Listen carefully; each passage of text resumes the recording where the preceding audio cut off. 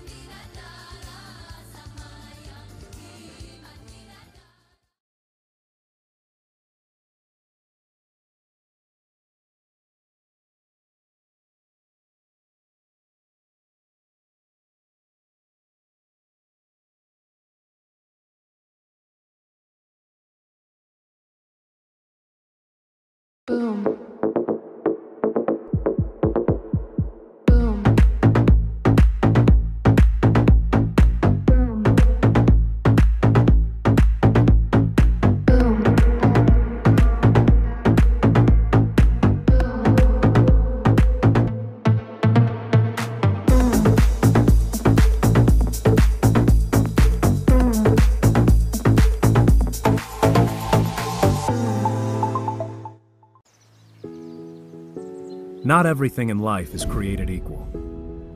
Some people have to work harder, take a little bit more risks. And some children have to be a little more patient. Progress takes time, but advancement requires initiative. We believe in capital investment that can spur the wheel of progress. Mandiri Sekuritas' decades of experience allow us to be Indonesia's most reliable and capable investment bank.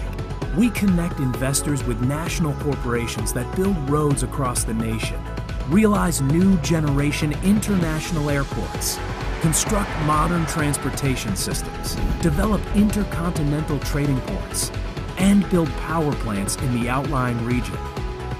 Because what truly matters is the growth beyond profit.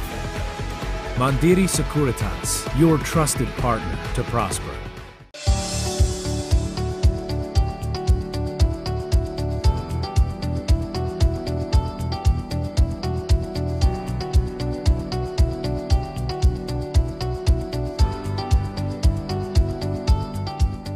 PTPN Group is ready to collaborate and innovate to realize the sustainable energy transition. Recover together, recover stronger.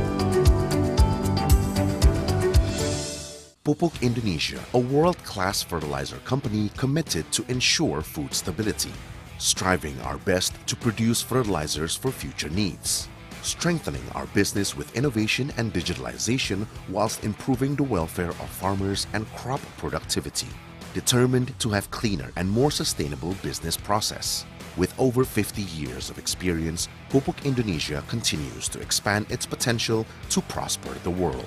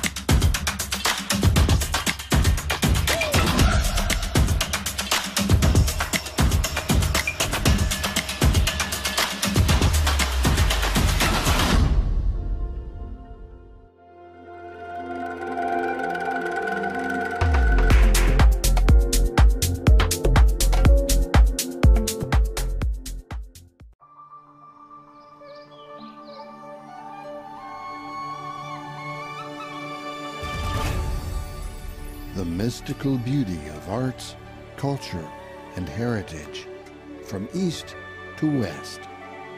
We are ready to welcome the world.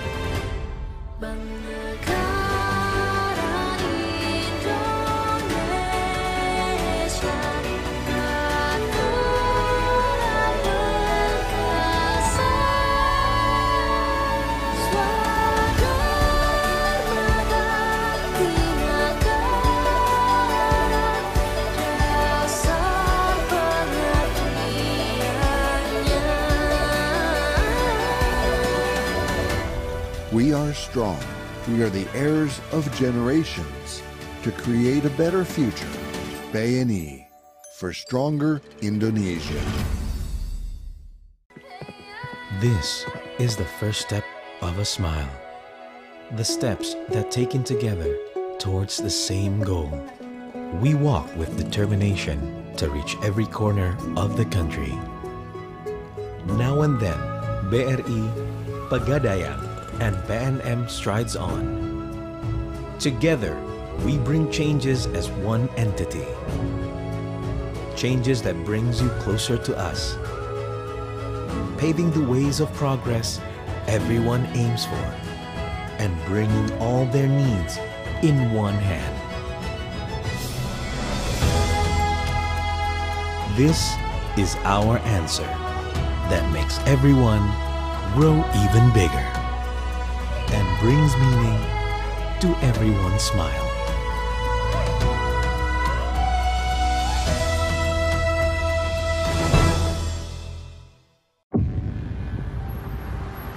Looking at the world today, full of innovation and everything new, it begs a question.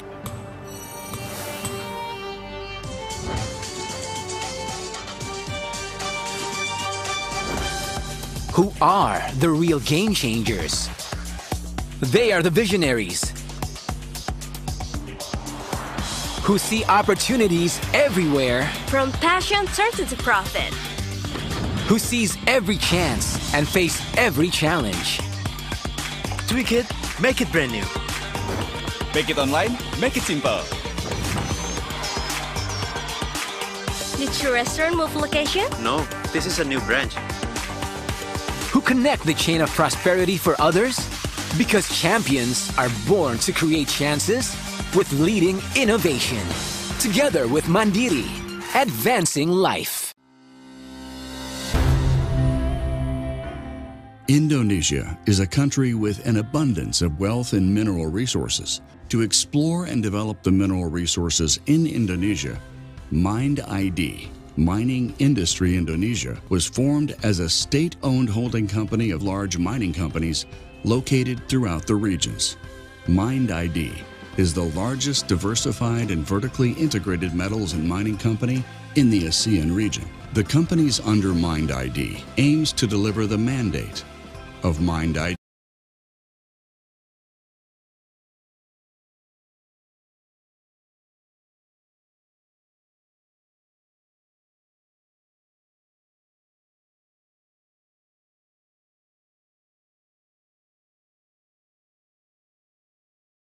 Boom. Boom.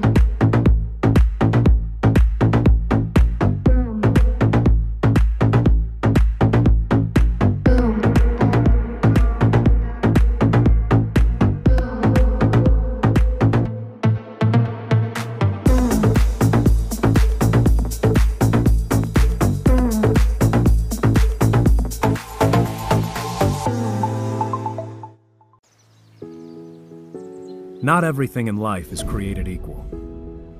Some people have to work harder, take a little bit more risks, and some children have to be a little more patient. Progress takes time, but advancement requires initiative. We believe in capital investment that can spur the wheel of progress. Mandiri Sekuritas' decades of experience allow us to be Indonesia's most reliable and capable investment bank. We connect investors with national corporations that build roads across the nation, realize new generation international airports, construct modern transportation systems, develop intercontinental trading ports, and build power plants in the outlying region. Because what truly matters is the growth beyond profit. Mandiri Sekuritas, your trusted partner to prosper.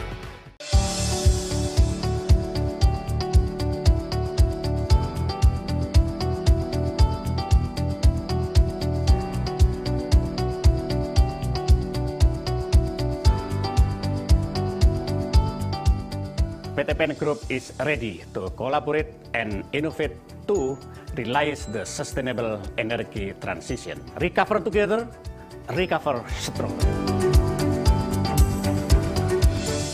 Pupuk Indonesia, a world-class fertilizer company committed to ensure food stability, striving our best to produce fertilizers for future needs, strengthening our business with innovation and digitalization whilst improving the welfare of farmers and crop productivity, determined to have cleaner and more sustainable business process. With over 50 years of experience, Pupuk Indonesia continues to expand its potential to prosper the world.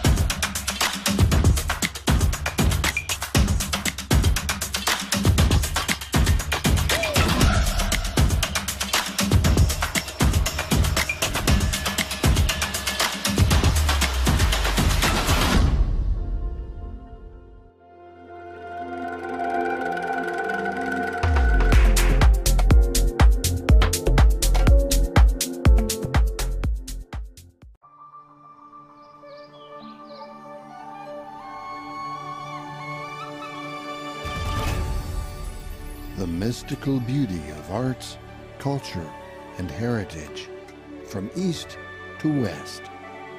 We are ready to welcome the world.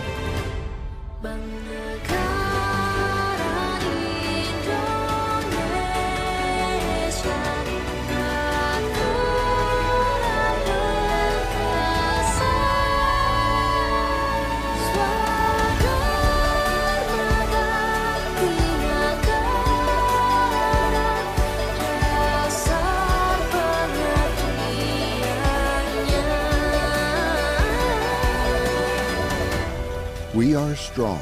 We are the heirs of generations to create a better future. BNI for stronger Indonesia. This is the first step of a smile. The steps that taken together towards the same goal. We walk with determination to reach every corner of the country. Now and then, BRI, Pegadaian, and PNM strides on. Together, we bring changes as one entity. Changes that brings you closer to us. Paving the ways of progress everyone aims for. And bringing all their needs in one hand. This is our answer that makes everyone grow even bigger. And brings meaning to everyone's smile.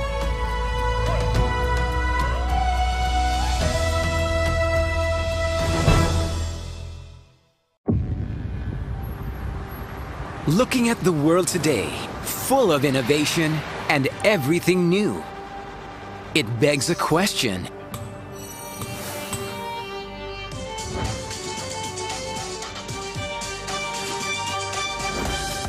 Who are the real game changers? They are the visionaries who see opportunities everywhere, From passion turned into profit. who sees every chance and face every challenge. Tweak it, make it brand new. Make it online, make it simple.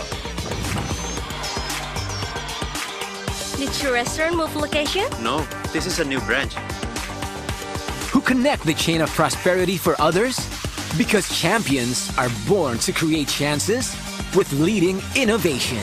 Together with Mandiri, advancing life. Indonesia is a country with an abundance of wealth and mineral resources. To explore and develop the mineral resources in Indonesia, Mind ID, Mining Industry Indonesia, was formed as a state-owned holding company of large mining companies located throughout the regions. Mind ID is the largest diversified and vertically integrated metals and mining company in the ASEAN region. The companies under Mind ID aims to deliver the mandate of Mind ID, manage Indonesia's strategic mineral resources and reserves, encourage the mineral industry's development of the downstream industry, and become a world-class company. Mind ID continues to explore, to seek and maximize the potential of the country's natural resources, and to develop these potentials to promote the lives of the Indonesian people. Energy moves us forward passionately to explore opportunities, to make a million dreams come true. Pertamina believes we can go faster and better, while keeping in harmony with the sustainability of our Earth's future. With various energy transition initiatives, Pertamina provides clean and environmentally friendly energy from diverse local sources. The warmth of the sun produces low-emission energy. The abundance of geothermal ignites life on every front, meeting energy needs by reducing emissions, protecting biodiversity, and preserving the green earth. Let's move towards our shared goal. Preserve nature, support sustainability, protect the future of our home, our only Earth. Pertamina, energizing sustainable future, energizing you.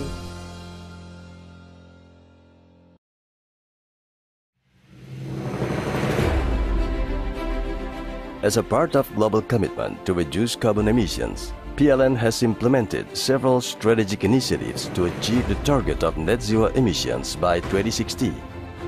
The first initiative is to conduct an early retirement for coal-fired power plants. Second, accelerate and optimize the new and renewable energy for the power generation sector. Third, expand the biomass co-firing program as a replacement for remaining fossil fuel-based generators.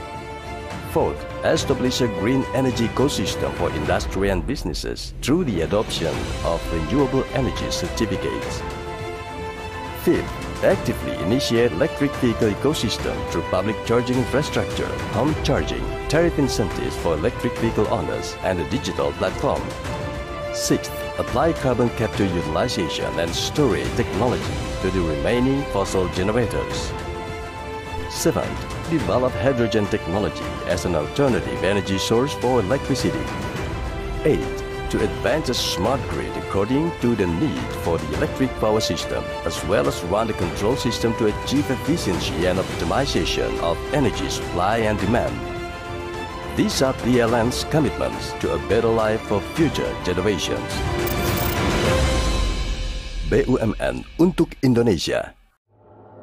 Ketika semua terhenti karena pandemi, kami selalu ada untuk menyambungkan harapan. Kini dunia kembali bergerak. Akan ada harapan yang mengalahkan tantangan. Masa depan hanya bagi mereka yang berani bermimpi besar dan melampaui batas. Karena merekalah yang membawa kemajuan zaman. Di dalam pikirannya selalu resah. Lahir sesuatu yang indah membuat hidup banyak orang menjadi mudah. Mereka selalu bergerak membawa arus perubahan. Jalan mereka terjal karena mimpinya kadang tidak masuk akal. Dari isi pikirannya sejarah dibentuk dan keajaiban dicatat. Ketika yang lain menyerah pada nasib, pikiran mereka menjelajah angkasa, merekayasa masa depan.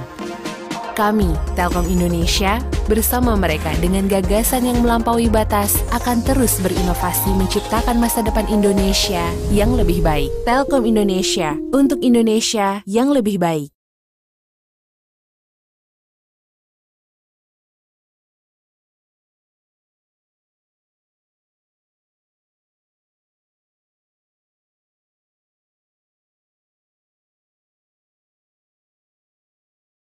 Bank Syariah Indonesia menjadi energi dalam membangun Indonesia.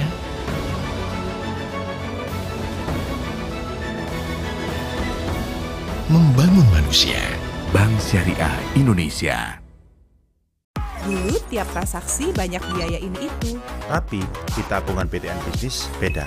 Bisa bebas biaya transaksi itu juara banget. Karena bisnis gak cuma tentang hari ini, tapi juga esok hari.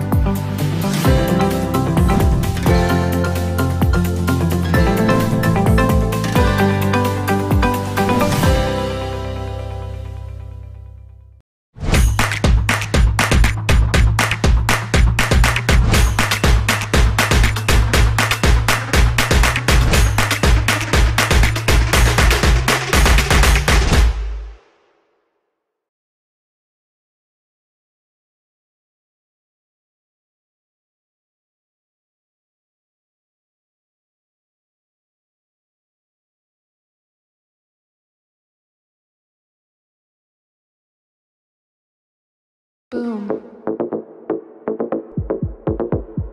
Boom.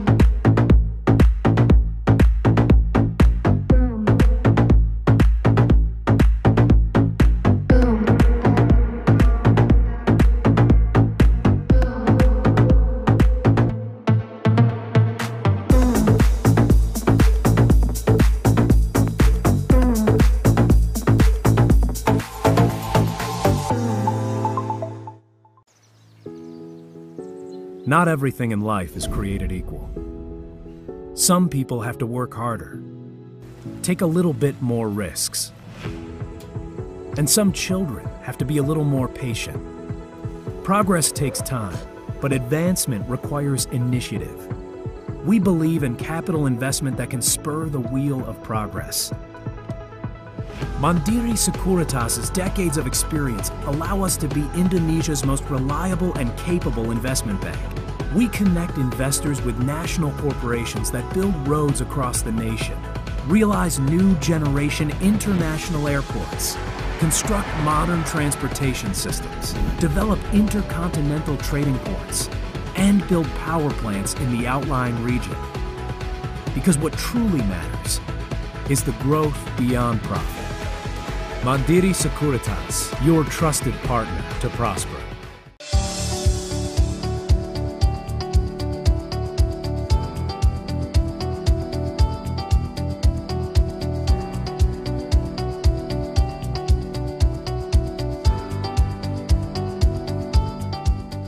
PTPN Group is ready to collaborate and innovate to realize the sustainable energy transition. Recover together, recover strong.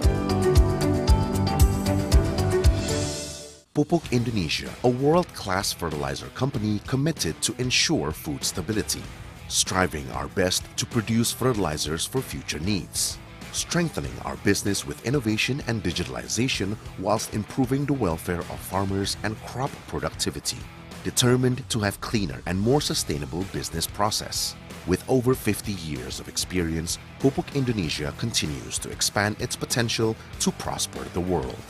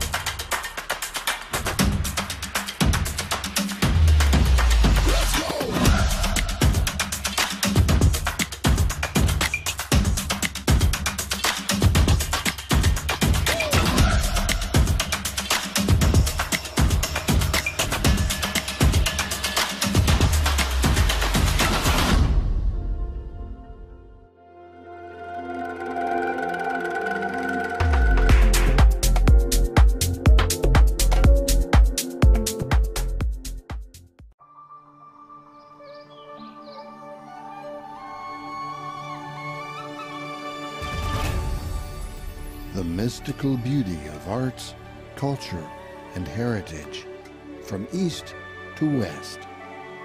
We are ready to welcome the world.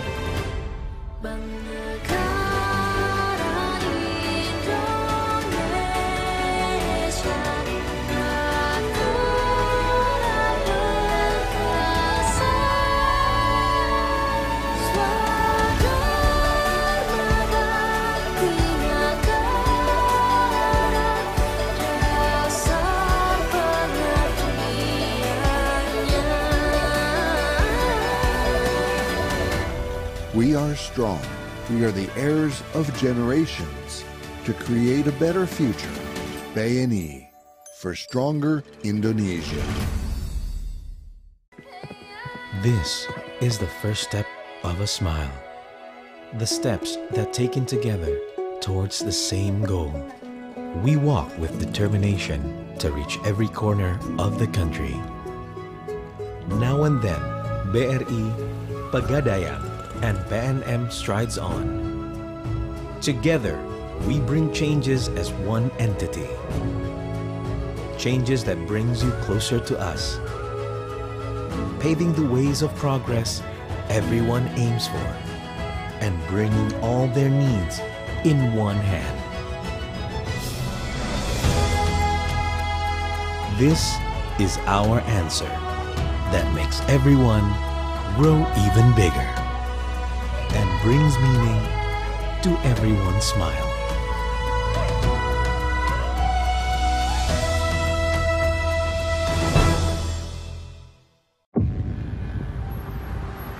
Looking at the world today, full of innovation and everything new, it begs a question.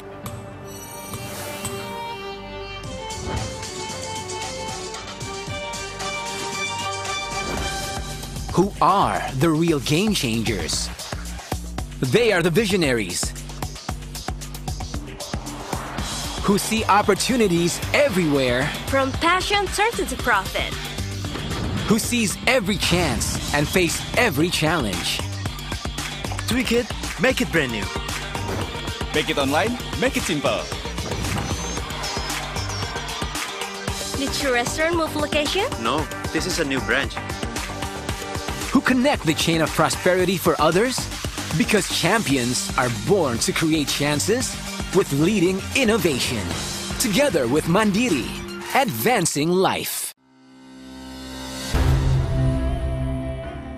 Indonesia is a country with an abundance of wealth and mineral resources. To explore and develop the mineral resources in Indonesia, Mind ID, Mining Industry Indonesia, was formed as a state-owned holding company of large mining companies located throughout the regions.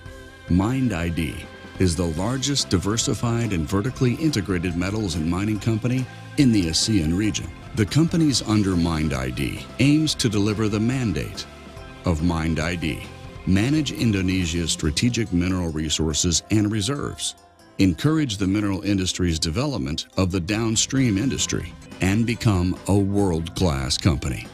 Mind ID continues to explore, to seek and maximize the potential of the country's natural resources and to develop these potentials to promote the lives of the Indonesian people. Energy moves us forward passionately to explore opportunities, to make a million dreams come true. Pertamina believes we can go faster and better while keeping in harmony with the sustainability of our Earth's future. With various energy transition initiatives, Pertamina provides clean, environmentally friendly energy from diverse local sources. The warmth of the sun produces low-emission energy. The abundance of geothermal ignites life on every front, meeting energy needs by reducing emissions, protecting biodiversity, and preserving the green earth. Let's move towards our shared goal. Preserve nature, support sustainability, protect the future of our home, our only earth. Pertamina, energizing sustainable future, energizing you.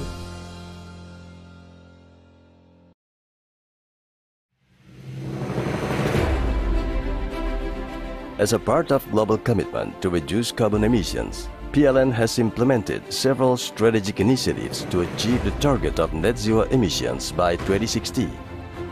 The first initiative is to conduct an early retirement for coal-fired power plants. Second, accelerate and optimize the new and renewable energy for the power generation sector. Third, expand the biomass co-firing program as a replacement for remaining fossil fuel-based generators. Fourth, establish a green energy ecosystem for industry and businesses through the adoption of renewable energy certificates. Fifth, actively initiate electric vehicle ecosystem through public charging infrastructure, home charging, tariff incentives for electric vehicle owners, and a digital platform. Sixth, apply carbon capture utilization and storage technology to the remaining fossil generators. Seventh, Develop hydrogen technology as an alternative energy source for electricity. 8. To advance a smart grid according to the need for the electric power system, as well as run the control system to achieve efficiency and optimization of energy supply and demand. These are PLN's commitments to a better life for future generations. BUMN untuk Indonesia. Ketika semua terhenti karena pandemi, kami selalu ada untuk menyambungkan harapan. Kini dunia kembali bergerak. Akan ada harapan yang mengalahkan tantangan. Masa depan hanya bagi mereka yang berani bermimpi besar dan melampaui batas. Karena merekalah yang membawa kemajuan zaman. Di dalam pikirannya selalu resah. Lahir sesuatu yang indah membuat hidup banyak orang menjadi mudah. Mereka selalu bergerak membawa arus perubahan. Jalan mereka terjal karena mimpinya kadang tidak masuk akal. Dari isi pikirannya sejarah dibentuk dan keajaiban dicatat. Ketika yang lain menyerah pada nasib, pikiran mereka menjelajah angkasa, merekayasa masa depan. Kami, Telkom Indonesia, bersama mereka dengan gagasan yang melampaui batas akan terus berinovasi menciptakan masa depan Indonesia yang lebih baik. Telkom Indonesia untuk Indonesia yang lebih baik.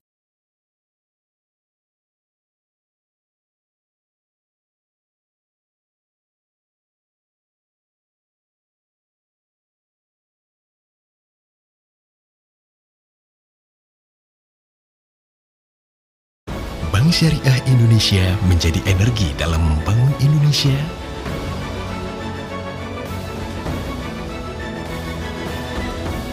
Membangun manusia. Bank Syariah Indonesia.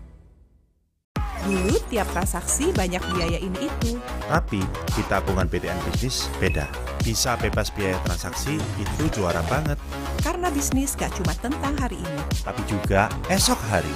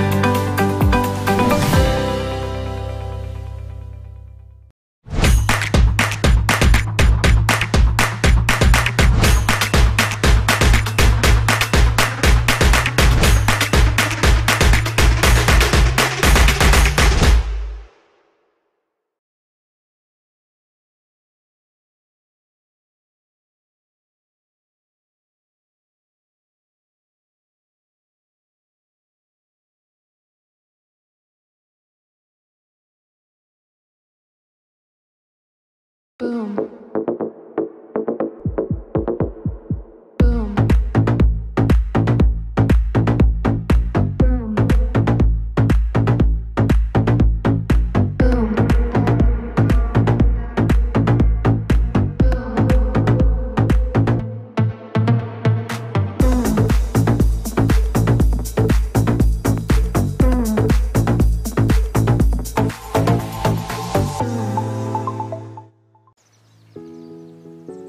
Not everything in life is created equal.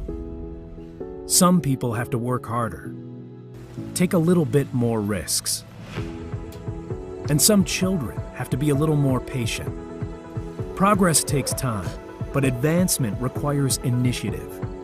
We believe in capital investment that can spur the wheel of progress. Mandiri Sekuritas' decades of experience allow us to be Indonesia's most reliable and capable investment bank.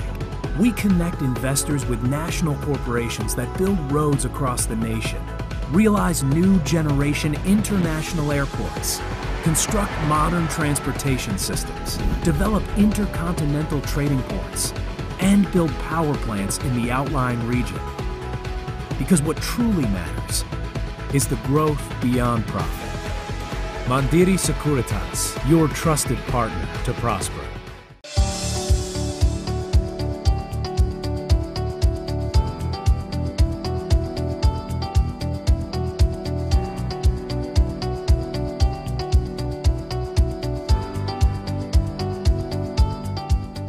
PTPN Group is ready to collaborate and innovate to realize the sustainable energy transition. Recover together, recover strong.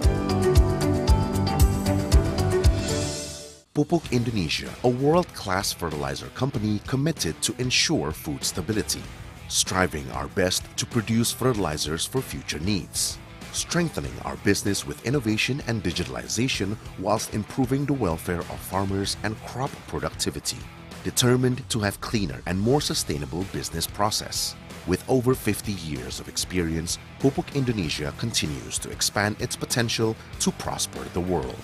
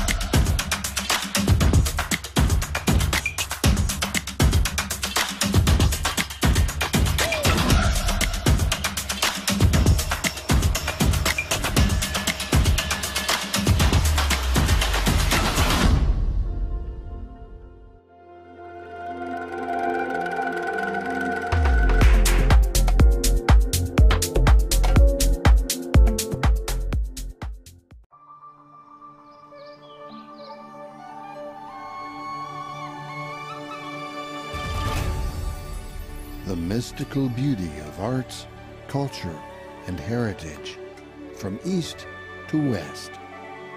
We are ready to welcome the world.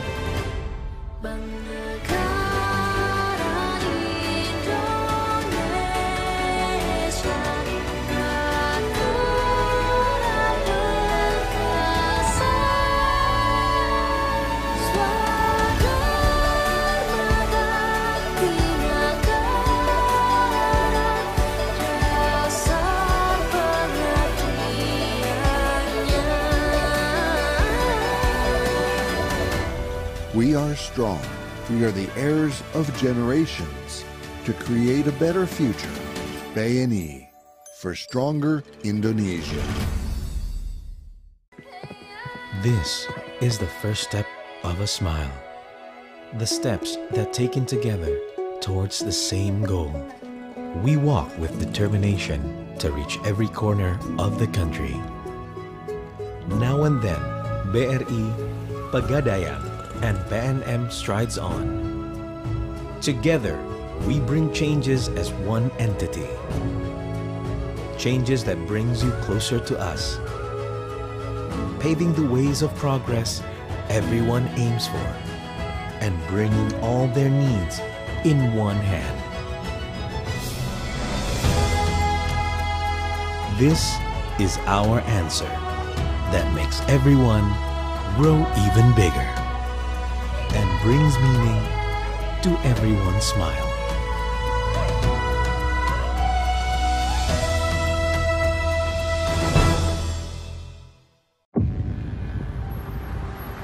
Looking at the world today, full of innovation and everything new, it begs a question.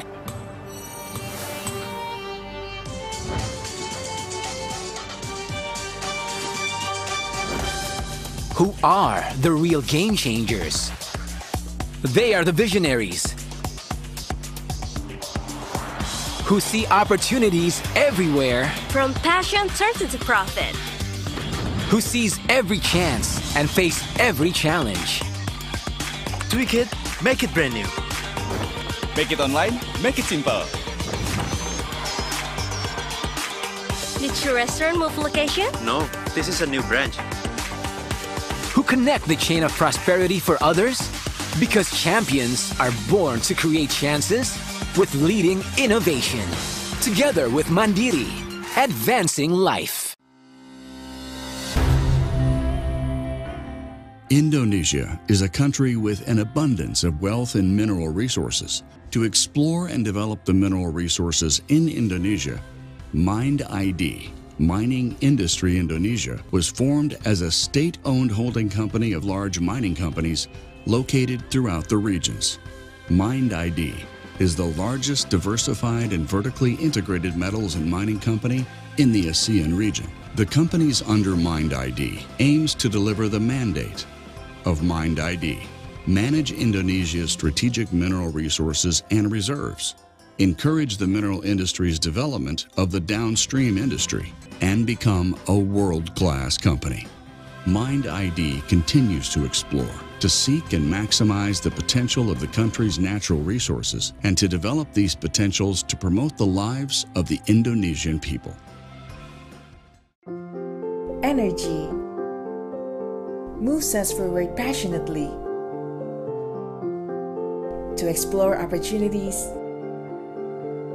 to make a million dreams come true. Pertamina believes we can go faster and better while keeping in harmony with the sustainability of our Earth's future. With various energy transition initiatives, Pertamina provides clean, environmentally friendly energy from diverse local sources. The warmth of the sun produces low-emission energy. The abundance of geothermal ignites life on every front, meeting energy needs by reducing emissions, protecting biodiversity, and preserving the green earth. Let's move towards our shared goal.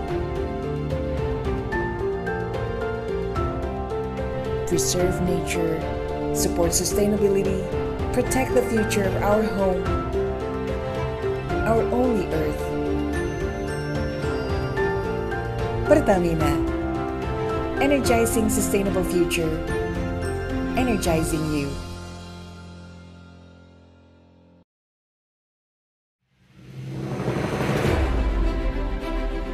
As a part of global commitment to reduce carbon emissions, PLN has implemented several strategic initiatives to achieve the target of net zero emissions by 2060. The first initiative is to conduct an early retirement for coal-fired power plants. Second, accelerate and optimize the new and renewable energy for the power generation sector. Third, expand the biomass co-firing program as a replacement for remaining fossil fuel-based generators.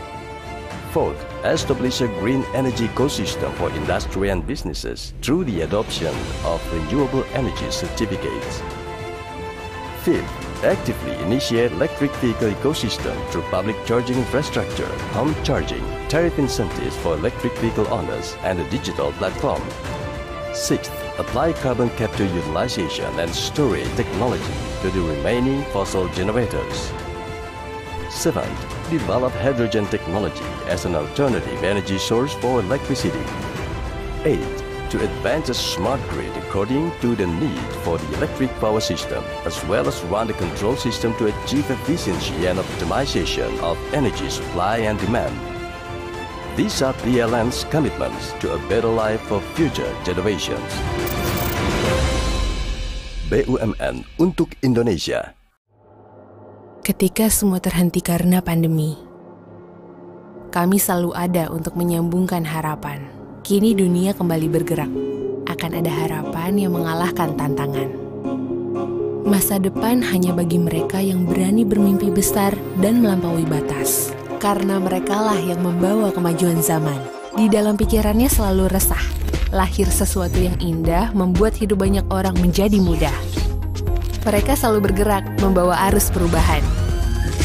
Jalan mereka terjal karena mimpinya kadang tidak masuk akal. Dari isi pikirannya sejarah dibentuk dan keajaiban dicatat. Ketika yang lain menyerah pada nasib, pikiran mereka menjelajah angkasa, merekayasa masa depan. Kami, Telkom Indonesia, bersama mereka dengan gagasan yang melampaui batas, akan terus berinovasi menciptakan masa depan Indonesia yang lebih baik. Telkom Indonesia, untuk Indonesia yang lebih baik.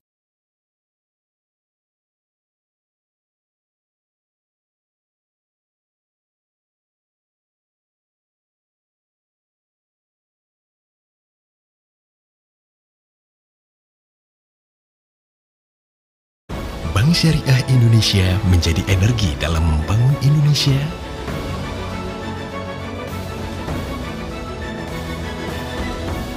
membangun manusia. Bank Syariah Indonesia.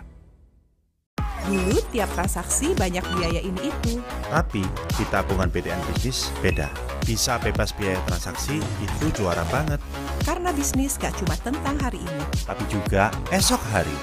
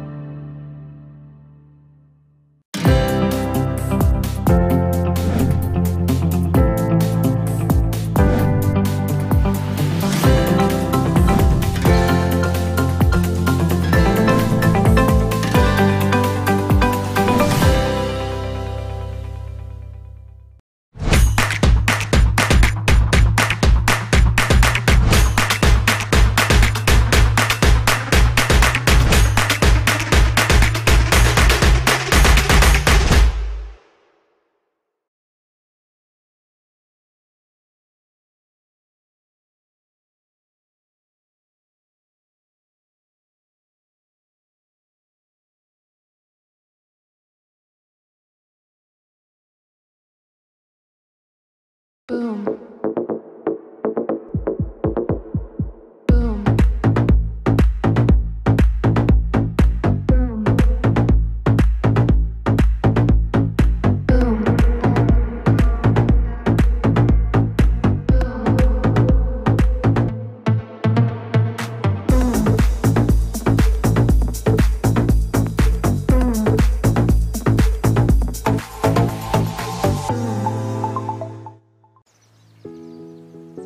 Not everything in life is created equal. Some people have to work harder, take a little bit more risks. And some children have to be a little more patient. Progress takes time, but advancement requires initiative. We believe in capital investment that can spur the wheel of progress. Mandiri Sekuritas' decades of experience allow us to be Indonesia's most reliable and capable investment bank. We connect investors with national corporations that build roads across the nation, realize new generation international airports, construct modern transportation systems, develop intercontinental trading ports, and build power plants in the outlying region. Because what truly matters is the growth beyond profit. Mandiri Sekuritas, your trusted partner to prosper.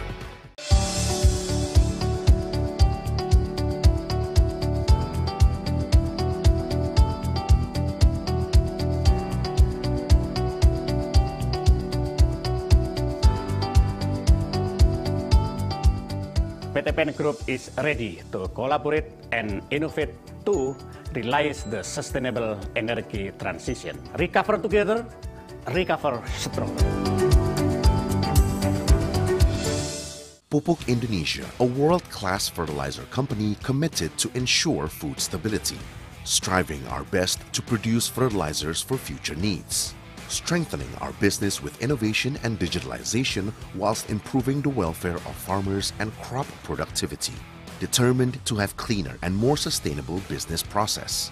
With over 50 years of experience, Pupuk Indonesia continues to expand its potential. Boom.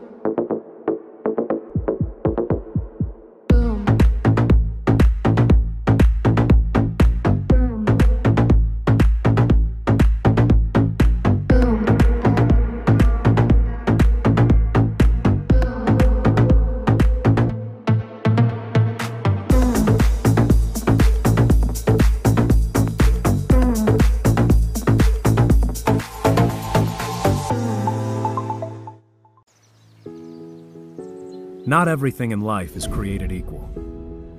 Some people have to work harder, take a little bit more risks. And some children have to be a little more patient. Progress takes time, but advancement requires initiative. We believe in capital investment that can spur the wheel of progress. Mandiri Sekuritas' decades of experience allow us to be Indonesia's most reliable and capable investment bank. We connect investors with national corporations that build roads across the nation, realize new generation international airports, construct modern transportation systems, develop intercontinental trading ports, and build power plants in the outlying region. Because what truly matters is the growth beyond profit. Mandiri Sekuritas, your trusted partner to prosper.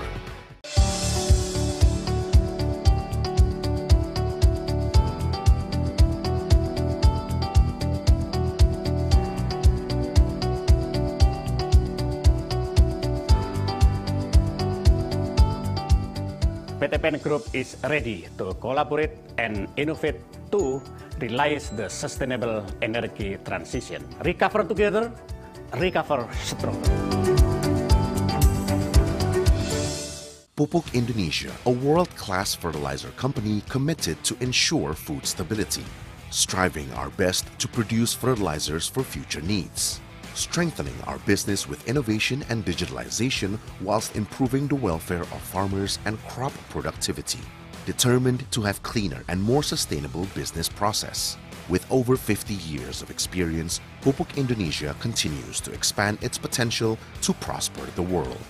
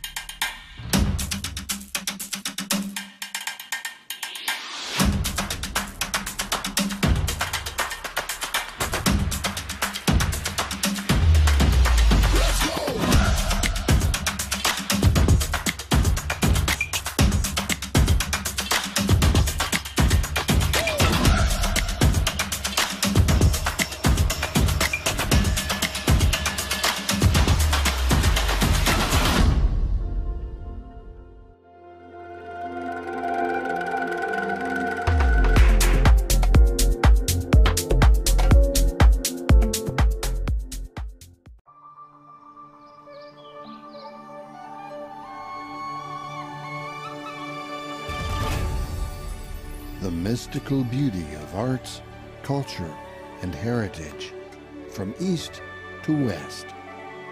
We are ready to welcome the world.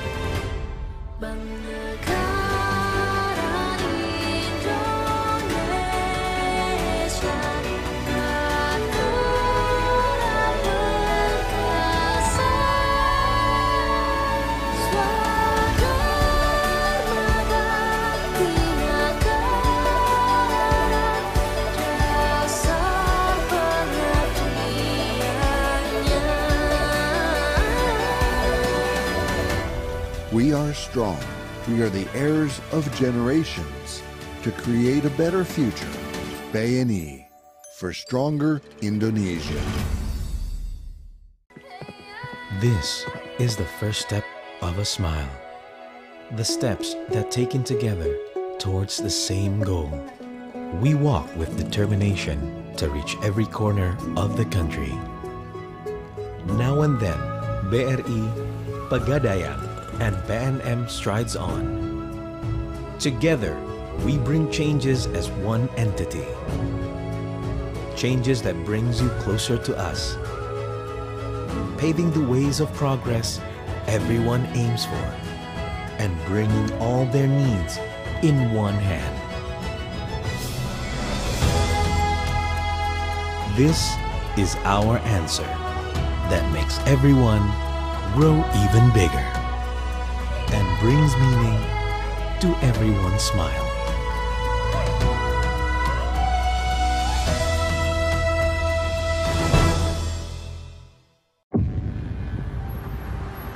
Looking at the world today, full of innovation and everything new, it begs a question.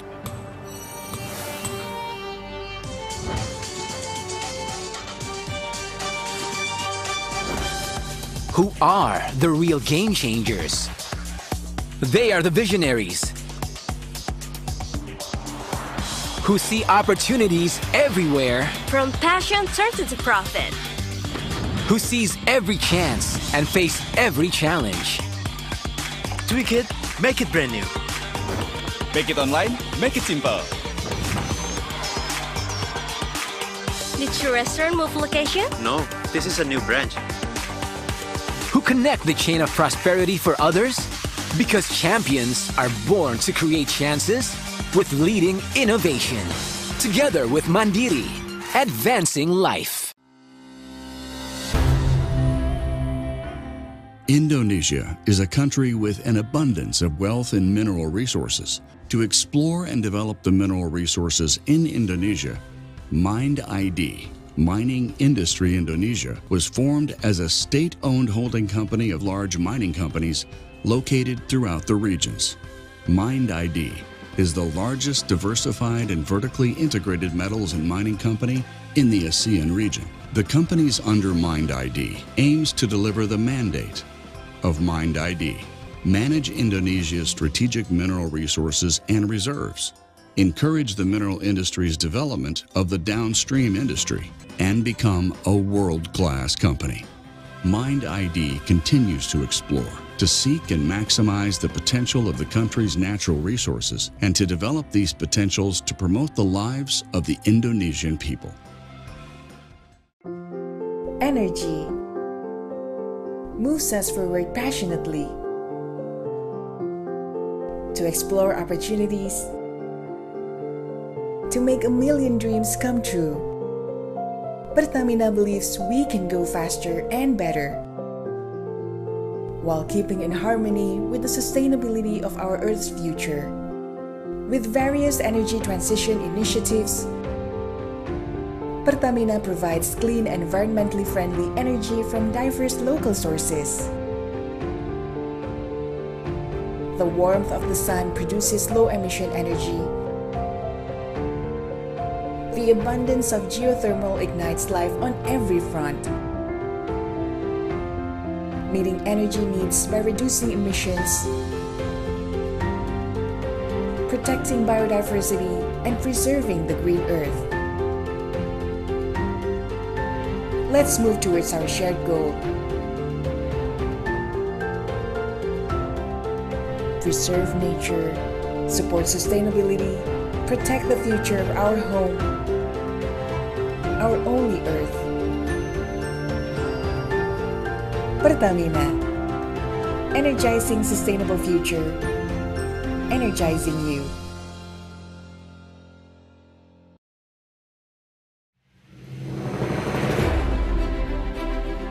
As a part of global commitment to reduce carbon emissions, PLN has implemented several strategic initiatives to achieve the target of net zero emissions by 2060. The first initiative is to conduct an early retirement for coal-fired power plants. Second, accelerate and optimize the new and renewable energy for the power generation sector. Third, to expand the biomass co-firing program as a replacement for remaining fossil fuel-based generators. Fourth, establish a green energy ecosystem for industry and businesses through the adoption of renewable energy certificates. Fifth, actively initiate electric vehicle ecosystem through public charging infrastructure, home charging, tariff incentives for electric vehicle owners, and a digital platform. Sixth, apply carbon capture utilization and storage technology to the remaining fossil generators. Seventh, develop hydrogen technology as an alternative energy source for electricity. Eighth, to advance a smart grid according to the need for the electric power system, as well as run the control system to achieve efficiency and optimization of energy supply and demand. These are PLN's commitments to a better life for future generations. BUMN untuk Indonesia. Ketika semua terhenti karena pandemi, kami selalu ada untuk menyambungkan harapan. Kini dunia kembali bergerak. Akan ada harapan yang mengalahkan tantangan. Masa depan hanya bagi mereka yang berani bermimpi besar dan melampaui batas. Karena merekalah yang membawa kemajuan zaman. Di dalam pikirannya selalu resah. Lahir sesuatu yang indah membuat hidup banyak orang menjadi mudah. Mereka selalu bergerak membawa arus perubahan. Jalan mereka terjal karena mimpinya kadang tidak masuk akal. Dari isi pikirannya sejarah dibentuk dan keajaiban dicatat. Ketika yang lain menyerah pada nasib, pikiran mereka menjelajah angkasa, merekayasa masa depan. Kami, Telkom Indonesia, bersama mereka dengan gagasan yang melampaui batas akan terus berinovasi menciptakan masa depan Indonesia yang lebih baik. Telkom Indonesia, untuk Indonesia yang lebih baik.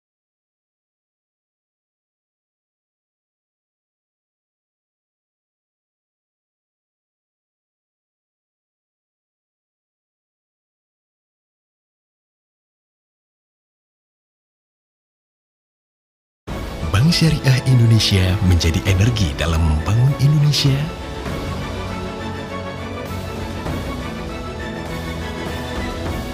Membangun manusia. Bank Syariah Indonesia. Dulu tiap transaksi banyak biaya ini itu. Tapi di tabungan PTPN bisnis beda. Bisa bebas biaya transaksi itu juara banget. Karena bisnis gak cuma tentang hari ini, tapi juga esok hari.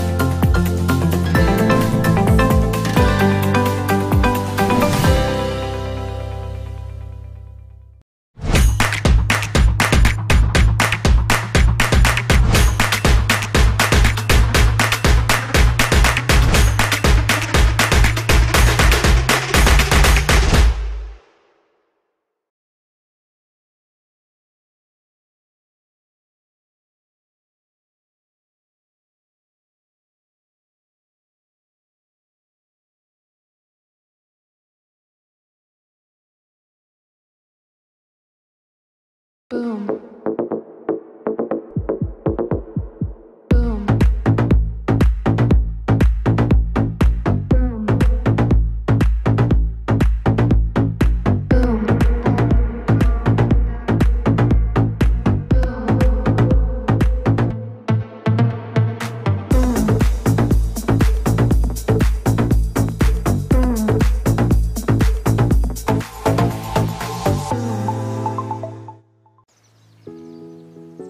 Not everything in life is created equal.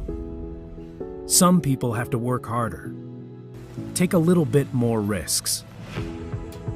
And some children have to be a little more patient. Progress takes time, but advancement requires initiative. We believe in capital investment that can spur the wheel of progress. Mandiri Sekuritas' decades of experience allow us to be Indonesia's most reliable and capable investment bank. We connect investors with national corporations that build roads across the nation, realize new generation international airports, construct modern transportation systems, develop intercontinental trading ports, and build power plants in the outlying region. Because what truly matters is the growth beyond profit. Mandiri Sekuritas, your trusted partner to prosper.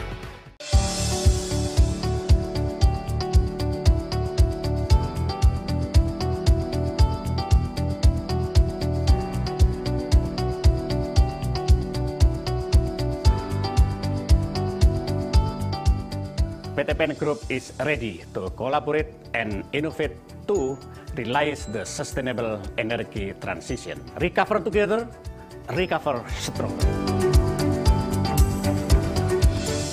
Pupuk Indonesia, a world-class fertilizer company committed to ensure food stability, striving our best to produce fertilizers for future needs, strengthening our business with innovation and digitalization whilst improving the welfare of farmers and crop productivity, determined to have cleaner and more sustainable business process. With over 50 years of experience, Pupuk Indonesia continues to expand its potential to prosper the world. Boom.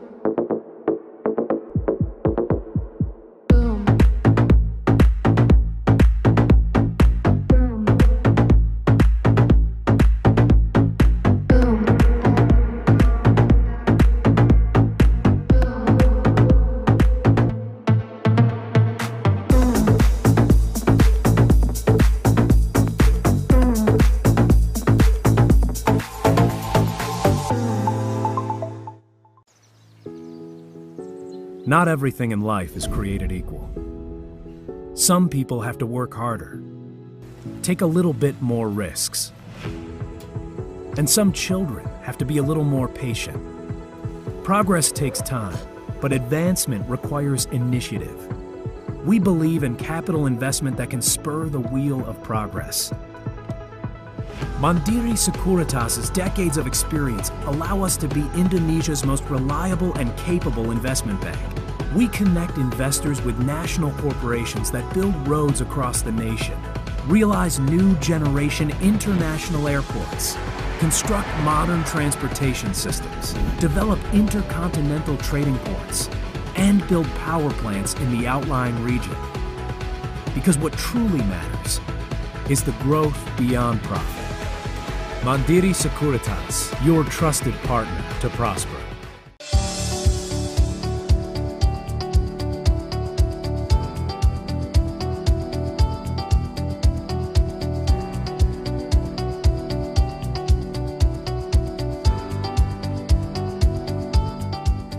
PTPN Group is ready to collaborate and innovate to realize the sustainable energy transition. Recover together, recover strong.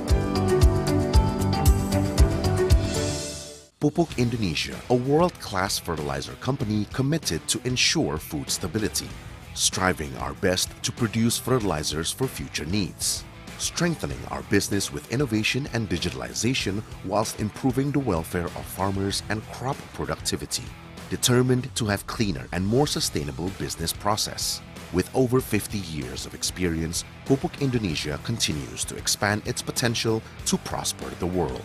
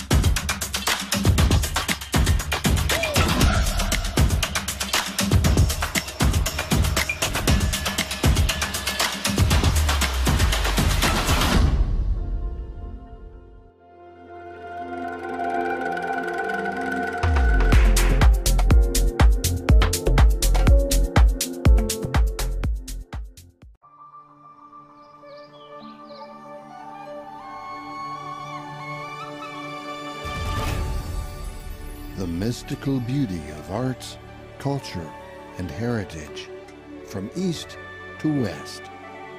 We are ready to welcome the world.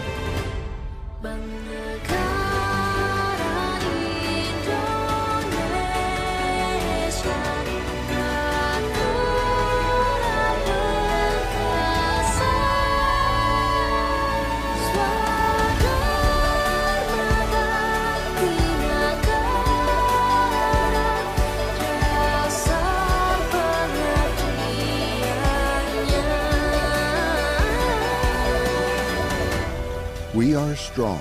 We are the heirs of generations to create a better future. BNI for stronger Indonesia.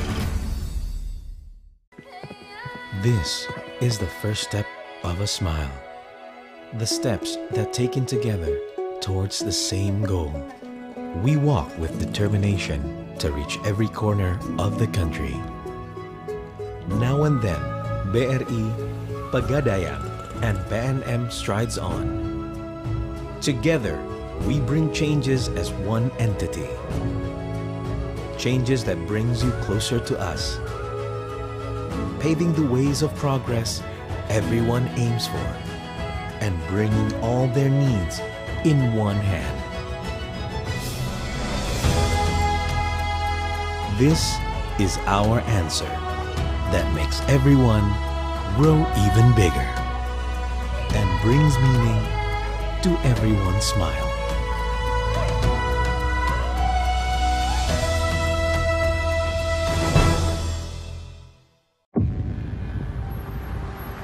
Looking at the world today, full of innovation and everything new, it begs a question.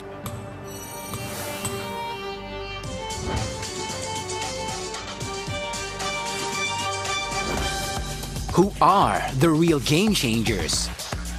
They are the visionaries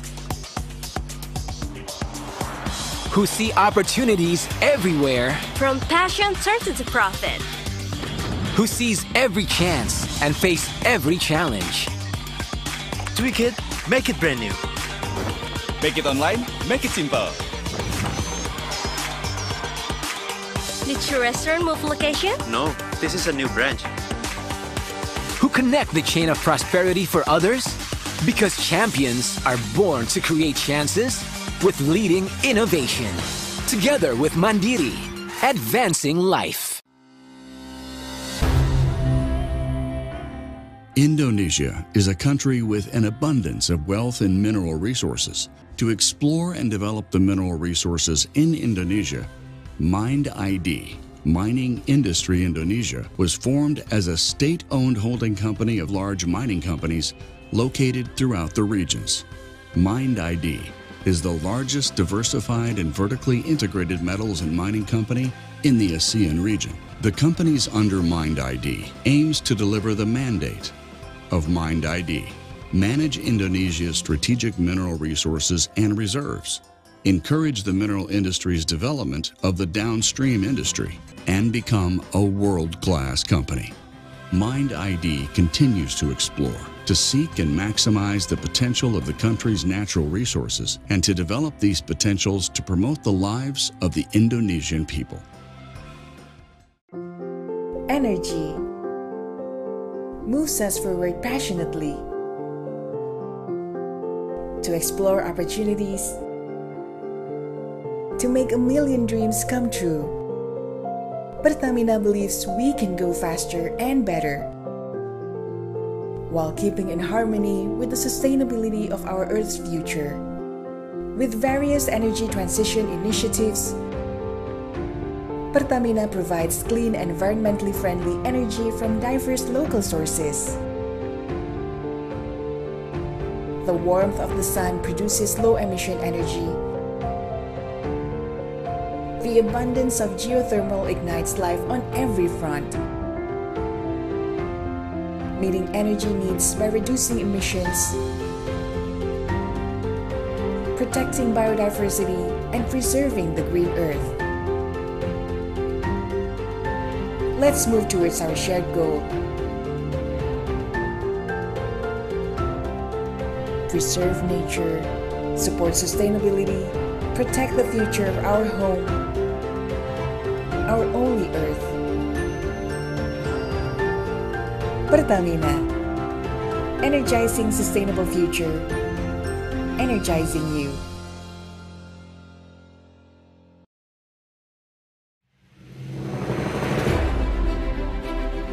As a part of global commitment to reduce carbon emissions, PLN has implemented several strategic initiatives to achieve the target of net zero emissions by 2060.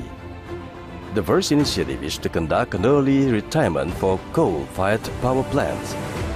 Second, accelerate and optimize the new and renewable energy for the power generation sector. Third, expand the biomass co-firing program as a replacement for remaining fossil fuel-based generators. Fourth, establish a green energy ecosystem for industry and businesses through the adoption of renewable energy certificates. Fifth, actively initiate electric vehicle ecosystem through public charging infrastructure, home charging, tariff incentives for electric vehicle owners, and a digital platform. Sixth, apply carbon capture utilization and storage technology to the remaining fossil generators. Seventh, develop hydrogen technology as an alternative energy source for electricity. Eighth, to advance a smart grid according to the need for the electric power system, as well as run the control system to achieve efficiency and optimization of energy supply and demand. These are PLN's commitments to a better life for future generations. BUMN untuk Indonesia. Ketika semua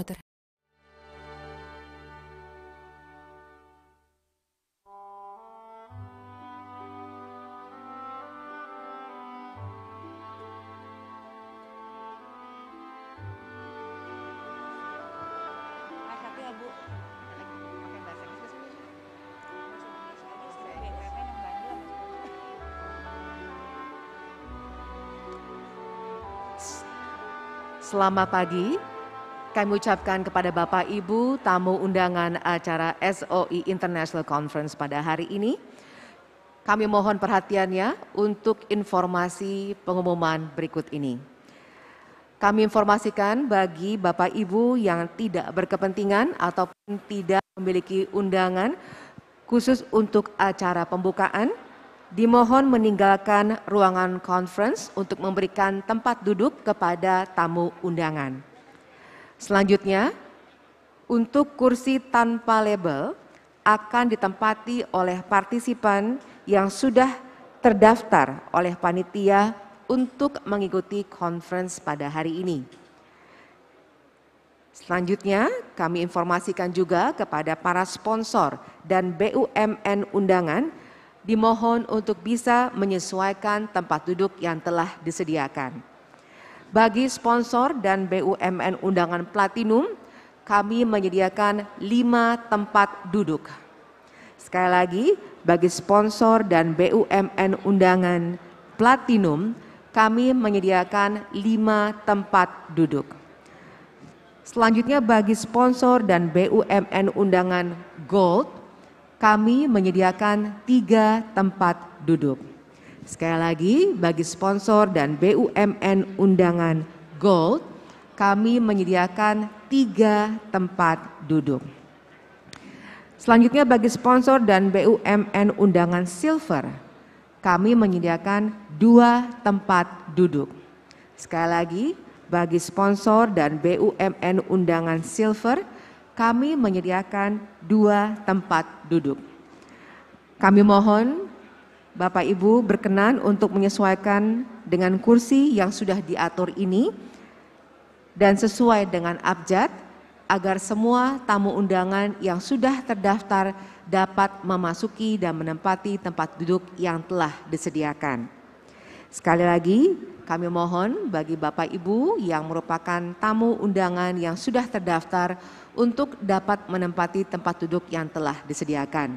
Dan bagi Bapak Ibu yang tidak terdaftar sebagai peserta pembukaan acara konferensi pagi hari ini, kami mohon untuk berkenan meninggalkan tempat acara agar acara dapat dimulai. Terima kasih.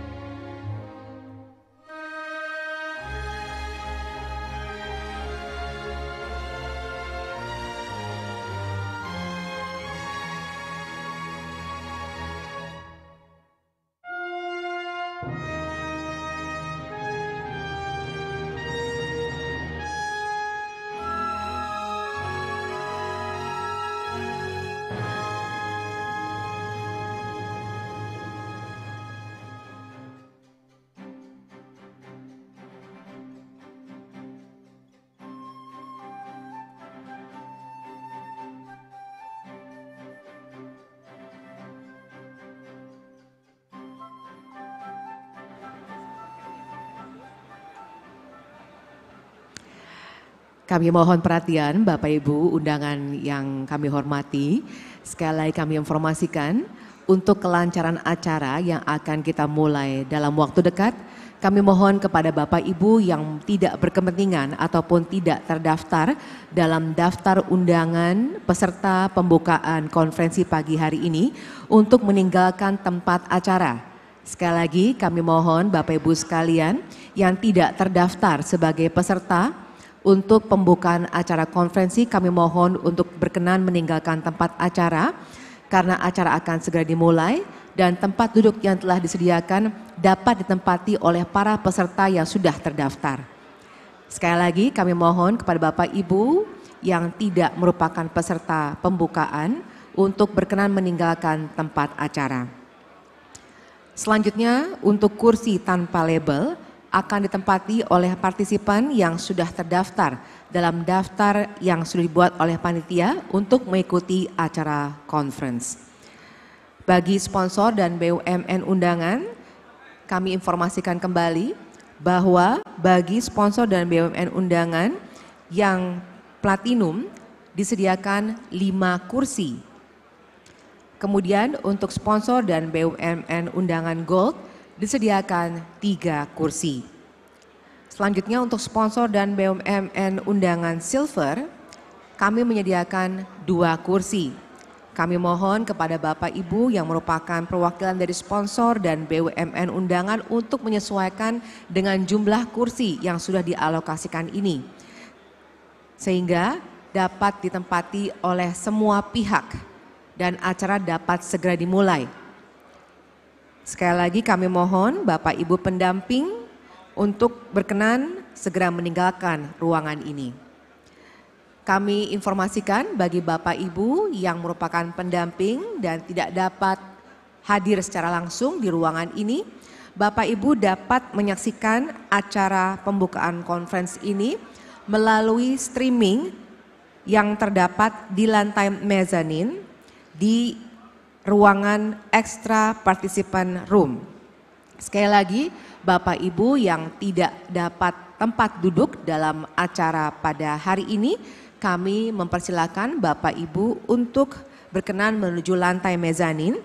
Di sana terdapat extra participant room sehingga Bapak Ibu dapat menyaksikan acara conference melalui streaming. Kami ucapkan terima kasih sekali lagi atas kerjasama Bapak Ibu sekalian. Dan semoga acara kita pada hari ini dapat berjalan dengan lancar. Terima kasih.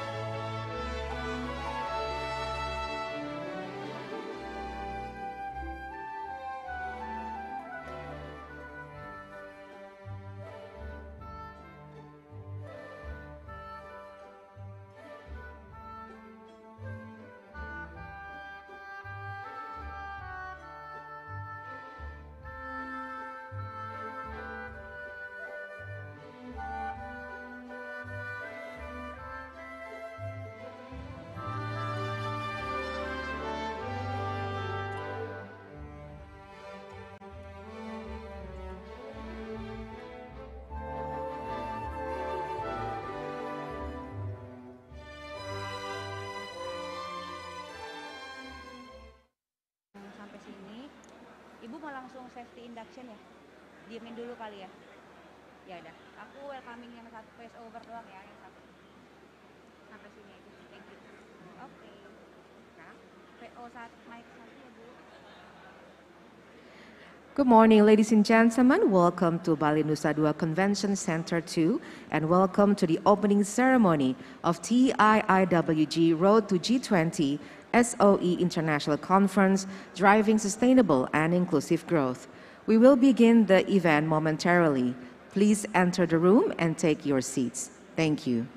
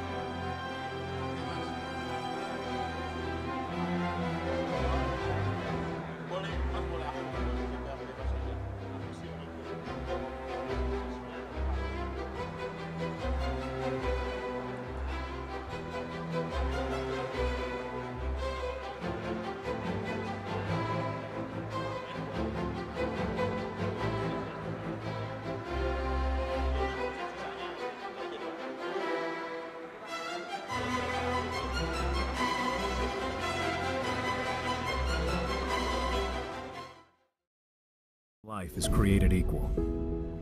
Some people have to work harder, take a little bit more risks, and some children have to be a little more patient. Progress takes time, but advancement requires initiative. We believe in capital investment that can spur the wheel of progress. Mandiri Sekuritas' decades of experience allow us to be Indonesia's most reliable and capable investment bank. We connect investors with national corporations that build roads across the nation, realize new generation international airports, construct modern transportation systems, develop intercontinental trading ports, and build power plants in the outlying region. Because what truly matters is the growth beyond profit. Mandiri Sekuritas, your trusted partner to prosper.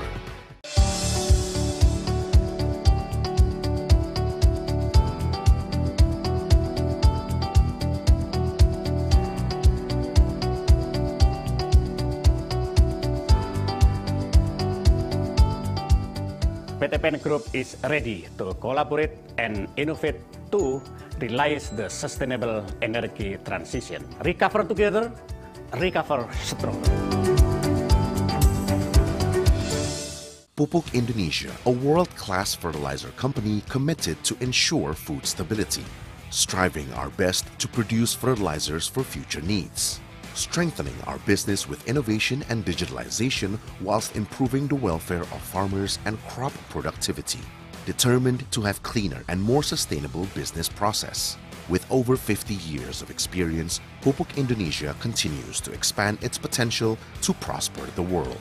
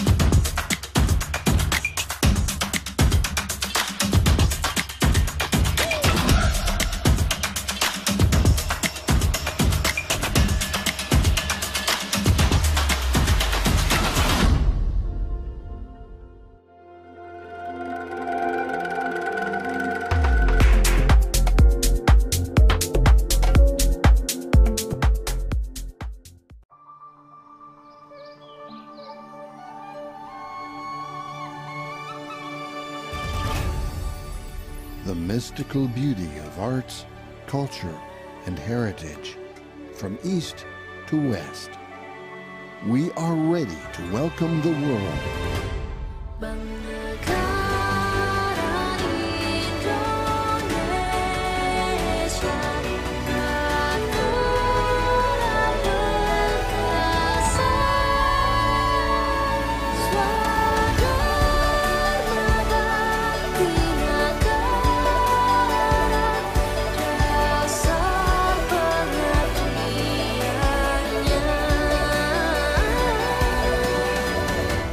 We are strong.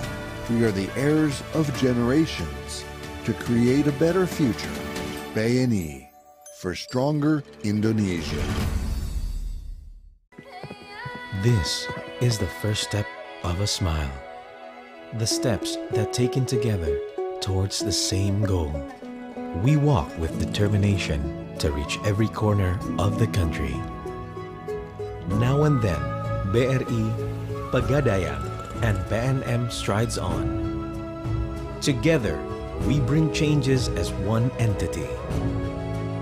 Changes that brings you closer to us. Paving the ways of progress everyone aims for, and bringing all their needs in one hand. This is our answer that makes everyone grow even bigger and brings meaning to everyone's smile.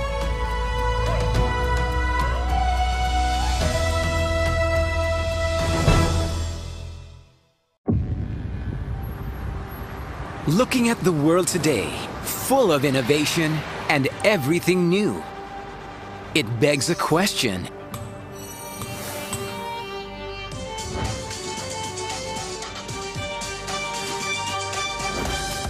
Who are the real game changers? They are the visionaries who see opportunities everywhere, From passion turned into profit. who sees every chance and face every challenge. Tweak it, make it brand new. Make it online, make it simple. Did your restaurant move location? No, this is a new branch. Who connect the chain of prosperity for others? Because champions are born to create chances with leading innovation. Together with Mandiri, advancing life. Indonesia is a country with an abundance of wealth and mineral resources. To explore and develop the mineral resources in Indonesia, Mind ID, Mining Industry Indonesia, was formed as a state-owned holding company of large mining companies located throughout the regions. Mind ID is the largest diversified and vertically integrated metals and mining company in the ASEAN region. The companies under Mind ID aims to deliver the mandate of Mind ID, manage Indonesia's strategic mineral resources and reserves, encourage the mineral industry's development of the downstream industry, and become a world-class company. Mind ID continues to explore, to seek and maximize the potential of the country's natural resources, and to develop these potentials to promote the lives of the Indonesian people. Energy moves us forward passionately to explore opportunities, to make a million dreams come true. Pertamina believes we can go faster and better while keeping in harmony with the sustainability of our Earth's future. With various energy transition initiatives, Pertamina provides clean, environmentally friendly energy from diverse local sources. The warmth of the sun produces low-emission energy. The abundance of geothermal ignites life on every front, meeting energy needs by reducing emissions, protecting biodiversity, and preserving the green earth. Let's move towards our shared goal. Preserve nature, support sustainability, protect the future of our home, our only Earth. Pertamina, energizing sustainable future, energizing you.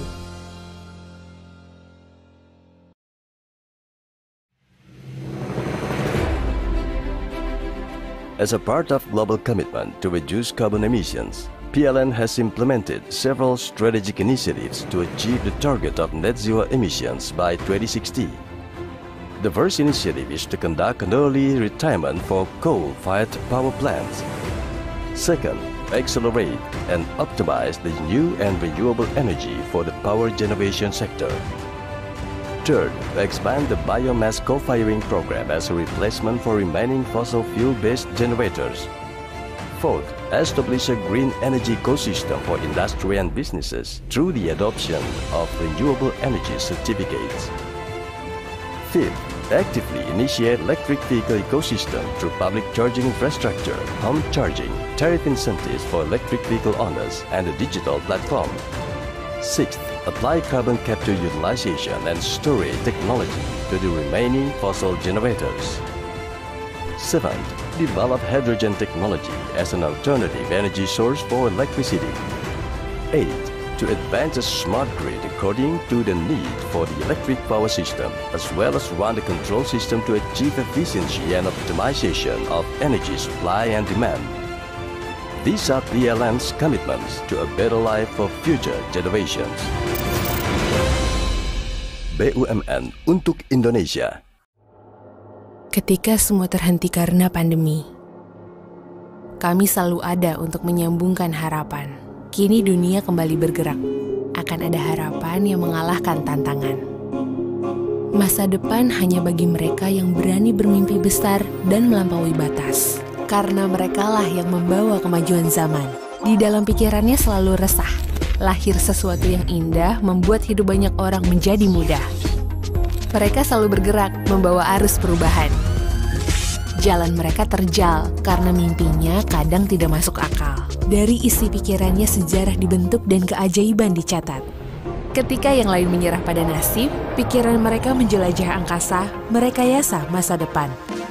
Kami, Telkom Indonesia, bersama mereka dengan gagasan yang melampaui batas, akan terus berinovasi menciptakan masa depan Indonesia yang lebih baik. Telkom Indonesia, untuk Indonesia yang lebih baik.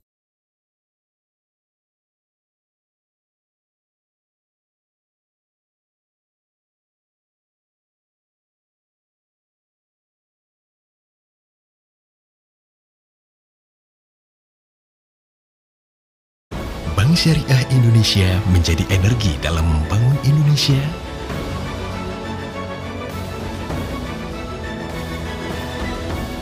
Membangun manusia. Bank Syariah Indonesia. Dulu tiap transaksi banyak biaya ini itu. Tapi di tabungan PTN bisnis beda. Bisa bebas biaya transaksi itu juara banget. Karena bisnis gak cuma tentang hari ini, tapi juga esok hari.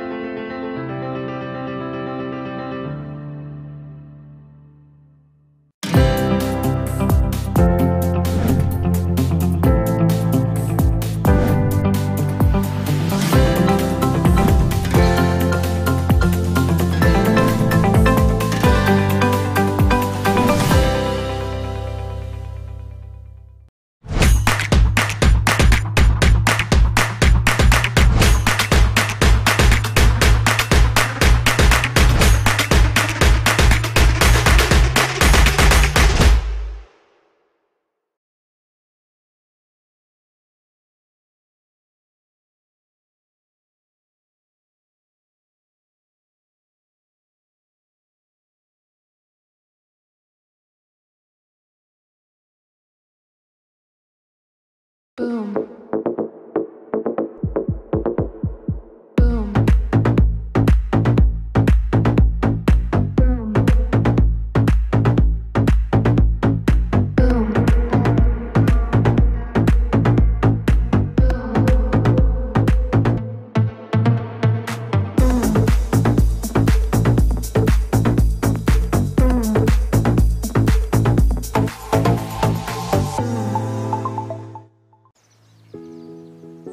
Not everything in life is created equal.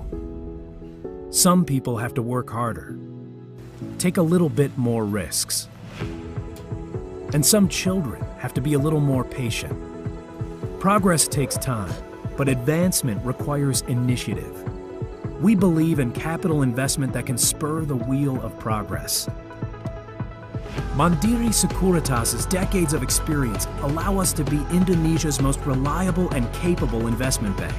We connect investors with national corporations that build roads across the nation, realize new generation international airports, construct modern transportation systems, develop intercontinental trading ports, and build power plants in the outlying region. Because what truly matters is the growth beyond profit. Mandiri Sekuritas, your trusted partner to prosper.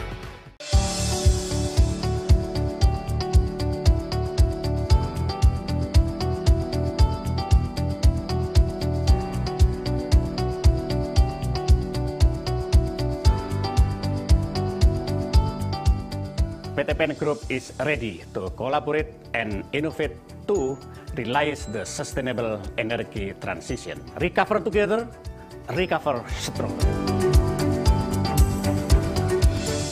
Pupuk Indonesia, a world-class fertilizer company committed to ensure food stability, striving our best to produce fertilizers for future needs, strengthening our business with innovation and digitalization whilst improving the welfare of farmers and crop productivity, determined to have cleaner and more sustainable business process.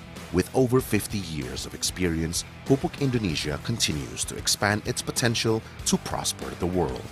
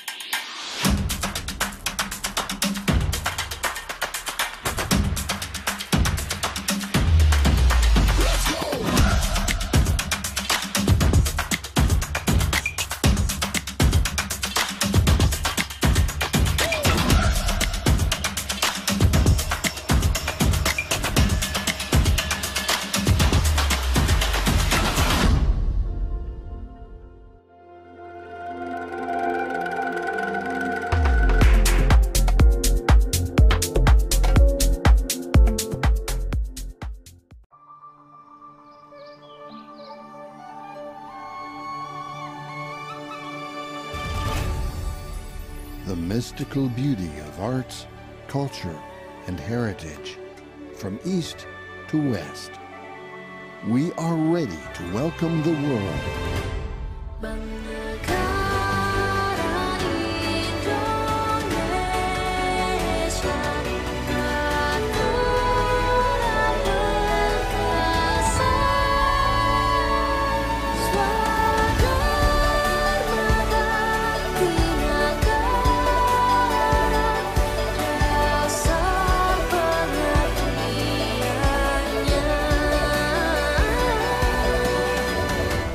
We are strong. We are the heirs of generations to create a better future. BNI for stronger Indonesia. This is the first step of a smile. The steps that taken together towards the same goal. We walk with determination to reach every corner of the country. Now and then, BRI, Pegadaian, and PNM strides on. Together, we bring changes as one entity. Changes that brings you closer to us. Paving the ways of progress everyone aims for, and bringing all their needs in one hand. This is our answer that makes everyone grow even bigger and brings meaning to everyone's smile.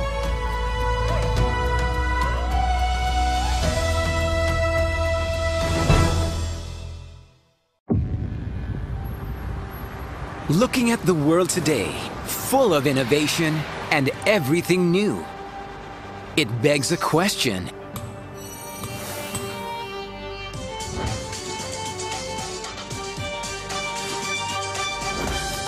Who are the real game changers?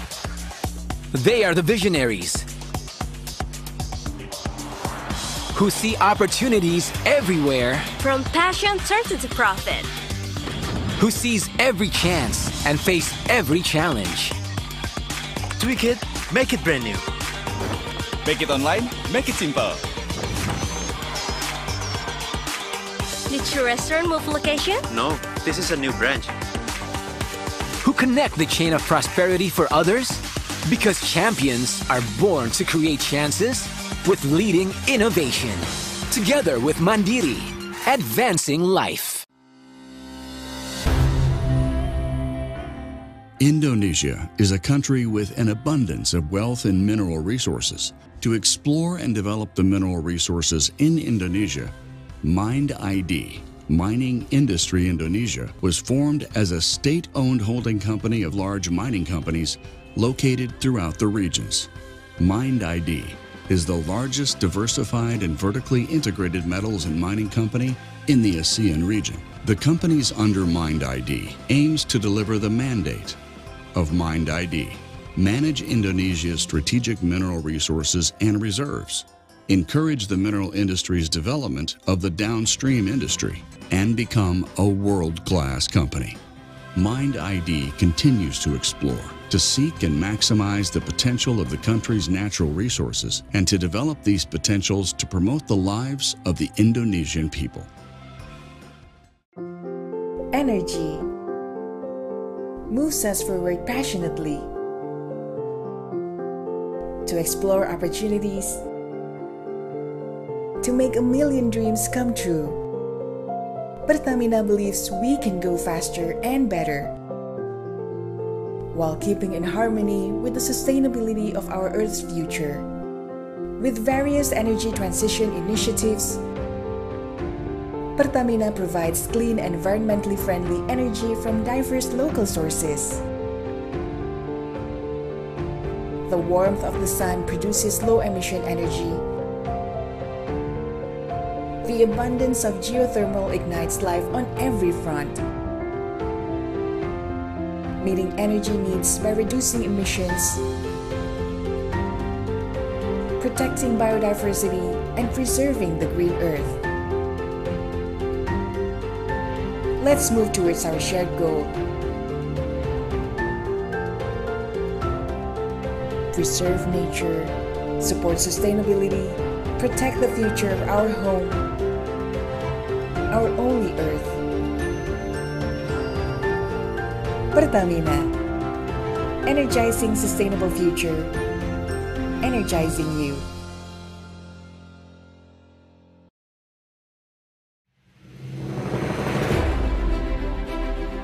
As a part of global commitment to reduce carbon emissions, PLN has implemented several strategic initiatives to achieve the target of net zero emissions by 2060. The first initiative is to conduct an early retirement for coal-fired power plants. Second, accelerate and optimize the new and renewable energy for the power generation sector. Third, expand the biomass co-firing program as a replacement for remaining fossil fuel-based generators. Fourth, establish a green energy ecosystem for industry and businesses through the adoption of renewable energy certificates. Fifth, actively initiate electric vehicle ecosystem through public charging infrastructure, home charging, tariff incentives for electric vehicle owners, and a digital platform. Sixth, apply carbon capture utilization and storage technology to the remaining fossil generators. Seventh, develop hydrogen technology as an alternative energy source for electricity. Eighth, to advance a smart grid according to the need for the electric power system, as well as run the control system to achieve efficiency and optimization of energy supply and demand. These are PLN's commitments to a better life for future generations. BUMN untuk Indonesia. Ketika semua terhenti karena pandemi, kami selalu ada untuk menyambungkan harapan. Kini dunia kembali bergerak. Akan ada harapan yang mengalahkan tantangan. Masa depan hanya bagi mereka yang berani bermimpi besar dan melampaui batas. Karena merekalah yang membawa kemajuan zaman. Di dalam pikirannya selalu resah. Lahir sesuatu yang indah membuat hidup banyak orang menjadi mudah. Mereka selalu bergerak membawa arus perubahan. Jalan mereka terjal karena mimpinya kadang tidak masuk akal. Dari isi pikirannya sejarah dibentuk dan keajaiban dicatat. Ketika yang lain menyerah pada nasib, pikiran mereka menjelajah angkasa, merekayasa masa depan. Kami, Telkom Indonesia, bersama mereka dengan gagasan yang melampaui batas akan terus berinovasi menciptakan masa depan Indonesia yang lebih baik. Telkom Indonesia, untuk Indonesia yang lebih baik.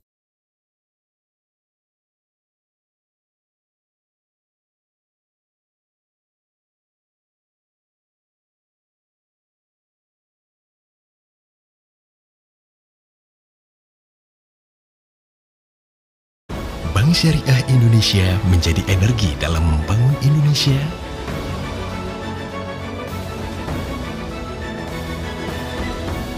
membangun manusia. Bank Syariah Indonesia.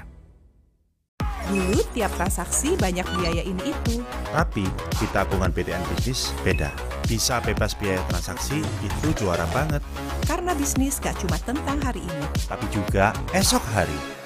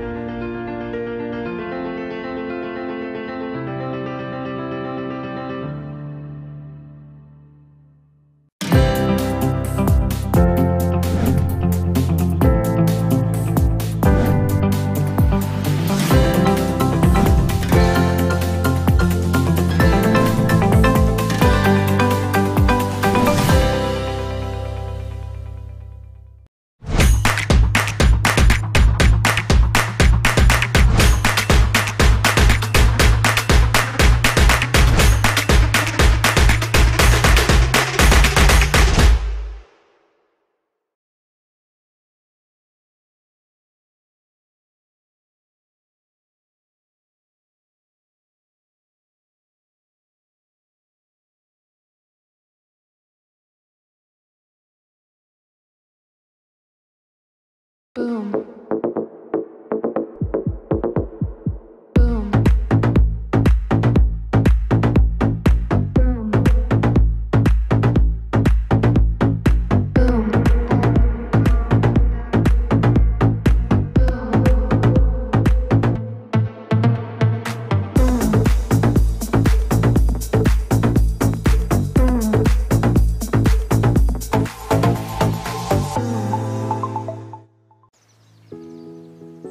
Not everything in life is created equal.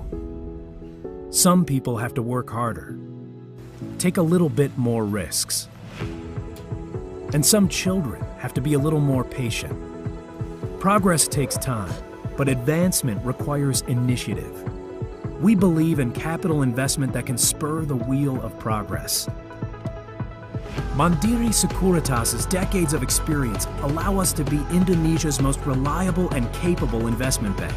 We connect investors with national corporations that build roads across the nation, realize new generation international airports, construct modern transportation systems, develop intercontinental trading ports, and build power plants in the outlying region.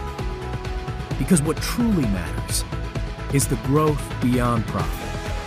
Mandiri Sekuritas, your trusted partner to prosper.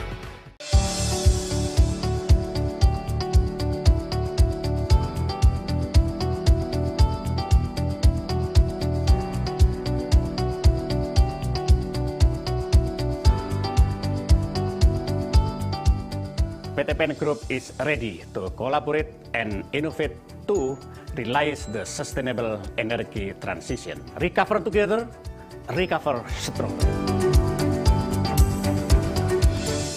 Pupuk Indonesia, a world-class fertilizer company committed to ensure food stability, striving our best to produce fertilizers for future needs, strengthening our business with innovation and digitalization whilst improving the welfare of farmers and crop productivity, determined to have cleaner and more sustainable business process.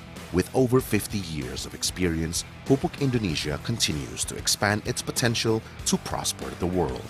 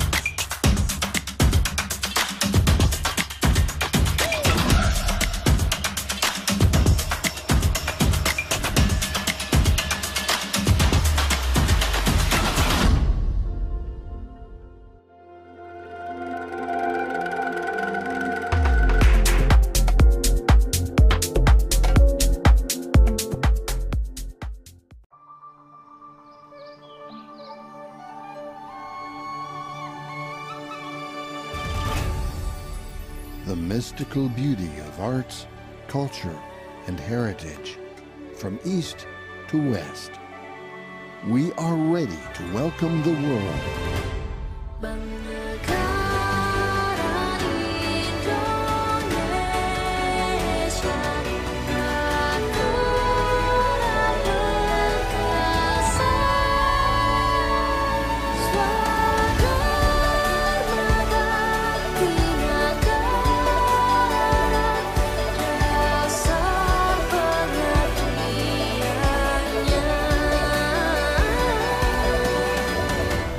We are strong. We are the heirs of generations to create a better future. BNI for stronger Indonesia. This is the first step of a smile. The steps that taken together towards the same goal. We walk with determination to reach every corner of the country. Now and then, BRI, Pegadaian, and PNM strides on. Together, we bring changes as one entity. Changes that brings you closer to us. Paving the ways of progress everyone aims for, and bringing all their needs in one hand. This is our answer that makes everyone grow even bigger and brings meaning to everyone's smile.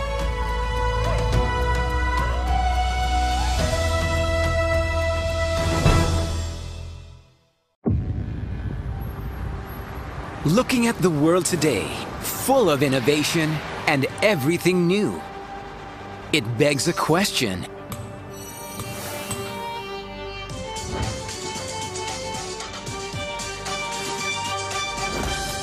Who are the real game changers? They are the visionaries who see opportunities everywhere, From passion turned into profit. who sees every chance and face every challenge. Tweak it, make it brand new. Make it online, make it simple. Did your restaurant move location? No, this is a new branch. Who connect the chain of prosperity for others? Because champions are born to create chances with leading innovation. Together with Mandiri, advancing life. Indonesia is a country with an abundance of wealth and mineral resources. To explore and develop the mineral resources in Indonesia, Mind ID, Mining Industry Indonesia, was formed as a state-owned holding company of large mining companies located throughout the regions.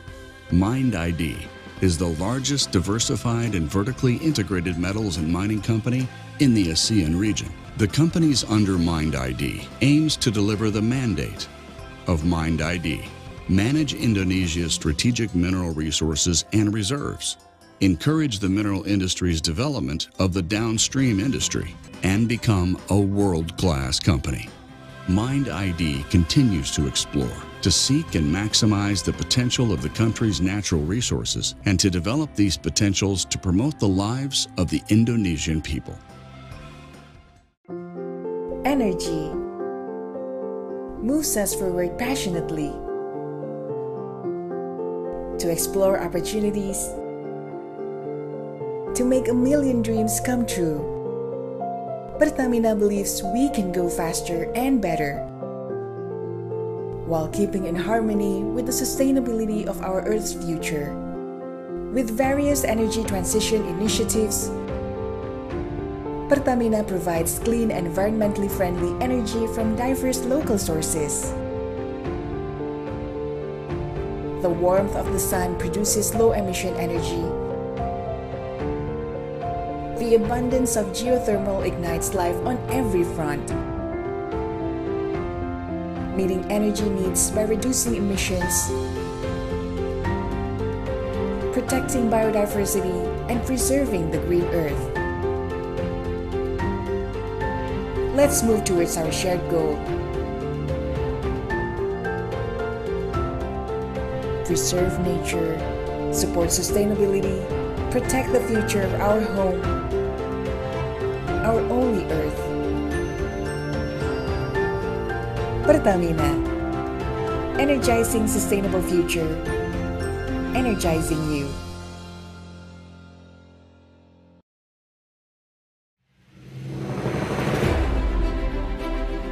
As a part of global commitment to reduce carbon emissions, PLN has implemented several strategic initiatives to achieve the target of net zero emissions by 2060. The first initiative is to conduct an early retirement for coal-fired power plants. Second, accelerate and optimize the new and renewable energy for the power generation sector. Third, expand the biomass co-firing program as a replacement for remaining fossil fuel-based generators. Fourth, establish a green energy ecosystem for industry and businesses through the adoption of renewable energy certificates. Fifth, actively initiate electric vehicle ecosystem through public charging infrastructure, home charging, tariff incentives for electric vehicle owners, and a digital platform. Sixth, apply carbon capture utilization and storage technology to the remaining fossil generators. Seventh, develop hydrogen technology as an alternative energy source for electricity. Eighth, to advance a smart grid according to the need for the electric power system, as well as run the control system to achieve efficiency and optimization of energy supply and demand. These are PLN's commitments to a better life for future generations. BUMN untuk Indonesia. Ketika semua terhenti karena pandemi, kami selalu ada untuk menyambungkan harapan. Kini dunia kembali bergerak. Akan ada harapan yang mengalahkan tantangan. Masa depan hanya bagi mereka yang berani bermimpi besar dan melampaui batas. Karena merekalah yang membawa kemajuan zaman. Di dalam pikirannya selalu resah. Lahir sesuatu yang indah membuat hidup banyak orang menjadi mudah. Mereka selalu bergerak membawa arus perubahan. Jalan mereka terjal karena mimpinya kadang tidak masuk akal. Dari isi pikirannya sejarah dibentuk dan keajaiban dicatat. Ketika yang lain menyerah pada nasib, pikiran mereka menjelajah angkasa, merekayasa masa depan. Kami, Telkom Indonesia, bersama mereka dengan gagasan yang melampaui batas akan terus berinovasi menciptakan masa depan Indonesia yang lebih baik. Telkom Indonesia untuk Indonesia yang lebih baik.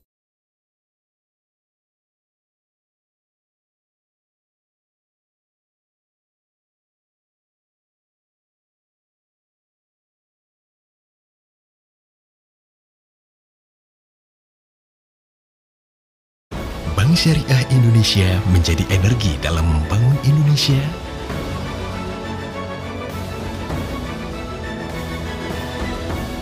Membangun manusia. Bank Syariah Indonesia. Dulu tiap transaksi banyak biaya ini itu. Tapi di tabungan PTPN bisnis beda. Bisa bebas biaya transaksi itu juara banget. Karena bisnis gak cuma tentang hari ini, tapi juga esok hari.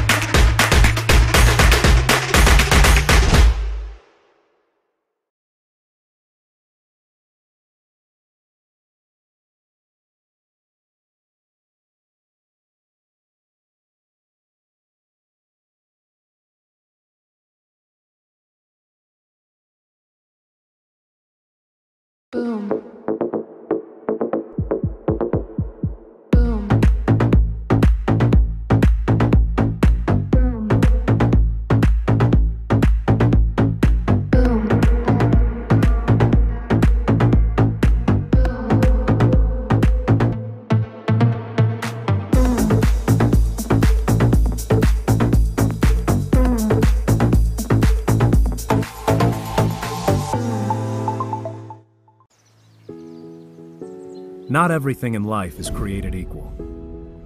Some people have to work harder, take a little bit more risks. And some children have to be a little more patient. Progress takes time, but advancement requires initiative. We believe in capital investment that can spur the wheel of progress. Mandiri Sekuritas' decades of experience allow us to be Indonesia's most reliable and capable investment bank. We connect investors with national corporations that build roads across the nation, realize new generation international airports, construct modern transportation systems, develop intercontinental trading ports, and build power plants in the outlying region. Because what truly matters is the growth beyond profit. Mandiri Sekuritas, your trusted partner to prosper.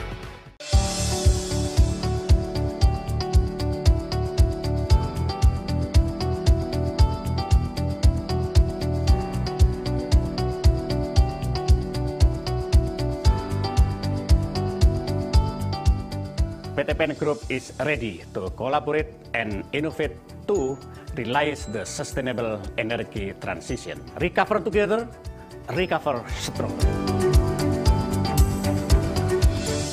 Pupuk Indonesia, a world-class fertilizer company committed to ensure food stability, striving our best to produce fertilizers for future needs, strengthening our business with innovation and digitalization whilst improving the welfare of farmers and crop productivity, determined to have cleaner and more sustainable business process. With over 50 years of experience, Pupuk Indonesia continues to expand its potential to prosper the world.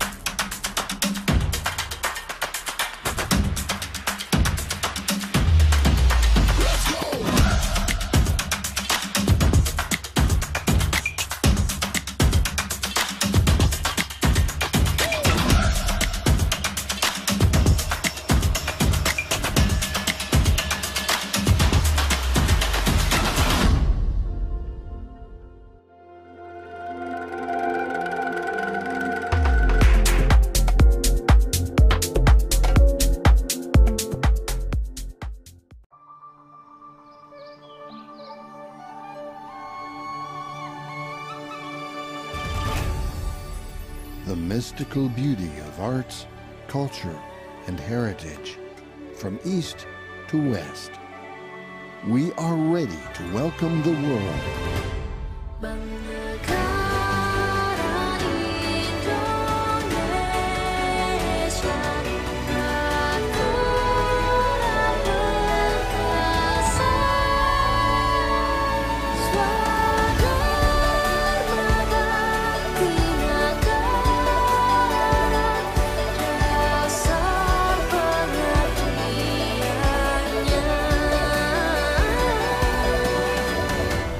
We are strong. We are the heirs of generations to create a better future. BNI for stronger Indonesia. This is the first step of a smile. The steps that taken together towards the same goal. We walk with determination to reach every corner of the country. Now and then, BRI, Pegadaian, and PNM strides on. Together, we bring changes as one entity. Changes that brings you closer to us. Paving the ways of progress everyone aims for. and bringing all their needs in one hand. This is our answer that makes everyone grow even bigger and brings meaning to everyone's smile.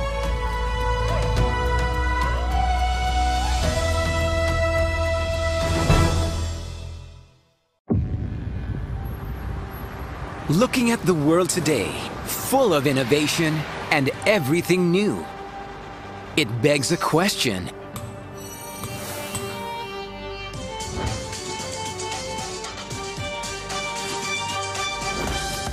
Who are the real game changers? They are the visionaries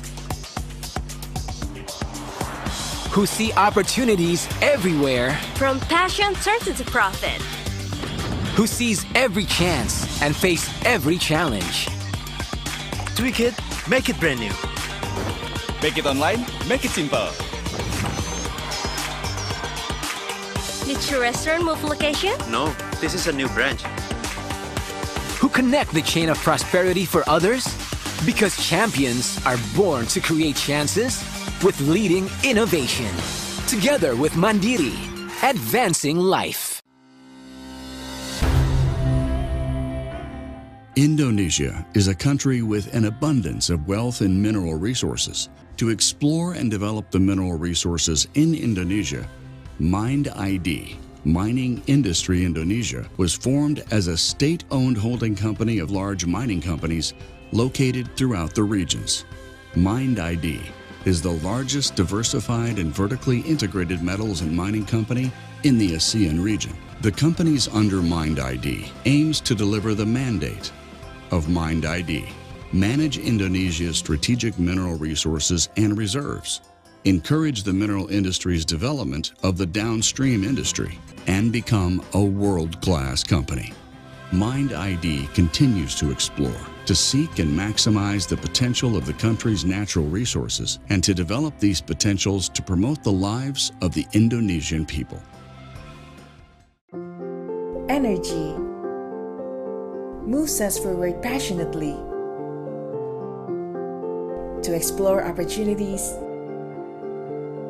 to make a million dreams come true.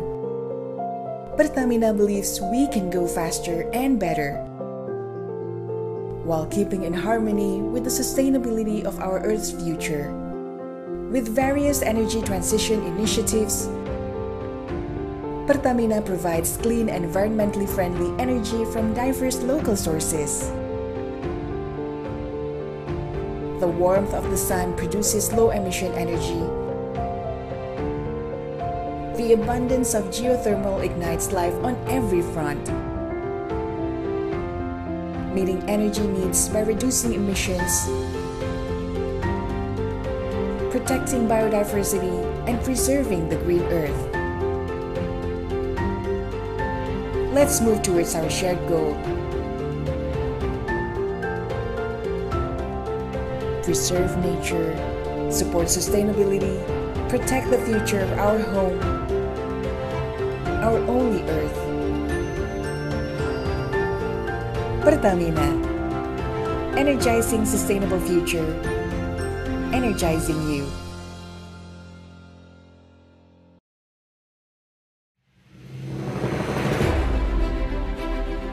As a part of global commitment to reduce carbon emissions, PLN has implemented several strategic initiatives to achieve the target of net zero emissions by 2060. The first initiative is to conduct an early retirement for coal-fired power plants. Second, accelerate and optimize the new and renewable energy for the power generation sector. Third, expand the biomass co-firing program as a replacement for remaining fossil fuel-based generators. Fourth, establish a green energy ecosystem for industry and businesses through the adoption of renewable energy certificates. Fifth, actively initiate electric vehicle ecosystem through public charging infrastructure, home Mr. charging. Tony Blair, former Prime Minister of the United Kingdom.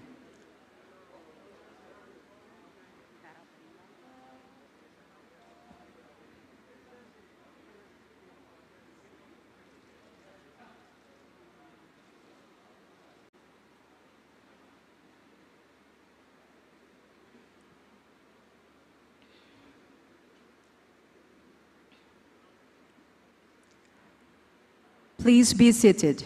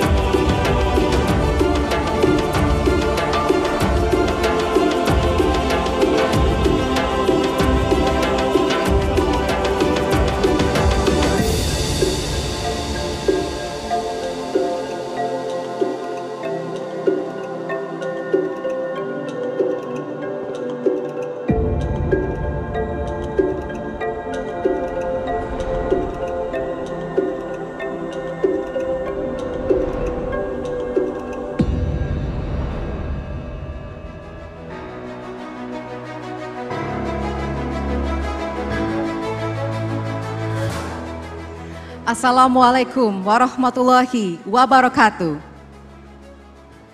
Peace be upon us, Om Swastiastu, Namo Buddhaya, Salam Kebajikan, Shalom. Ladies and gentlemen, welcome to Bali Nusa Dua Convention Center at the opening ceremony of TIIWG Road to G20 SOE International Conference Driving Sustainable and Inclusive Growth and the launch of Indonesia Water Fund. At first, allow me to welcome our dignitaries. His Excellency, Mr. Luhut Binsar Panjaitan, Coordinating Minister for Maritime and Investment Affairs of the Republic of Indonesia. His Excellency, Mr. Tony Blair, former Prime Minister of the United Kingdom. His Excellency, Mr. Erick Thohir, Minister of State-Owned Enterprises of the Republic of Indonesia. The Honorable Mr. Chok Oka Sukawati, the Vice Governor of Bali. Ambassadors and other honored foreign dignitaries, members of the People's Representative Council from the 6th and 7th Commission, foreign investors and partners, the head of government institutions, distinguished guests, ladies and gentlemen. It is a great pleasure to have you here. Allow me to introduce myself. My name is Valerina Daniel, and it is an honor to be your host today. Before we start our agenda, allow me to give a brief overview about this event. The Ministry of State-Owned Enterprises of Indonesia is hosting SOE International Conference to exchange insights and encourage a continued discussion on state-owned enterprises.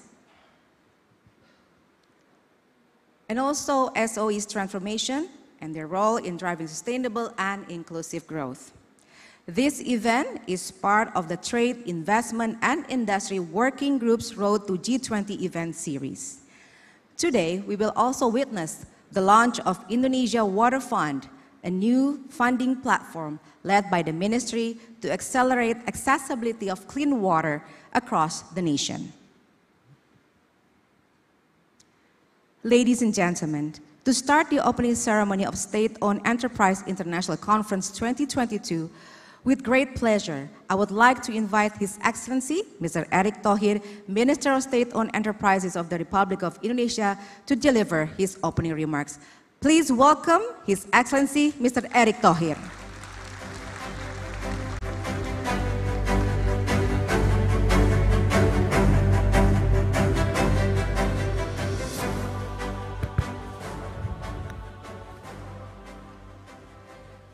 Assalamualaikum warahmatullahi wabarakatuh. Good morning, ladies and gentlemen. Om Swastiastu, Nama Budaya, Salam Kebajikan. Coordinating Minister of Maritime and Investment Affairs, Mr. Luhut Binsar Panjaitan, who present this morning. Thank you, sir. You've been supporting a lot on the transformation of state enterprise for the last 3 years. And former Prime Ministers of the United Kingdom, His Excellency Sir Anthony Charles Linton Blair, or Mr. Tony Blair, who've been working with state enterprise actually for the last 2 years, I believe. Thank you that you believe on the transformations we've done so far.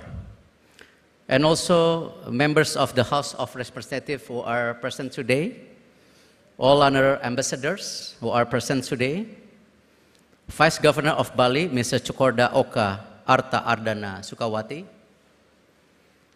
and of course, two of Vice Ministers, Mr. Pahala and Mr. Kartiko, who've been worked together on hand with me. Thank you for your fully support for the last 3 years. And also distinguished partners, investors, and all participants who are present also today. Since 2019, the Ministry of State Enterprise has continued to carry out a comprehensive state-owned enterprise transformation. And the current progress of the state-owned enterprise in transformation has reached 80%. Our priority for the next 1.5 years is to push the transformation of the state-owned enterprise could achieve 100% as we targeted. I'm very grateful that our hard work for the past 3 years delivered significant results, where the performance of state enterprise in 2021 generated notable improvement as follows. Number 1, revenue increased by 18.8% from 2020 to 2021, which is right now is around 2,295 trillion, or in US dollar, around 160 billion. Consolidated profit increased by 838%, which is before is 18 trillion, which is USD 892 million in 2020, and by now in 2021 is around 9 billion, or which is 124.7 trillion. We are pretty believe by 2022 this consolidated profit will increase again to around more than 10 billion US dollar. Total assets of the state enterprise right now is around 630 billion by the end 2021, or around 8,978 trillion, which is 53% of Indonesia gross domestic products. Both women and young leaderships in the state-owned enterprise have shown positive progress in 2021. Women leadership in the board of directors has achieved 15%, and young leadership has achieved 5% in 2021. By 2022, the number is increased again. For women is around 18.7%, and then the for young leadership achieving around 8%. Hence, we aspire to achieve target of women leadership by the target of 25% and young leaderships 10% by 2023. The SOE transformations result indicate that the various policies formulated and the efforts might have been right directions. The sustainability and the transformation is essential for state-owned enterprise to conduct their role as a value creators and agent of development more effectively and provide tangible benefit to our nation and our society. This conference is part of Indonesia government's initiative to inform the international community who are present today about the state enterprise transformations, conduct and explain the importance of the state enterprise not to the Indonesia people. On these occasions, I would like to thank you, the coordinating ministers, Maritime and Investment Affairs, and also the ministers of the trade for supporting the SOE International Conference, which is part of the road to G20, as well as the speakers and guests and participants who are present today. The SOE International Conference highlighted diverse products that support Indonesia G20 presidency, namely digitalizations, energy transitions, financial inclusions, and health transformations. This conference will be attended by more than 1,000 certificates. Thank you. From G20 countries such as United States, United Kingdom, India, Australia, South Korea, China, Japan, Russia, as well as a representative of non-G20 countries such as Spain, the UAE, Singapore, Netherlands, and others countries that I cannot present today. The participants are senior leaders, ministers' institutions, state-owned enterprises, the House of Representatives, embassies of fellow countries, international organizations, academic, researchers, and to domestic and international investors. This event can also be the right moment to inform the international community about the initiative of the Minister of State Enterprise to become more transparent as part of the commitment to public information disclosures. For the first time during the current leadership period, the Ministry of State Enterprise issued the consolidated financial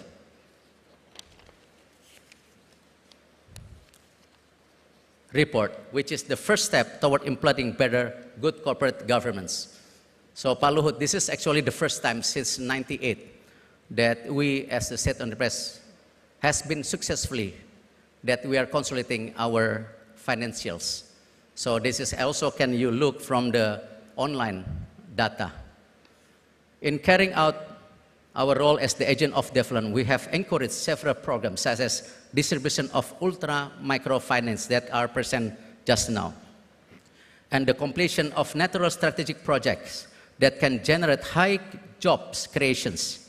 Furthermore, we initiate the water fund programs in order to accelerate equitable access to clean water service for the people of Indonesia. The IWF is a platform to support the accelerations of investment in providing clean water connections to homes, where clean water is still becoming a challenge in many countries, including Indonesia. Only 23% of Indonesia population have access on clean waters, and some other Indonesia still have inequality in the price of clean waters, ranging from USD $4.4 to $9.5 for cubic meters. Through the synergies between state-owned enterprise and both global and private strategic partners, the IWF is expected to become alternative solution for the governments in expanding access to clean air to the public through non-state budgeting fund. In the future, we will continue to carry out programs that will have a direct impact on improving the quality of life of the Indonesian people. The role of state-owned enterprise as agent of development in society will go hand in hand with the transformation of the state enterprise. We believe with these two priorities, state-owned enterprise can further exchange their role as the locomotive for the development of Indonesia. We certainly require partners to the journey. Therefore, through this event, we open the widest possible access to collaborate with the governments, private and global strategic partners to participate together in building ecosystem in Indonesia. Thank you. Wassalamualaikum warahmatullahi wabarakatuh.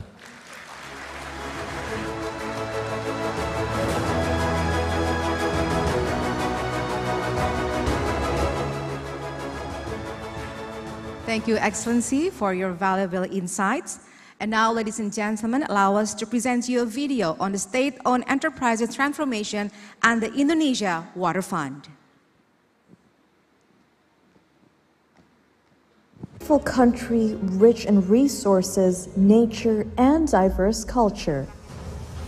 Indonesia's state-owned enterprises, or SOEs, play pivotal roles in driving and strengthening the national economy. SOEs continue to transform and create breakthroughs.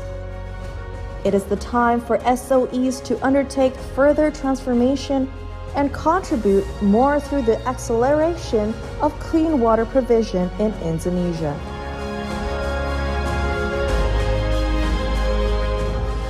Because if there is no water, there is no life.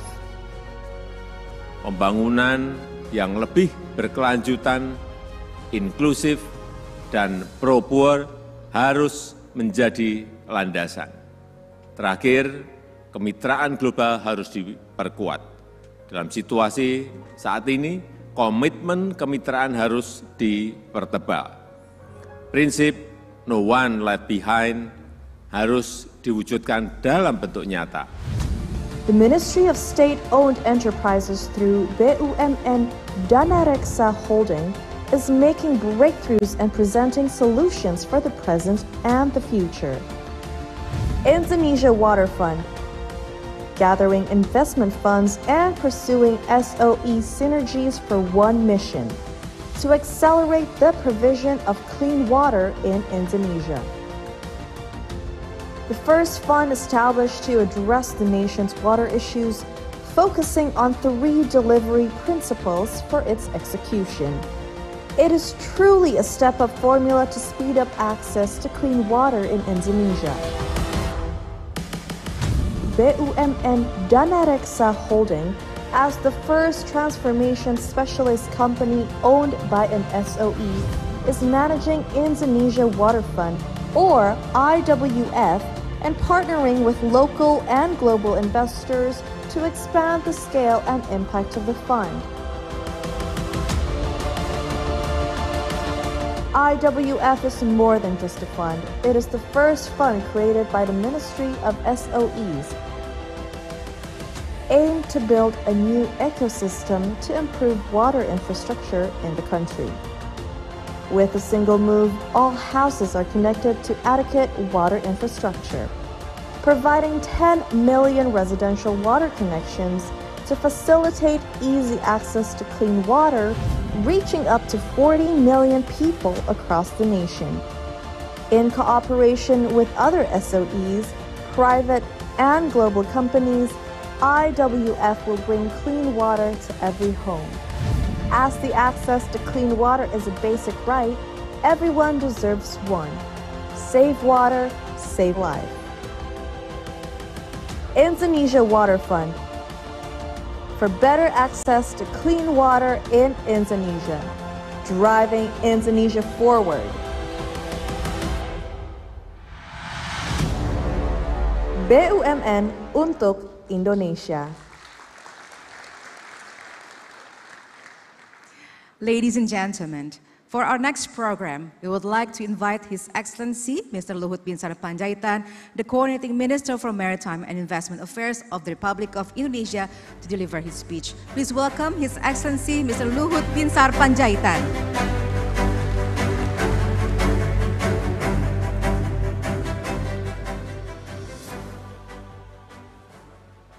Yang saya hormati Menteri Badan Usaha Milik Negara Republik Indonesia, Bapak Erick Thohir, Chairman Tony Blair, Institute of Global Change, Gubernur Bali, Bapak Wayan Koster yang diwakili, Excellencies Ambassador, represent G20 and non-G20, Delegate Trade Investment, Industry Working Group G20, dan para pembicara yang hadir di sini. Om Swastiastu, Assalamualaikum warahmatullahi wabarakatuh. Ladies and gentlemen, suppose President to be here today, but because President very busy yesterday and in Solo, he asked me yesterday to represent President to be here today. But this event prepared by Minister Erick to show to the President the progress that achieved by the state-owned company, which is, I think, if you look at the data later on, you see that a lot of achievement the last 3 years. Ini adalah visi Indonesia 2045 yang merupakan tujuan yang ingin kita capai. Hari ini kami berada pada income per kapita di $4.200 kira-kira. That's, I think, our achievement, our status today. But then our target by 2030, we can go up maybe to $10,000 per capita. And we can achieve this one. I can tell you later why we can achieve this 10,000 or above per capita. If you look at the next slide, ladies and gentlemen, we are also concerned what happened in Ukraine today. So this issue become a very hot topic, and we have to prepare our country for this situation because nobody can predict about this war in Ukraine. Jadi saya pikir Bapak Ibu sekalian, perang di Ukraina ini akan masih punya dampak yang luas. Nah, peran daripada BUMN untuk mendukung ini saya kira akan menjadi sangat penting. Untuk mewujudkan visi Indonesia 2045 bukan hal yang mudah. Saat ini kita menghadapi perfect storm. Today we are facing what we call it perfect storm, which is something very, very volatile, and the government of Indonesia working very serious to handle this issue. We watch any information, open sources on anything in order to set up our strategy in order to overcome this problem. Ketidakpastian ekonomi dunia masih terbayangi dengan kemungkinan menujunya situasi terburuk, perang nuklir, limited nuclear war, which is I think some open source already predicted this issue, but we look at this also as a serious matter. Volatile harga komoditas makin tinggi dengan harga minyak kembali mendekati $100 per barrel. Sementara itu perlu diwaspadai tren penurunan harga komoditas ekspor utama di Indonesia. Walaupun palm oil masih naik lagi harganya hari ini untuk kita untung, tetapi kita tetap harus hati-hati dengan volatile ini. Lonjakan harga komoditas global, utamanya energi dan pangan telah memicu kenaikan harga di berbagai negara meskipun inflasi Indonesia masih moderat dibandingkan negara lain yang bahkan sudah naik 10%. If you look at this data also, I think inflation still manageable in this country. I think we are able to manage after hike the fuel price, still 5.95%. We are pretty confident that we can maintain this inflation around 6% by end of this year. But again, ladies and gentlemen, Bapak Ibu sekalian, tidak ada yang bisa menduga, memprediksi keadaan ekonomi dalam waktu yang lebih dari 3 bulan saat ini. So I don't believe, Pak Tony Blair, that anybody can predict the economic status 3 months ahead because of the volatile of situation in Ukraine as well as in this hemisphere. Dalam rangka menekan laju inflasi, Bank Sentral di berbagai negara, utamanya negara maju, telah menaikkan suku bunga secara masif, secara agresif. The Fed telah menaikkan suku bunga hingga 300 basis point sejak Januari-September 2022. Langkah yang diambil oleh Bank Sentral utama dunia seperti The Fed telah mendorong capital outflow, baik di negara maju maupun perkembangan berimbas pada penurunan kinerja portfolio. Tidak hanya itu, US dollar terus menguat di level tertinggi dalam 2 dekade terakhir yang membuat mata uang di berbagai negara mengalami depresiasi.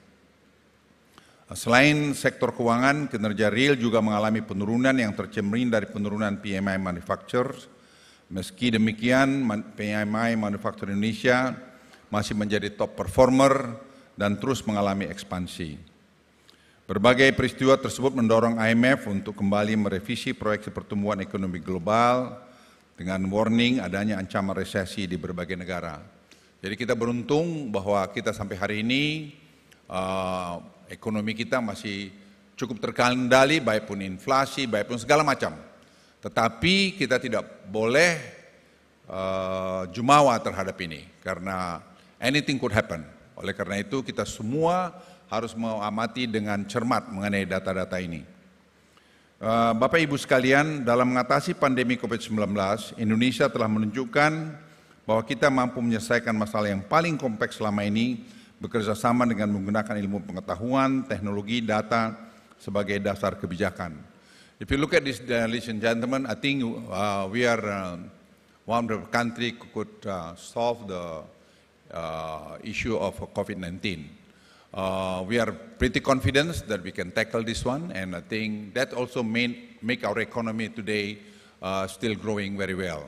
I still remember, if you go look at back to 6 months ago, during the COVID-19, especially the Delta variant, the situation globally is very, very bad. But if you look at data today, the yellow one, I think we are able to manage the COVID-19 in Indonesia. BUMN juga telah berperan besar dalam penanganan pandemik. Pada puncak COVID-19, BUMN di sektor kesehatan telah menjadi garda terdepan dalam percepatan dalam penanganan pandemi dan melaksanakan program vaksin COVID-19 nasional dan berkolaborasi strategis BUMN di sektor kesehatan, dari rumah sakit hingga sektor farmasi, sangat membantu menekan jumlah kasus COVID-19. Keberhasilan pengendalian COVID-19 telah memicu pemulihan ekonomi Indonesia, di mana ekonomi kembali tumbuh di atas 5%. Bahkan PDB Indonesia telah kembali ke tingkat sebelum pandemi dengan performa tinggi dibandingkan negara peer. So I think the role of a state-owned company, Pak Tony Blair and ambassadors, I think very vital during the COVID-19. If you look at this data here, I think how do they provide medicine at the time, the other thing, this is a vaccine especially, it's really very helpful. I still remember at the time, it's very tense situation when India locked down. We cannot import even paracetamol. It's very painful, you know. So that's the reason that state-owned company moved very quick, you know, to provide our own paracetamol industry. Today, I can tell you, ladies and gentlemen, we can provide like 50 to 60% our own need in the health area.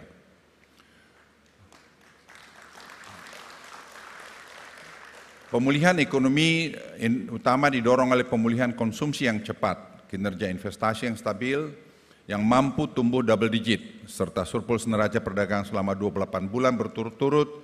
Indonesia menjadi salah satu top performance ekspor di Indonesia. Even during COVID-19, ladies and gentlemen, I think if you look at our export, the last 28 months, we are always surplus. Never happened in our history again that we reach $232 billion export. It happened during the COVID-19. So you can see the solid team within the government of Indonesia that make Indonesia today like this. Stabilitas makroekonomi juga dijaga dengan baik di tengah gejolak kondisi global, tidak hanya inflasi, performa nilai tukar, dan portfolio masih terjaga sepanjang 2022. Ketahanan ekonomi juga didorong oleh proses transformasi ekonomi. Dalam 8 tahun terakhir, Indonesia telah mentransformasi ekonomi menjadi lebih efisien, lebih maju, dan tidak terlalu tergantung pada komoditas lagi.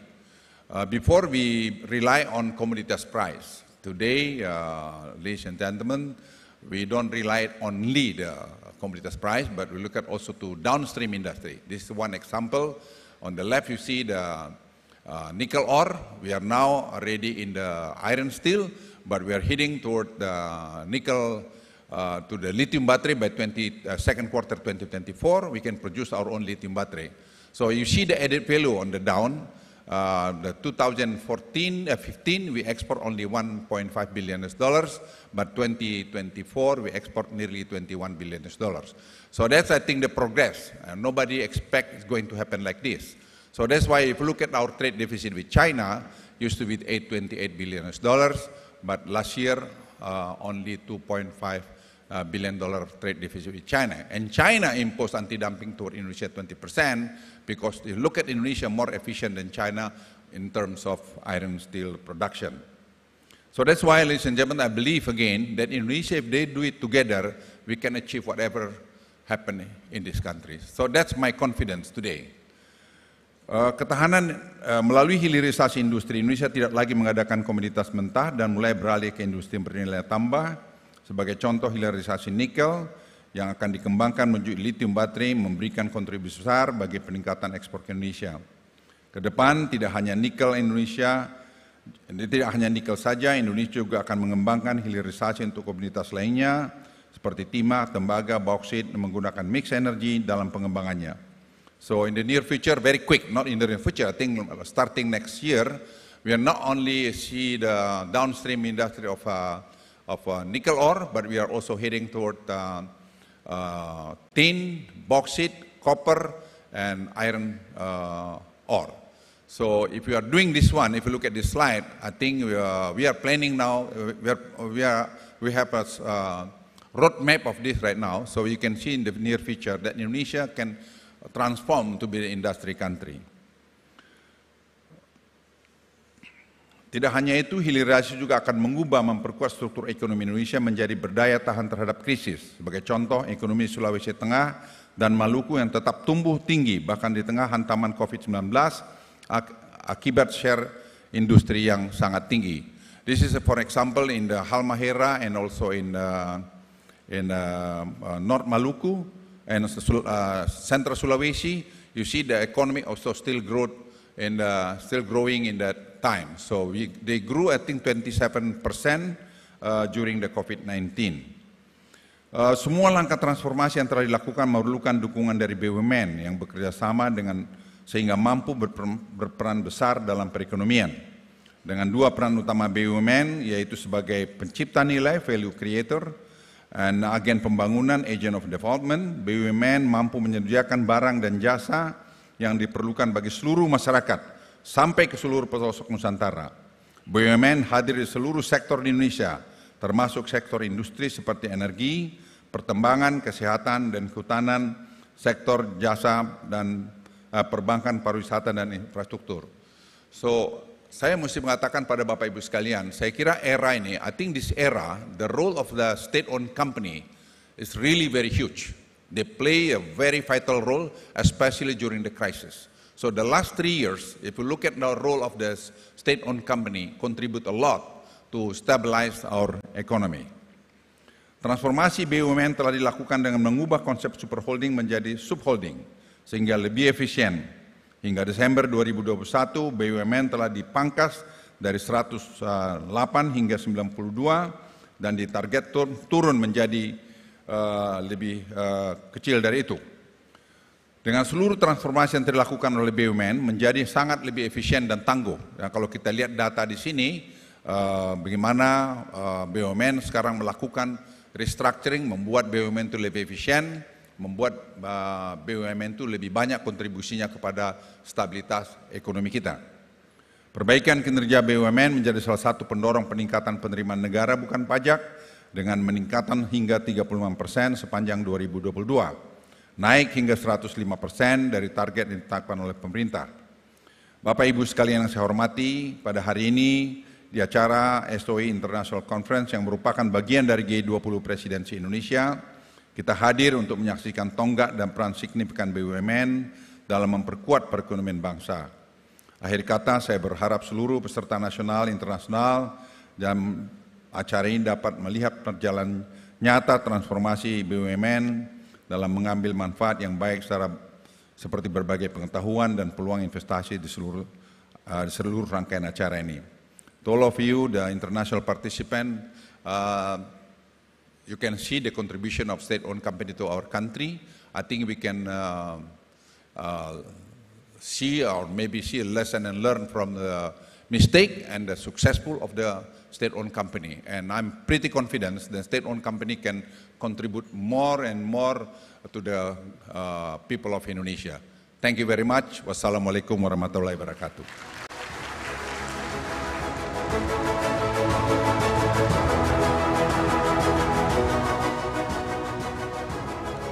Thank you, Excellency, for your insightful speech. Ladies and gentlemen, we have a special video message from the Vice President of the Republic of Indonesia, Kiai Haji Ma'ruf Amin, who unfortunately could not be here with us today. So without further ado, let's watch the video message. Assalamualaikum warahmatullahi wabarakatuh. Salam sejahtera bagi kita semua. Om Swastiastu. Bismillahirrahmanirrahim. Yang saya hormati mantan Perdana Menteri Inggris, Mr. Tony Blair, Menteri Perdagangan, Menteri BUMN, para narasumber dari mancanegara, para peserta dan hadirin yang berbahagia. Pertama-tama marilah kita panjatkan puji syukur kehadirat Allah Subhanahu wa Ta'ala, Tuhan yang Maha Esa, atas limpahan nikmat dan karunia-Nya sehingga kita dapat hadir pada acara yang penting ini sebagai rangkaian dari agenda Road to G20 dalam kelompok kerja sektor perdagangan, investasi, dan industri. Bapak Presiden menyampaikan permohonan maaf karena tidak dapat hadir secara langsung pada kesempatan ini dan menyampaikan salam hangat serta meminta saya untuk mewakili beliau. Merupakan kehormatan bagi Indonesia yang terpilih menjadi presidensi G20 tahun 2022 ini memanfaatkan momentum ini. Hari ini kita akan bersama-sama menyaksikan peluncuran suatu terobosan pemerintah Indonesia dalam percepatan pemerataan layanan air bersih, yaitu melalui Indonesia Water Fund, IWF. Hadirin sekalian, Konstitusi Indonesia mengakui dan menjamin hak atas air sebagai pengejawantahan dari pemenuhan hak asasi masyarakat Indonesia, sekaligus sebagai bentuk hak asasi sosial di mana peran dan keterlibatan pemerintah menjadi suatu kebutuhan. Untuk itu, pengelolaan air sebagai kekayaan nasional sekaligus kebutuhan rakyat tak lain adalah untuk mewujudkan kesejahteraan dan keadilan bagi seluruh rakyat Indonesia. Keberadaan air tidak saja fundamental untuk menunjang kehidupan manusia, tapi juga esensial untuk menjaga keseimbangan suhu demi keberlangsungan hidup seluruh makhluk di bumi. Secara global saat ini sekitar 2 miliar manusia atau 26% populasi dunia tidak mempunyai akses yang baik terhadap air minum aman. Sidang Umum PBB pada tahun 2010 telah mengakui bahwa akses terhadap air minum aman merupakan hak asasi setiap manusia. Oleh karena itu, peningkatan akses terhadap air minum aman juga tercakup dalam tujuan pembangunan berkelanjutan yang harus kita capai pada tahun 2030, yaitu mewujudkan akses air minum dan sanitasi aman serta berkelanjutan bagi semua. Akses terhadap air bersih dan sanitasi yang layak adalah variabel vital yang turut menentukan kualitas kesehatan individu. Faktor ini misalnya akan berdampak 70% terhadap upaya penurunan stunting. Hadirin yang berbahagia, pemerintah telah menetapkan target dalam RPJM 2020-2024 bahwa 100% rumah tangga memiliki akses terhadap air minum layak pada tahun 2024, termasuk 15% akses air minum aman dan 30% akses air minum perpipaan. Namun tren kenaikan cakupan layanan air bersih masih memerlukan dorongan intensif. Dalam 3 tahun terakhir ini, cakupan air minum layak hanya naik sebesar 1,5%. Survei Sosial Ekonomi Nasional Susenas tahun 2021 mencatat rumah tangga dengan akses air minum layak baru mencapai 90,78%, di mana sekitar 12% rumah tangga memiliki akses air minum aman dan kurang lebih 19% memiliki akses air minum perpipaan. Capaian sementara ini patut menjadi alarm bagi kita. Waktu yang tersisa menuju 2024 harus dioptimalkan untuk mendorong percepatan kinerja kita bersama. Untuk itu, berdasarkan kebutuhan akan air bersih yang masih cukup tinggi dan mendesak, pemerintah Indonesia telah menargetkan perbaikan air bersih bagi masyarakat Indonesia melalui sistem ekonomi berkelanjutan sehingga masyarakat dapat memanfaatkan hasil pemerataan layanan air bersih secara nyata. Hadirin yang saya hormati, BUMN memiliki peran penting dalam perekonomian nasional, baik sebagai kontributor pertumbuhan ekonomi nasional, penyedia barang atau jasa yang tidak terjangkau oleh perusahaan swasta, maupun penyedia lapangan kerja, pendampingan dan dukungan kepada usaha kecil dan menengah, serta sumber pendapatan pemerintah. Sehubungan dengan upaya pemenuhan kebutuhan air bersih, saya mengapresiasi inisiatif Kementerian BUMN yang telah mengupayakan terobosan melalui program Indonesia Water Fund. Keberadaan IWF sebagai platform untuk mendukung percepatan investasi penyediaan sambungan air bersih ke rumah-rumah atau SR diharapkan dapat menjadi alternatif solusi bagi pemerintah melalui pendanaan non-APBN. Namun pemerintah dan BUMN tidak mungkin bekerja sendiri dalam upaya pemenuhan kebutuhan air bersih. Diperlukan peran serta dari dunia usaha, filantropi, anggota profesi, akademisi, media, dan lembaga swadaya masyarakat. Jejaring ini harus dikembangkan dengan kuat dan terkoordinasikan dengan baik. Untuk itu, konferensi internasional ini agar dapat dimanfaatkan sebagai ajang untuk mengembangkan jejaring dalam meningkatkan akses masyarakat terhadap air bersih. Sebagai penutup, saya harapkan Indonesia Water Fund yang diluncurkan hari ini dapat meningkatkan kesejahteraan masyarakat di masa yang akan datang. Dengan mengucapkan Bismillahirrahmanirrahim, Indonesia Water Fund saya nyatakan secara resmi diluncurkan.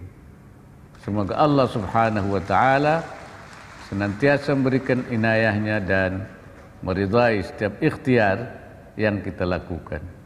Wallahul muwaffiq ila aqwamit thariq. Wassalamualaikum warahmatullahi wabarakatuh.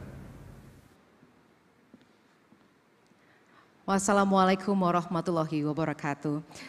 What a remarkable and encouraging message from the Vice President of the Republic of Indonesia, Kiai Haji Ma'ruf Amin. And now, to officially launch the State-Owned Enterprise International Conference 2022 and Indonesia Water Fund, I would like to invite our dignitaries to come to the stage and stand behind the button. We would like to invite His Excellency Mr. Luhut Binsar Panjaitan, the Coordinating Minister for Maritime and Investment Affairs of the Republic of Indonesia, to come to the stage, and His Excellency Mr. Erick Thohir, Minister of State-Owned Enterprises of the Republic of Indonesia, the Honorable Mr. Chok Oka Sukawati, the Vice Governor of Bali, His Excellency Mr. Pahala Nugraha Mansuri, Vice Minister 1 of State-Owned Enterprises of the Republic of Indonesia, His Excellency Mr. Kartika Wiryo Atmojo, Vice Minister 2 of State-Owned Enterprises of the Republic of Indonesia, and Mr. Ari Sudono Surono, CEO of PT Danareksa Persero.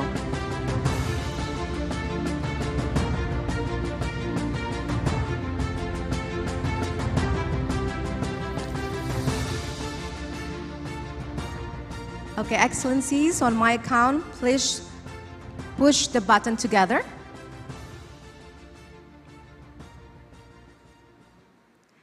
Three, two, one.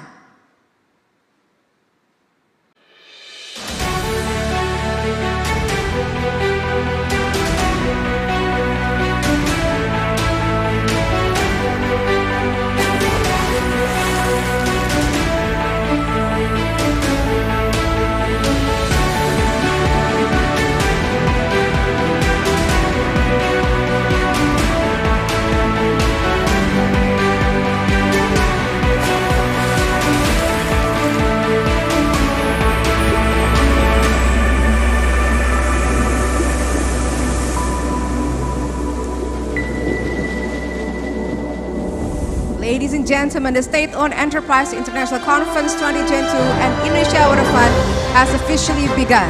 Thank you, Excellencies. You may return to your seats.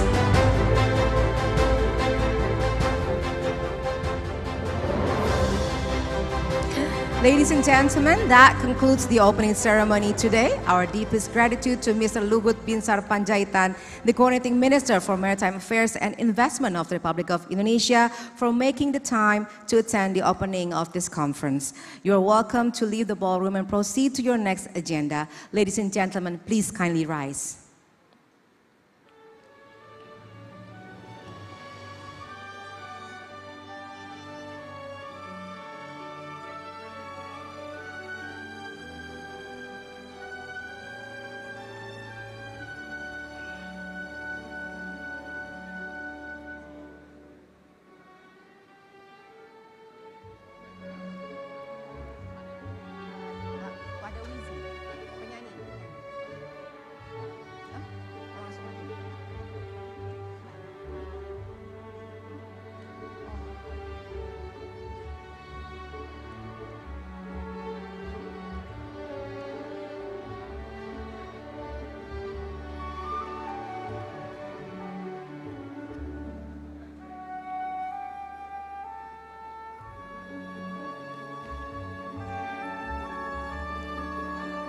Ladies and gentlemen, please be seated. We're going to continue our next program.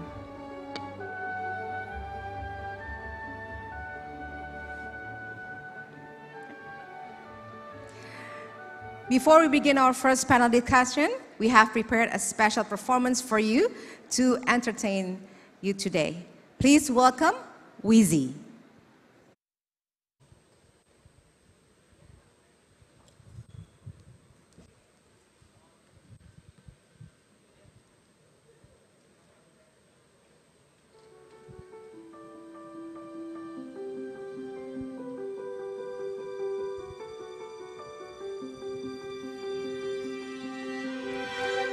I close my eyes and I can see a world that's waiting up for me, that I call my own. Through the dark, through the door, through where no one's been before, but it feels like home. They can say it all sounds crazy. They can say we lost our minds. I don't care, so call me crazy. We can live in a world that we design. 'Cause every night I lie in bed, the brightest colors fill my head. A million dreams are keeping me away. I think of what the world could be, a vision of the one I see. A million dreams is all it's gonna take. A million dreams for the world we're gonna make.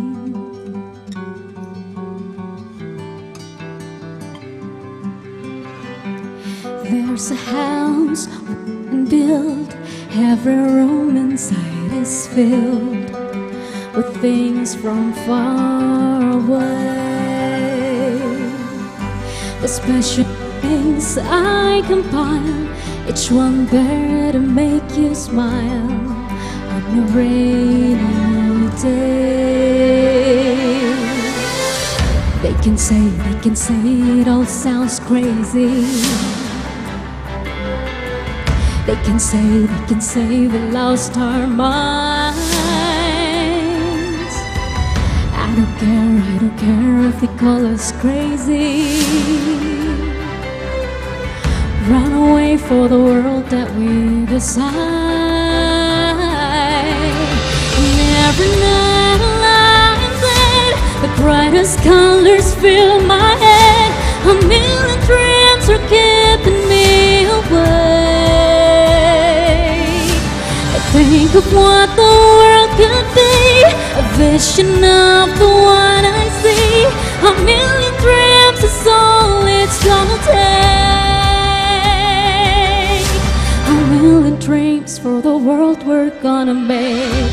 However big, however small, let me be part of it all. Share your dreams with me. You may be right, you may be wrong, but say that you'll bring me along to the world you see, to the world I close my eyes to see, I close my eyes to see.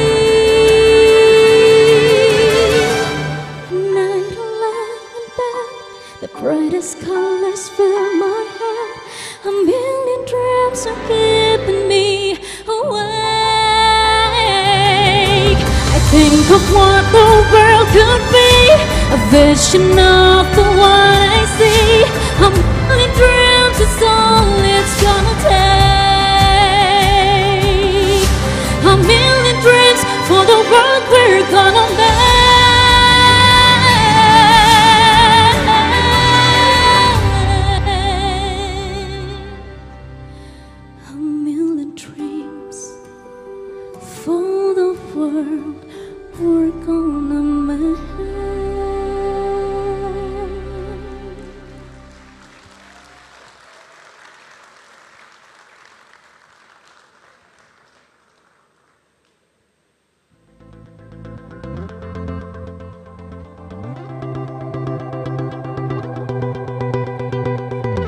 know the bed feels warmer, sleeping here alone. You know I dream in color and do the things I want.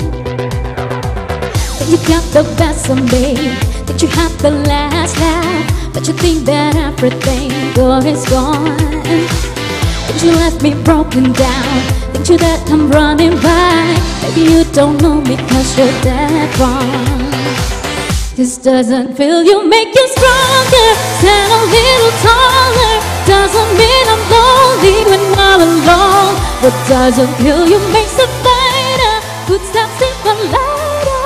Doesn't mean I'm over cause you're gone. What doesn't kill you make you stronger, stronger.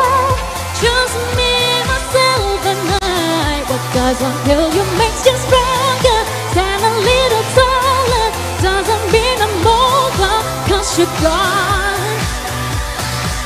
You think that I was starting over with someone new. They told you I was moving on over you. Didn't think that I'd come back, I come back swinging. You try to break me, but you see what doesn't kill you makes you stronger, stand a little taller. Doesn't mean I'm lonely when I'm alone. What doesn't kill you makes a fighter, footsteps even lighter. Doesn't mean I'm over cause you're gone. What doesn't kill you makes you stronger, stronger. Just me, myself and I. Kill you makes you stronger, a little taller. Doesn't mean I'm born cause you're gone. Thanks to you I got a new thing started. Thanks to you I'm not a broken hearted. Thanks to you I'm finally thinking about me. You know in the end you'd say your love was just a beginning. In the end,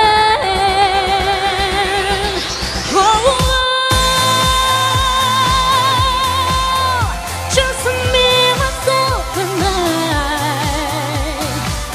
Stronger, stronger.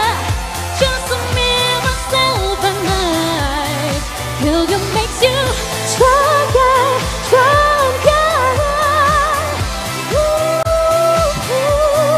Kill you makes you stronger, stronger. Just me, myself and I. Kill you makes you stronger, stronger, yeah, yeah. Stronger, stronger, stronger, stronger. Just me, myself and I. When I'm alone.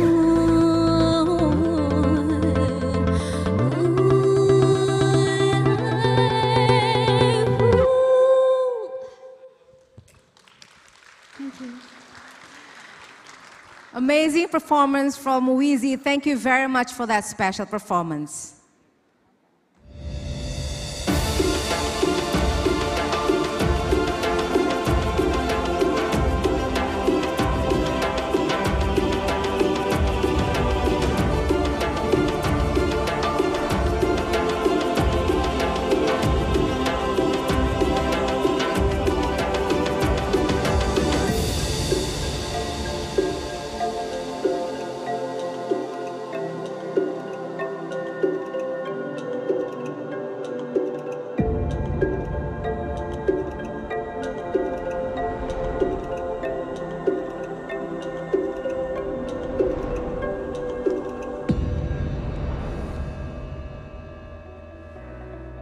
Ladies and gentlemen, moving on with the program, now we shall commence with our first panel discussion.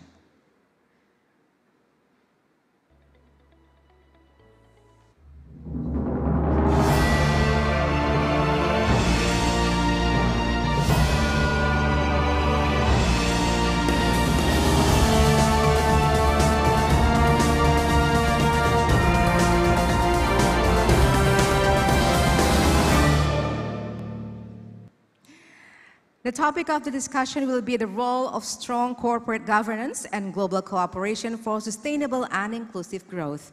Before we start the first panel, we would like to present a video about 3 years of transformation journey of state-owned enterprises.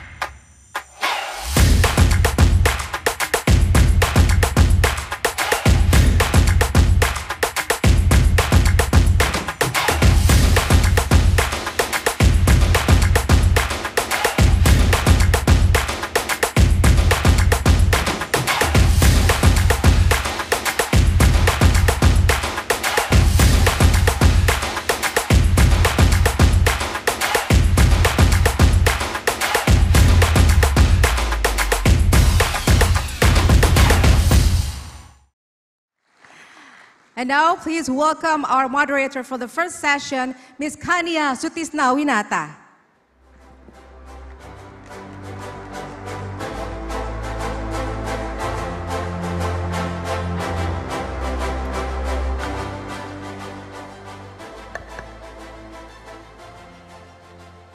Hello, everyone. A very good afternoon.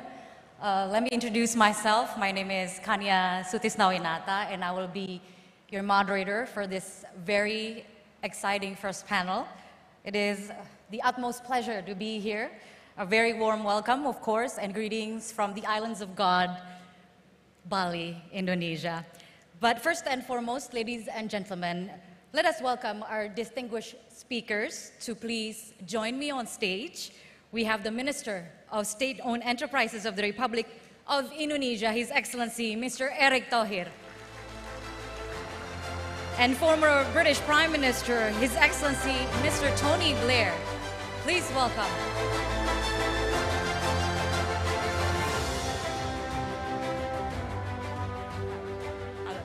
Morning. Morning. It's afternoon, actually. Still morning? Still morning. Still morning. So again, welcome, Excellencies. It is a pleasure to have you with us. It's an all-star panel, as you can see.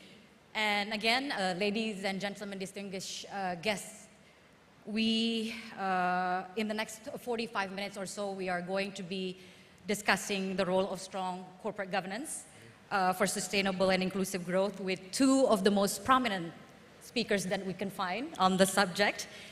And I'd like to convey perhaps my thinking on this subject.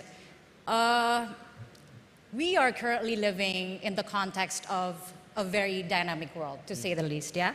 We are coming out of a 3 years long pandemic, and maybe it never happened before, at least in our lifetime. We are also witnessing a war at the moment with no end in sight, and we are anticipating an impending global recession. Not to mention, we are also trying to save the planet from global warming. So, behind all this, I see there are many lessons learned. One of which, how SOEs have played a major role in reducing the impact of COVID-19, particularly, especially in the case of Indonesia, as was also mentioned previously. SOEs have been the dominant force, if you can say so, in providing the necessary healthcare support to address the immediate health threat and alleviating the impact of financial burden by facilitating the needs of the most impacted segment of the population, and all enabled by digital technology. So, and as I look towards this room, if I may, Minister Thohir, I see some of the best, most professional people representing the majority of SOEs present on this very special occasion. And if I may, I would like to take this opportunity to extend our deepest appreciation for all the hard work, for being the leading sector in keeping us safe and secure during this pandemic. So I think you all deserve a round of applause, please.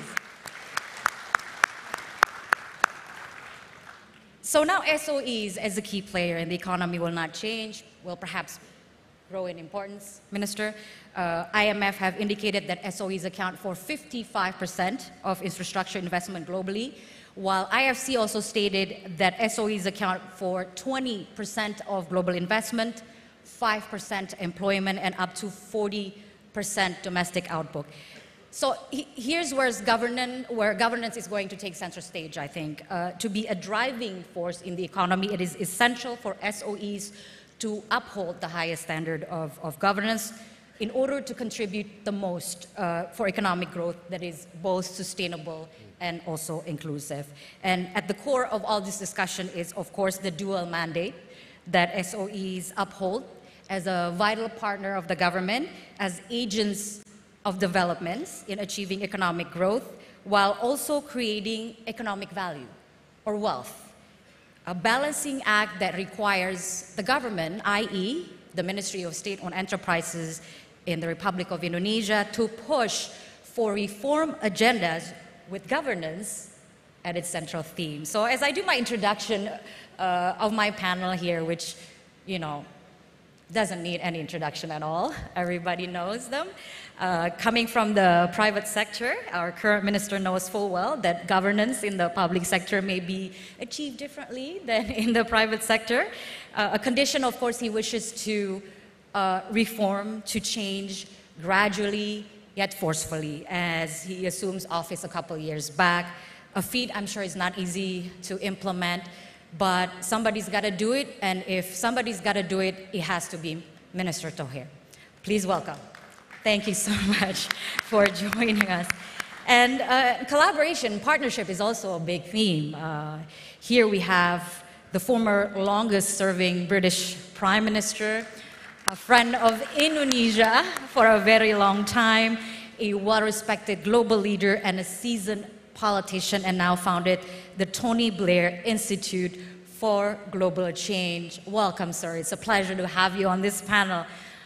You are working across governments, private sectors to institute change for a better tomorrow. With your expertise, experiences, and connections, I'm sure you have much to share on this occasion. So before we dig deeper into this subject, I want to start with an introductory remarks of our distinguished speakers, if I may.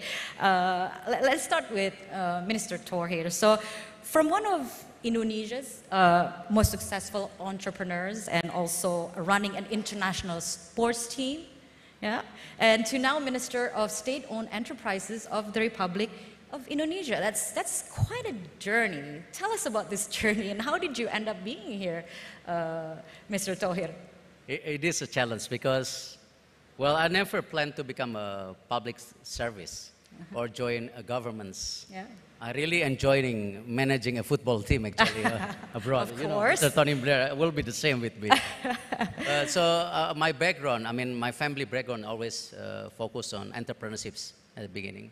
But 2015, when governments called me and asked me if possible, I'm helping Indonesian government managing Asian Games that times, because it's only 2 years and 18 months, which is impossible if we don't push Asian Games to become a successful event. And it is, I think, it's not good for Indonesia at times.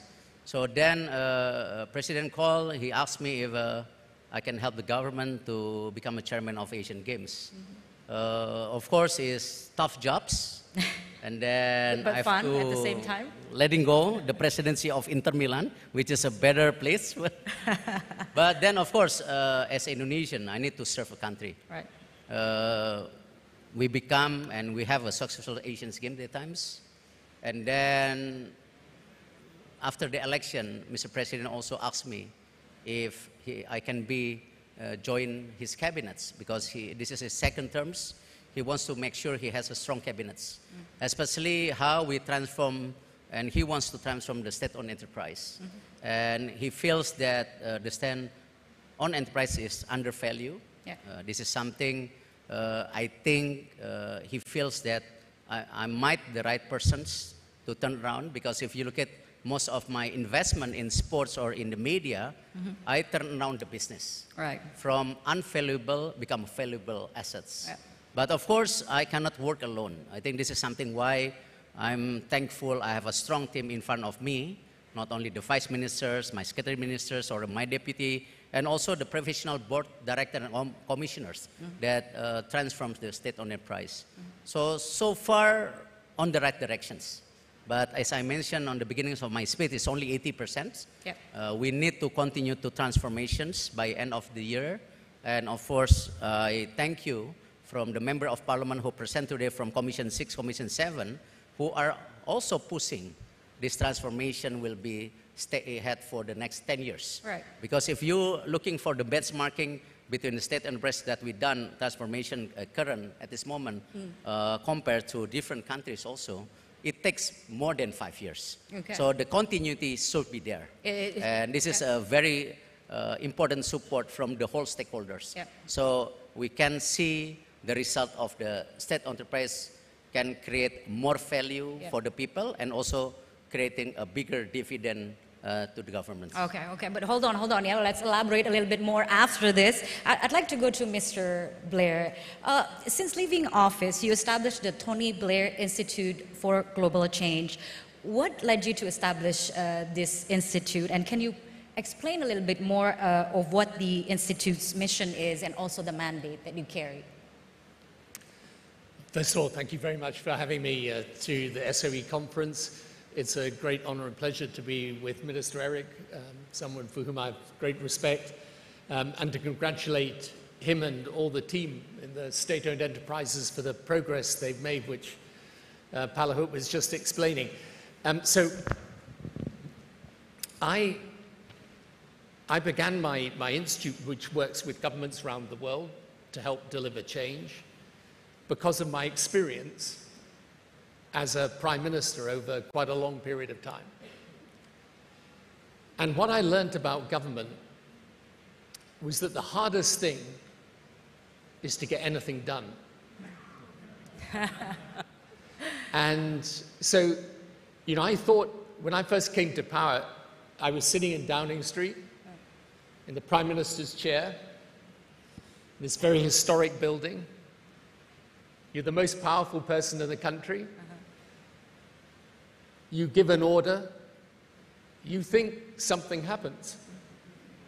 And then you learn over time, nothing happens. So you then have to devise the means of implementation and delivery. And that's really so what I learned over time was how to do that. And here's the problem, because very often politics is about talking. Yep. Okay. But government should be about doing. And doing is harder than talking. So that's the challenge we started to focus on. And you know, when you look at a country like Indonesia, which is developing fast, Yep. and it's come a long way over these last few years, but it's because it started to take the decisions necessary to deliver. And one major part of that is in the state-owned enterprises, because we saw from the presentation earlier of what Minister Eric was just saying, it's hugely powerful, $630 billion worth of assets. That's more than half of the GDP of the country.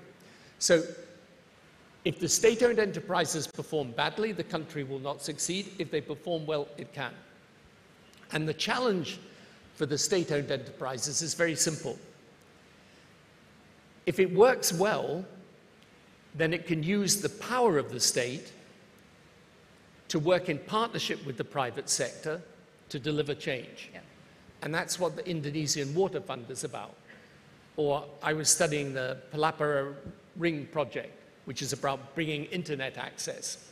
And there's $500 million worth of investment, private sector investment plus the state-owned enterprise. So at its best, it can be a mobilizing platform for investment. But the problem always with state enterprises is that it's got the advantage of the power of the public sector, but it's often got the disadvantage of not having the discipline of the private sector. So the challenge for state-owned enterprises, and you see this around the world, is how you combine the power that the state has to give direction and to mobilize, but have the discipline that comes from the private sector so that the projects are properly structured, properly put together, and they can attract additional investment from the private sector. And this is the challenge. The reforms that Parek has been making in the state-owned enterprises are exactly the right ones.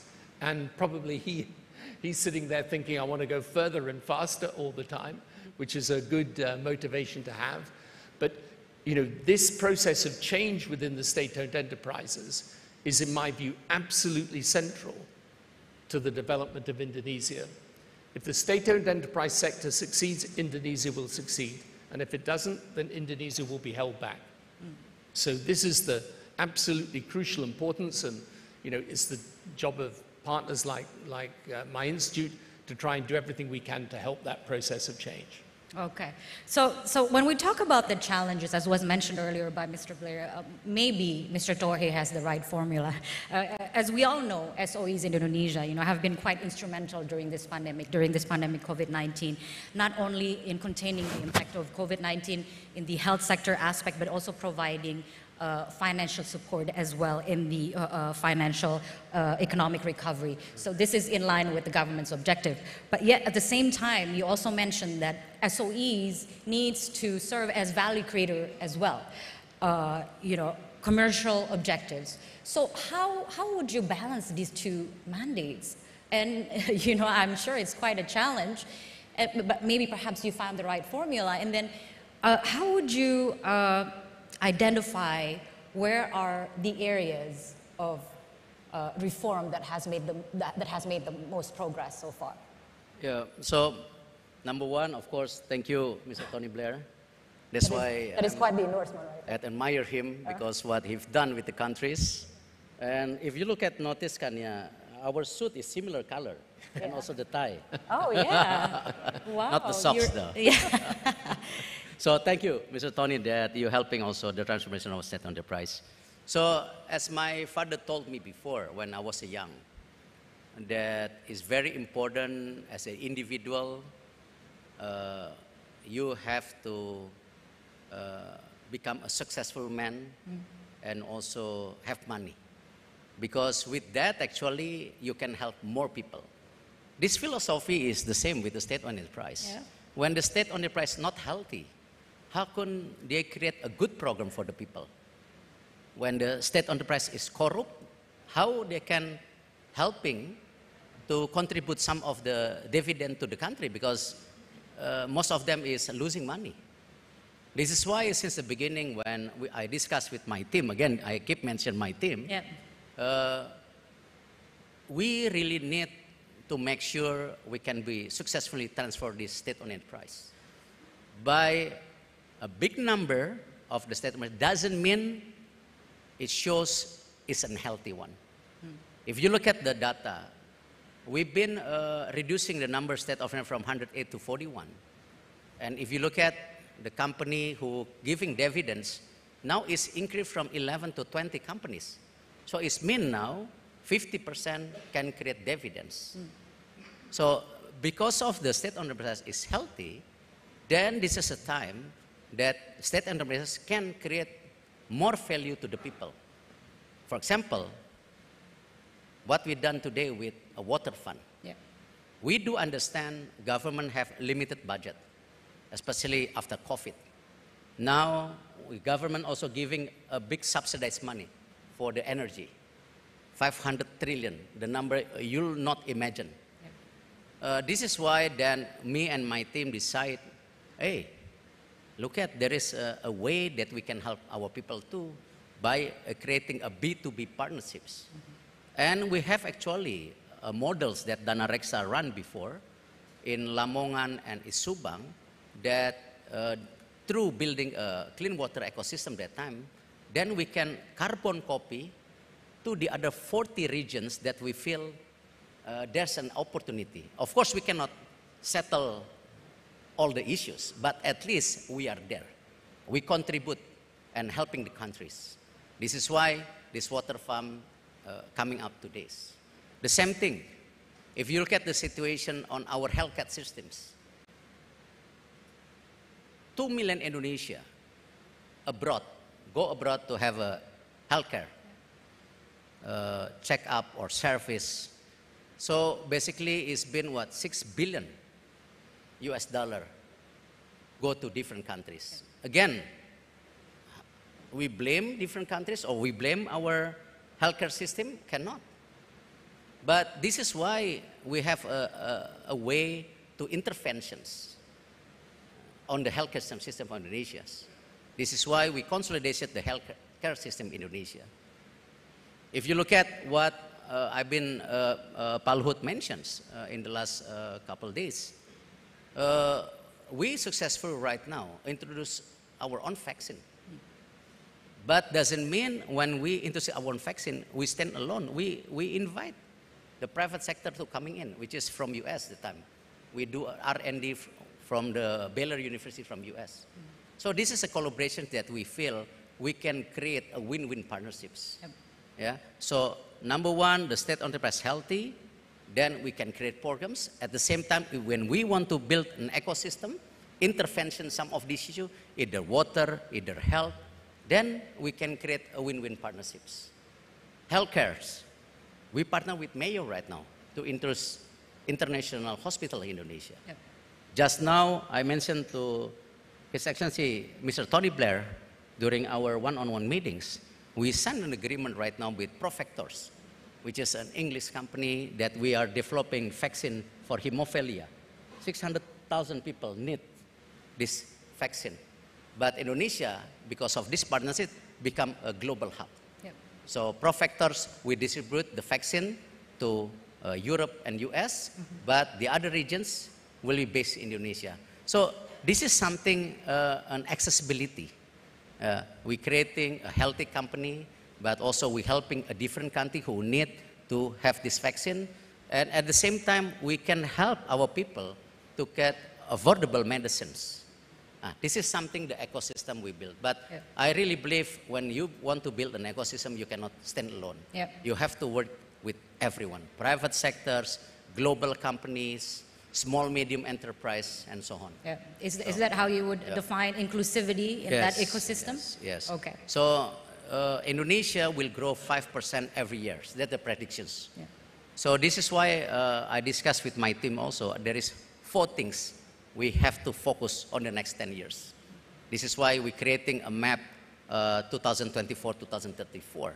The 4 industrialization that can build to sustain the Indonesia economic growth for the next 10 years is 4 of them, which is 4 of them Indonesia can create these new ecosystems.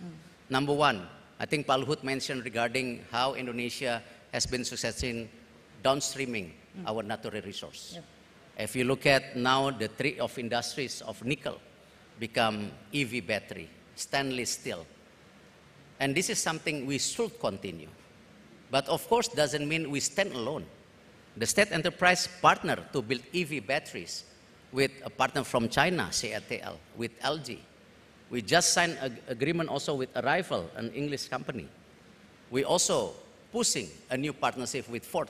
So this is something, because please understand also with the situation of Indonesia, we need to create jobs. Yep. And we cannot just export our natural resources by raw materials. We need to downstreams. The second one, the potential of agriculture and fishery. Indonesia agriculture fishery is only around 5% right now in terms of industrializations. This is something also we can push. So Indonesia can become also the hub for food security for the regional. Like what we done last time with Singapore, when our neighbor Malaysia was a bit worried with their stock of chicken, Indonesia contribute to Singapore. This is a win-win partnerships. Maybe one time also Indonesia need help from Singapore. This is something why the ecosystem need to be on the right direction, creating a win-win partnership. Indonesia digital economy. By 2030, we will hit 323 billion, 4,500 trillion. We'll become the 40% of the digital economy in South Asia. We have a big markets. But we cannot close our eyes, we just become markets. We need to consolidate our digital economy. Because why? We need to build this digital economy also valuable to create jobs in Indonesia and also continue building our digital economy. I think this one of the agenda that we want to push through building ecosystem through our state enterprise, but we not stand alone with everyone. Okay, and this is an invitation as well to come and participate in the economy. As was mentioned, we have a big market, we have big resources, and we have 4 leading sectors that we need to develop further. Mr. Blair, going back to you, what can you say about this? Is what the minister is doing on the right track? From your experience in office and also around the world with the institute, what lessons have you learned and how a country can achieve inclusive growth? I think what Minister Eric has just outlined, these are obviously absolutely essential elements of it, particularly making sure that you can extract the maximum amount of value out of your commodities. I think I'd add a few other things which I noticed from around the world. And by the way, one of the interesting things about the world today, and this is why my institute focuses on government, is that you can really see the lessons from what works and what doesn't. As I say, the hardest thing is doing it, but actually knowing what you should do is reasonably easy to identify if you look around the world and you see the countries that have succeeded and those that have failed. And I would add, in addition to what Parex just said, I think, first of all, infrastructure is obviously vital. If you want inclusive growth, people, for example, need access to electricity, they need access to the internet, so infrastructure, for sure, transport links, connectivity to the world. Secondly, I would put enormous emphasis on education. The thing today is that the world is changing so fast, and the internet has opened up so many possibilities. School today is really, I still think we haven't yet caught on with the fact that the role of teachers will be different today. The way we educate children has got to be different. We need young people to be open-minded, to be creative, to be able to think through problems. It's not just as it was in my day. You learn the exam, how to pass the exam, you learn all the facts. I can still recite to you all the kings and queens of England, right, going back over several centuries. It's never been a lot of use to me, to be absolutely frank. But today, the way we educate children has got to change. So education, massively important. Thirdly, the role of women. Right. If you don't make use of all your human capital, then you aren't going to be successful. This is why, for example, in the leadership of the state-owned enterprises, 25% women, 10% youth. These are important goals because they're saying something about the country. And then the final thing I would say is today, this is one of the things my institute concentrates on, is this digitization. We are living through a technology revolution that is every bit as significant as the 19th century industrial revolution, and possibly more so. And it's going to change everything. When we were just going around the conference center, and you just look at, for example, something that is in its infancy, which is the metaverse, and how it might be used. Now, you get a lot of different views as to how it's going to develop. But the one thing you can be sure of is that every single part of our lives is going to be disrupted by technology. And therefore, having the capacity to utilize new technology is going to be one of the most important things that government can do, because in the end that will also improve inclusive growth. So if you want to open up opportunity for more people, it's got to be with the infrastructure, that gives them access, with the education that prepares their mind, with the equality, which means all people in society participate, and with the ability to access the advantages of this technology revolution. So I think these are, again, looking around the world today, these are the things that are really driving change. And Indonesia, in each of these areas, by the way, has its challenges, but it's also made substantial progress, and it could be a leader in many of these fields. It's got the size of population and the resources to do it. Yeah. Thank you for mentioning the role of women, Mr. Blair. But as you mentioned, technology is indeed a game changer.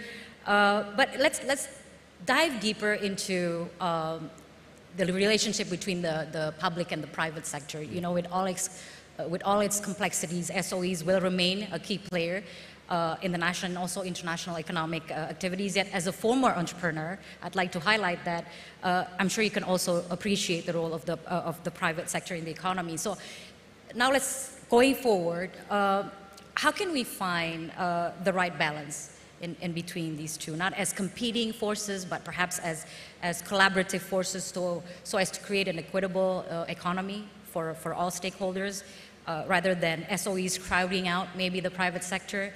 And how do you think these two sectors can affect each other in governance and also other aspects as well? Yeah. So Mr. Tony Blair mentions that the private sectors have more agility. I mean, they're more agile, which is compared to us in the state-owned enterprise. But like or dislike, the state enterprise, they have muscle, they have the infrastructures. I mean, for example, if our point of view that the state enterprise that we're running today, we have to monopolize everything, we can. But this is something, is a solution for the country? I don't think so. We cannot monopoly everything. This is why we restructuring, with transformation, the number of state-owned enterprise from 108 to 41, because there is a reasons that we want to consolidate it, that some of the role of the state-owned enterprise can be percent, not everything. The state-owned enterprise, the small medium company, should be part of the growing economy of Indonesia. If you look at the number of small medium enterprise in Indonesia, is around 65.4 million, which is and they are creating 97% of jobs. And where they place? This is why in the last 3 years, me and both for my ministers here are really pushing how we give a solution for small medium enterprise. They have to be part of the ecosystem we build together, because they are the front end. 65% of Indonesian economy also based on them in terms of growth. This is something we have to be there. One of the issues with them also with finance. Yep. But only finance is solution with them? No. We have to accompany them. We need to become the solutions. For example, one of the program we create between the state employees with our farmers, what we call Makmur. So our farmers right now, they not get easy access for a loan. So this is why most of our bank right now, we are trying to help the farmers. But the funding is enough? No. They need a good fertilizer. They need the right seeds, because otherwise, you know, when the agriculture grows up, the quality is not there. Yeah. They also need insurance. This is why we provide them insurance if the farmers not successful on the producing the agriculture they do it.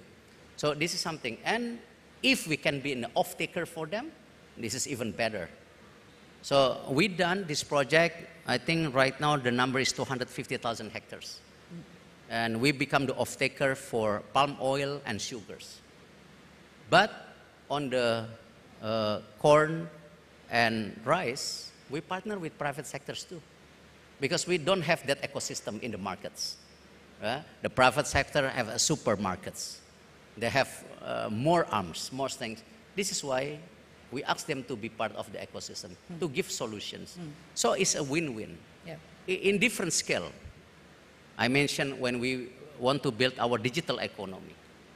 We've been partnered with Singapore, Singtel, for many years. But this is why we push this partnership to become a win-win solution for the two countries. What we need to build, because this is the number of digital economy we targeting, we need to be aggressive investing in our digital economy. Yeah. This is something that with Singapore. Same thing right now. We partner with UAE, with some of our port. This is a successful issue. Yeah. That we can create a better port companies, so we can reduce our logistic costs.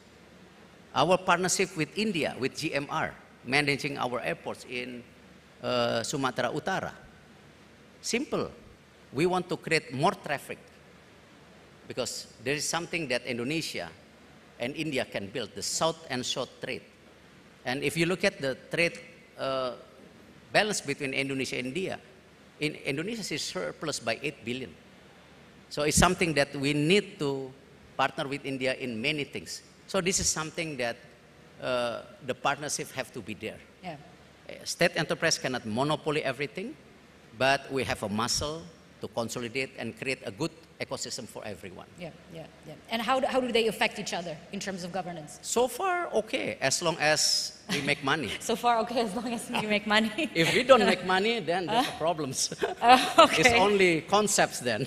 Okay. Because like I mentioned, the government needs money. Yeah, we need to contribute more money to the governments. Right. Yeah, because the government need to create a program for the peoples. Yeah, this is why at the beginning, it's very important to create a healthy state-owned enterprise. Okay, that's the message, right? So going back to Mr. Blair again, you know, as a Prime Minister of a country that is perhaps further along the development path as Indonesia is right now, did you find an approach, you know, to like calibrate the balance between encouraging a harmonious relationship between the private sector and the public sector? Yeah, I think there is a way of doing this productively. And Minister Eric just mentioned two important things. First of all, small and medium-sized business. I don't think any country succeeds today unless you have an environment in which people can start businesses, feel they can grow them, feel they can succeed. This is why, by the way, a good business environment, rule of law, is also very important. And secondly, he mentioned the role of partnerships and the openness to ideas from wherever they come.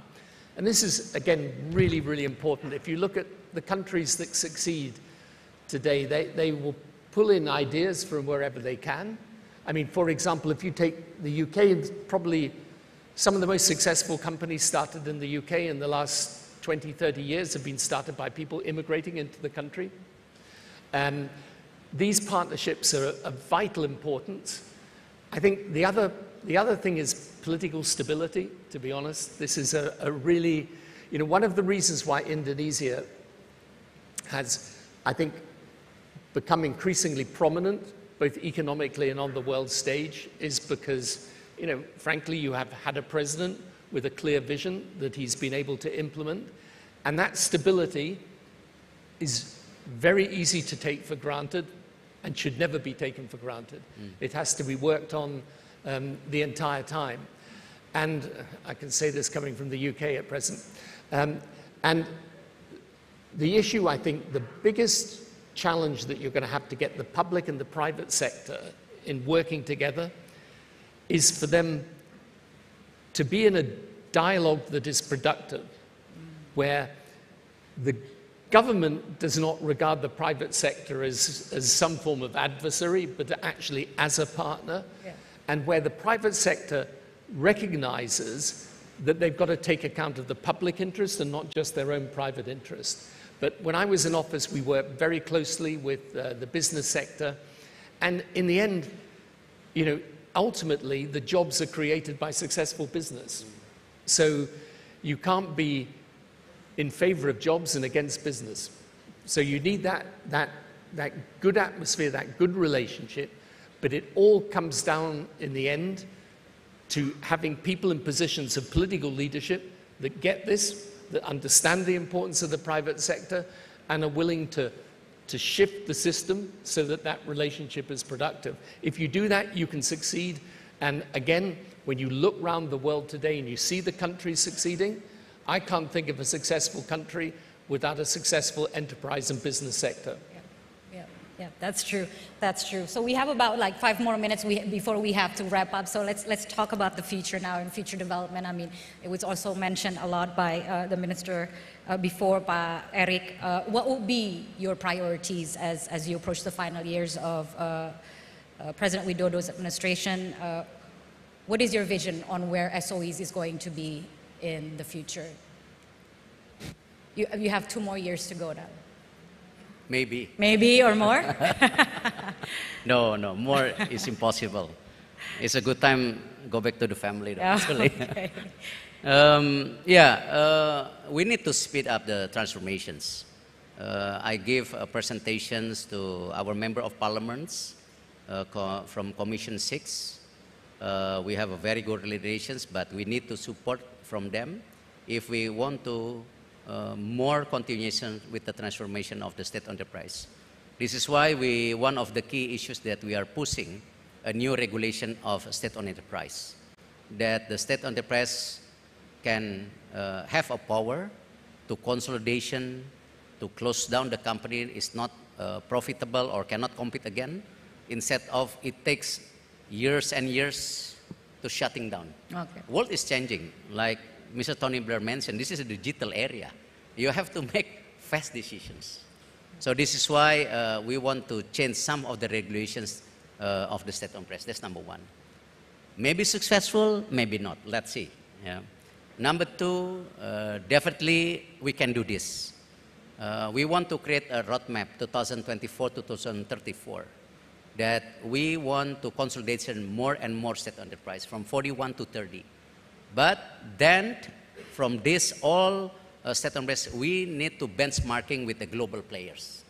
So for example, in our healthcare industry, our health industry right now still very small compared to the markets. We facing a lot of issue when there is an instability regarding cooking oil. As state enterprise, we cannot do anything, right? But actually, we are one of the biggest producing of palm oil. It's ridiculous, a country as big as this, we cannot provide a good cooking oil for the people. So the state enterprise only managing 3% of the cooking oil, the plantation in Indonesia. You know, this is something we need to grow of some of the state enterprise by consolidations. If we merge our PTPN group, the plantation group, with our forestry group, suddenly the state enterprise can own 2.6 million hectares. Wow. This will be the biggest plantation company in the world. Yeah. But what for? As a business, but also intervention if in the market, if the market unstable, for example, like the cooking oil. The same thing with the healthcare. If we consolidation our healthcare industry, from vaccine company, for clinics, telemedicines, health insurance, I think this is a good ecosystem to serve the people. At the same time, become a healthy company too. This is something that we want, why the consolidation need to be there for the next 10 years. Number 3, by end of this year's, from 45 minister decree, we want to create a new omnibus law version of our state enterprise. Nobody will read 45 minister decree. I don't think my CEO, my commissioner reading one of them. So we want to consolidate, become 4 minister decree. So it's more simple. For the parliaments, easy to read. For our partners, easy to read. For we who implementations, the regulation, easy to implement. Right. This is something that we want to consolidate by end of this year. And the last one, transformations, state enterprises is basically transformation of the people too. But if the not good people still coming back to state enterprise, I don't think it's a good solution for us. This is why we're pushing also what we call blacklist. So some of the individual already suspect or already audit, there's a part of the not a good solution for the state enterprise, we want to create a blacklist. They're going to be banned forever. Yeah, otherwise, then after what we done with the parliaments, with the changing in the transformation, if they go back again, at the end, it will be set back. Okay. Transformation of state management is very important also, the transformation of human capital. Right. So good human capital can help sustain the state enterprise. But when the not good human capital coming in, then it will be a setback. So Mr. Tony mentioned continuation. It's not easy to continue the transformation. Right, right. But this is why important. We have to make sure the human capital is the key. Yeah, yeah, that's quite, yeah, a big round of applause, please. That is quite the key message there. So going back to Mr. Blair, any last piece of advice, you know, on Indonesia more generally, where and how do you see Indonesia's economy developing, and how can Indonesia make that leap into becoming a developed economy? Well, just very briefly, I'm basically, by the way, I'm very optimistic about Indonesia. Yeah. I think it's. Thank you. Big round of applause, please. I would just say two things. First, keep the reform program going. You know, the toughest thing is to do reform. And what I learned about reform in government is when you propose change, people tell you it's a bad idea. When you're doing it, it's hell. After you've done it, you wish you'd done more of it. Okay? And so just keep that reform program going, the types of things the Minister Eric's been talking about. And then secondly, I just want to return to this point. Countries change when there's the right policy pursued over a sustained period of time. And what you need, you can't change a country in 5 years. It's hard to change it in 10. You need 15, 20 years of sustained, continuous core policy that's the right policy. Can go through changes of administration, but it's still got to have that basic, sustainable, good strategic change happening. And my single biggest hope for Indonesia is that strong and strategic leadership that's been shown in these last few years is continued over the next decade and more, because it needs it, and if it does it, it will be the 4th largest economy in the world, and it will take its rightful place as one of the leading nations of the world. Very well. Ladies and gentlemen, the Minister of State-Owned Enterprises of the Republic of Indonesia, His Excellency Mr. Erick Thohir, and former British Prime Minister Mr. Tony Blair. Thank you so much for joining us, and thank you for that insightful discussion. Let me hand back to the MC. Thank you, moderator, and all speakers. Please remain on stage for our next program, which is presentation of special token of appreciation. Pak Erick, please remain on stage.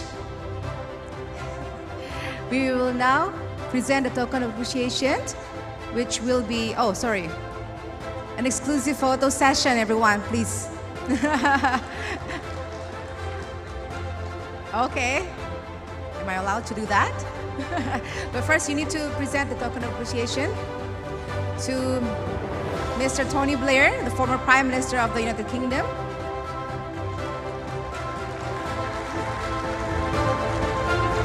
Yeah. And next, Mr. Erick Thohir, would you please also present the token of appreciation to our moderator, Ms. Kania Sutisna Winata.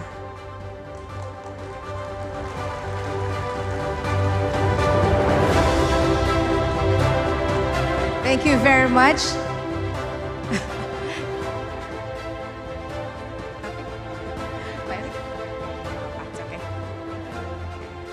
Thank you very much, Excellencies.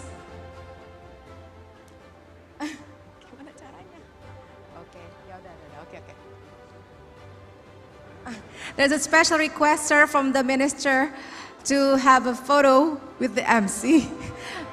Very sorry, this is none in the script.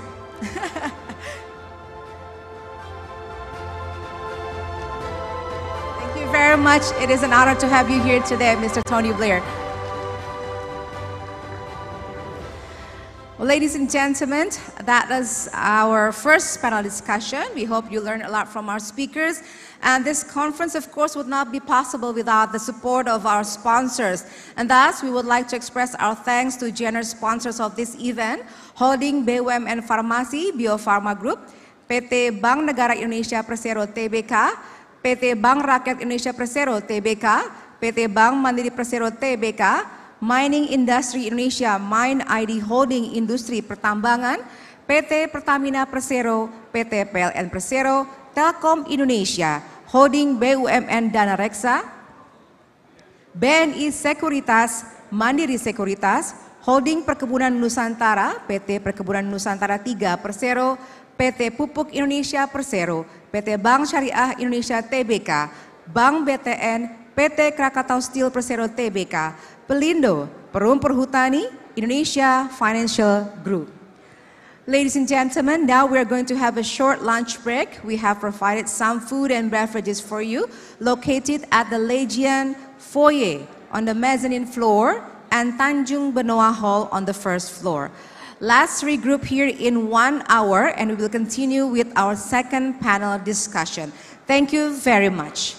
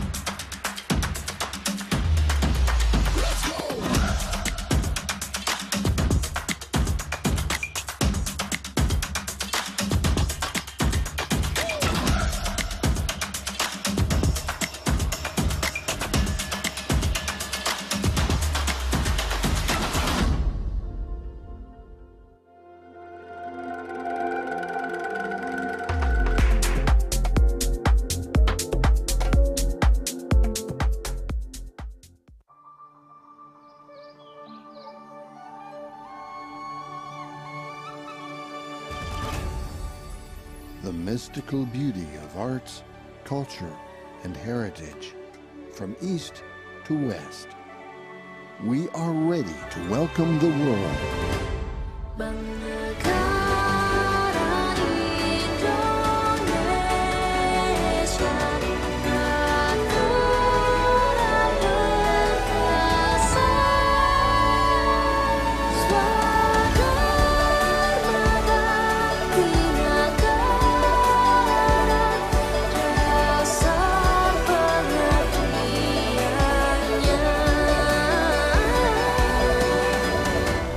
We are strong.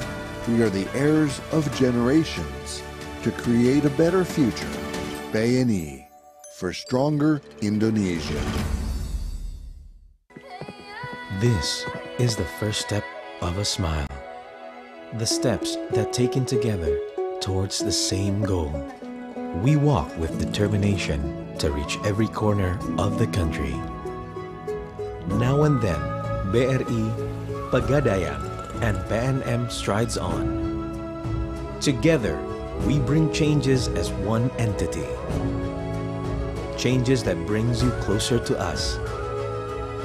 Paving the ways of progress everyone aims for. And bringing all their needs in one hand. This is our answer that makes everyone grow even bigger. And brings meaning to everyone's smile.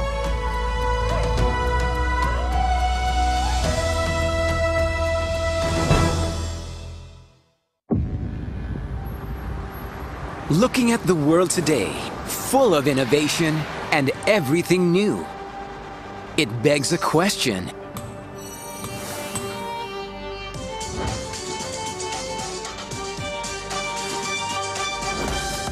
Who are the real game changers?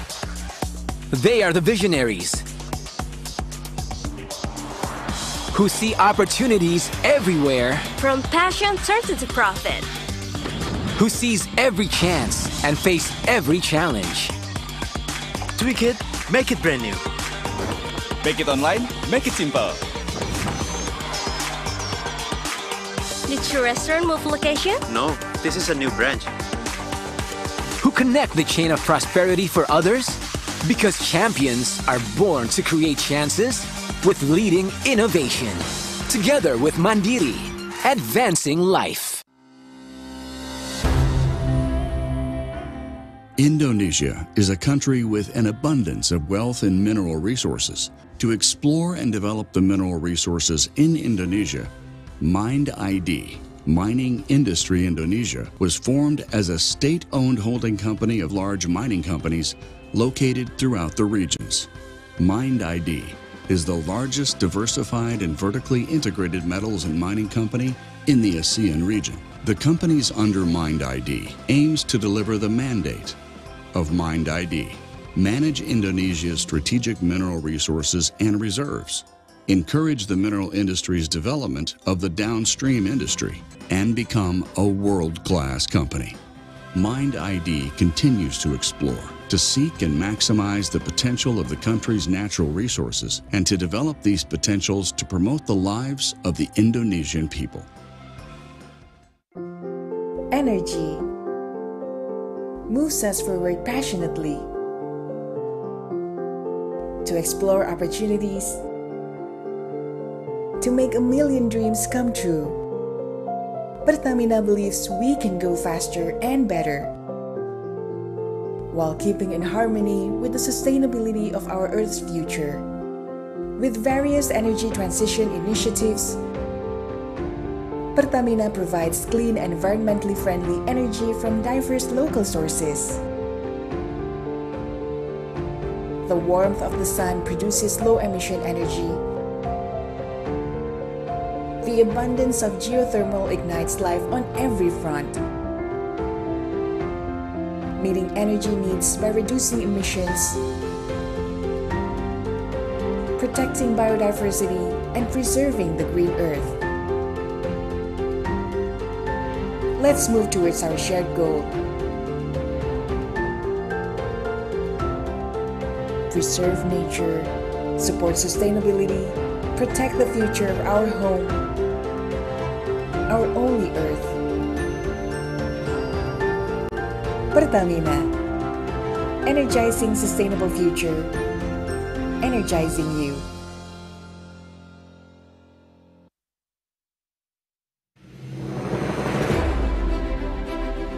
As a part of global commitment to reduce carbon emissions, PLN has implemented several strategic initiatives to achieve the target of net zero emissions by 2060. The first initiative is to conduct an early retirement for coal-fired power plants. Second, accelerate and optimize the new and renewable energy for the power generation sector. Third, expand the biomass co-firing program as a replacement for remaining fossil fuel-based generators. Fourth, establish a green energy ecosystem for industry and businesses through the adoption of renewable energy certificates. Fifth, actively initiate electric vehicle ecosystem through public charging infrastructure, home charging, tariff incentives for electric vehicle owners, and a digital platform.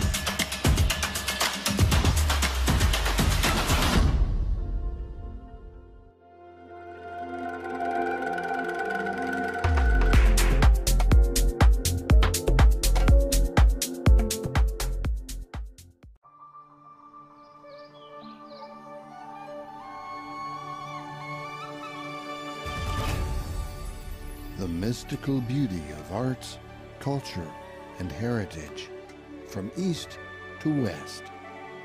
We are ready to welcome the world.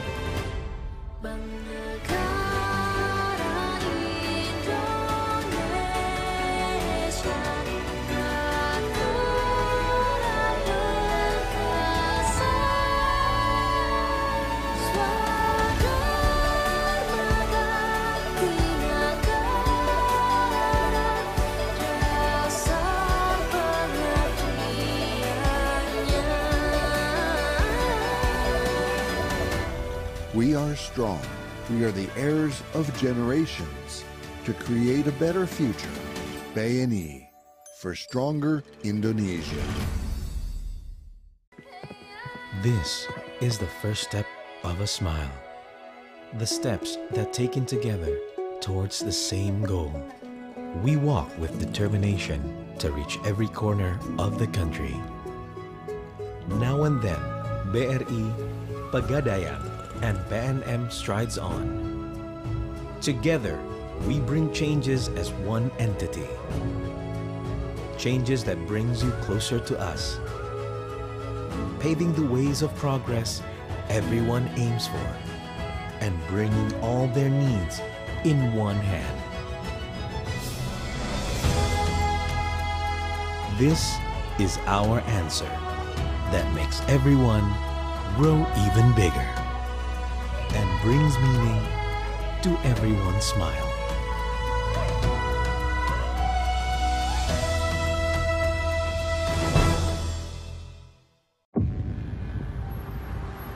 Looking at the world today, full of innovation and everything new, it begs a question.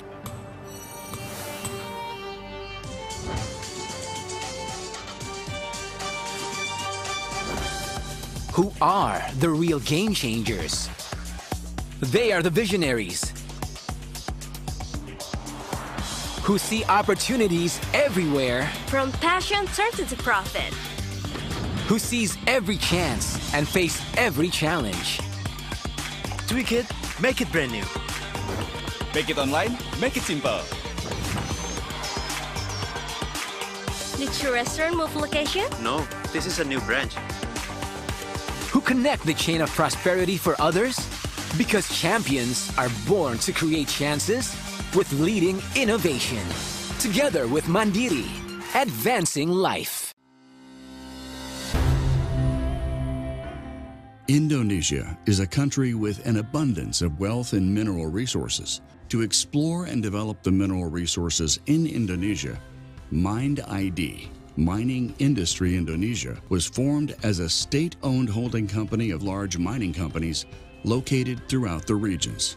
Mind ID is the largest diversified and vertically integrated metals and mining company in the ASEAN region. The companies under Mind ID aims to deliver the mandate of Mind ID, manage Indonesia's strategic mineral resources and reserves, encourage the mineral industry's development of the downstream industry, and become a world-class company. Mind ID continues to explore, to seek and maximize the potential of the country's natural resources, and to develop these potentials to promote the lives of the Indonesian people. Energy moves us forward passionately to explore opportunities, to make a million dreams come true. Pertamina believes we can go faster and better while keeping in harmony with the sustainability of our Earth's future. With various energy transition initiatives, Pertamina provides clean and environmentally friendly energy from diverse local sources. The warmth of the sun produces low-emission energy. The abundance of geothermal ignites life on every front, meeting energy needs by reducing emissions, protecting biodiversity, and preserving the green earth. Let's move towards our shared goal. Preserve nature, support sustainability, protect the future of our home, our only Earth. Pertamina, energizing sustainable future, energizing you.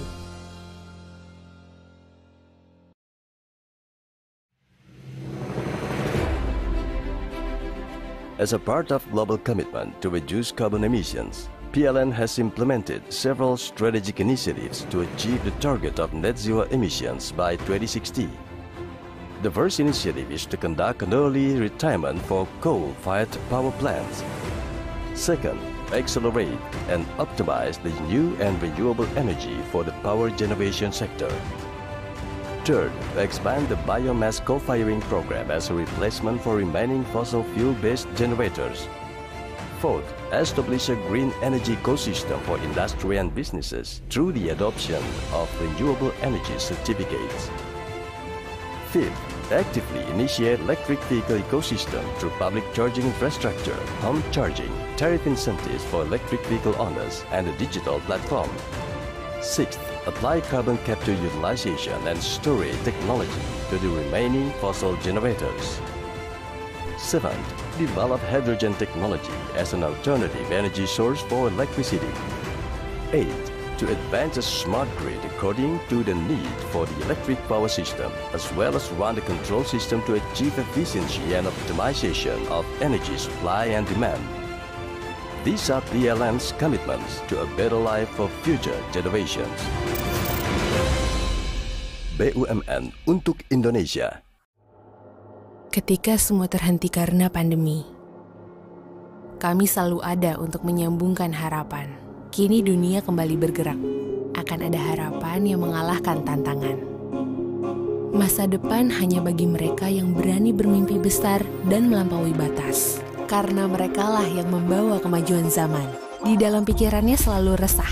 Lahir sesuatu yang indah membuat hidup banyak orang menjadi mudah. Mereka selalu bergerak membawa arus perubahan. Jalan mereka terjal karena mimpinya kadang tidak masuk akal. Dari isi pikirannya sejarah dibentuk dan keajaiban dicatat. Ketika yang lain menyerah pada nasib, pikiran mereka menjelajah angkasa, merekayasa masa depan. Kami, Telkom Indonesia, bersama mereka dengan gagasan yang melampaui batas akan terus berinovasi menciptakan masa depan Indonesia yang lebih baik. Telkom Indonesia untuk Indonesia yang lebih baik.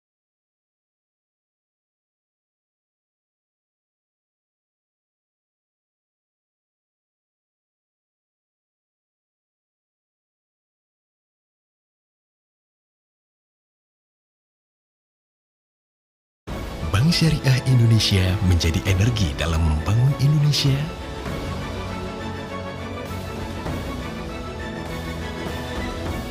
Membangun manusia. Bank Syariah Indonesia. Dulu tiap transaksi banyak biaya ini itu. Tapi di tabungan PTPN bisnis beda. Bisa bebas biaya transaksi itu juara banget. Karena bisnis gak cuma tentang hari ini, tapi juga esok hari.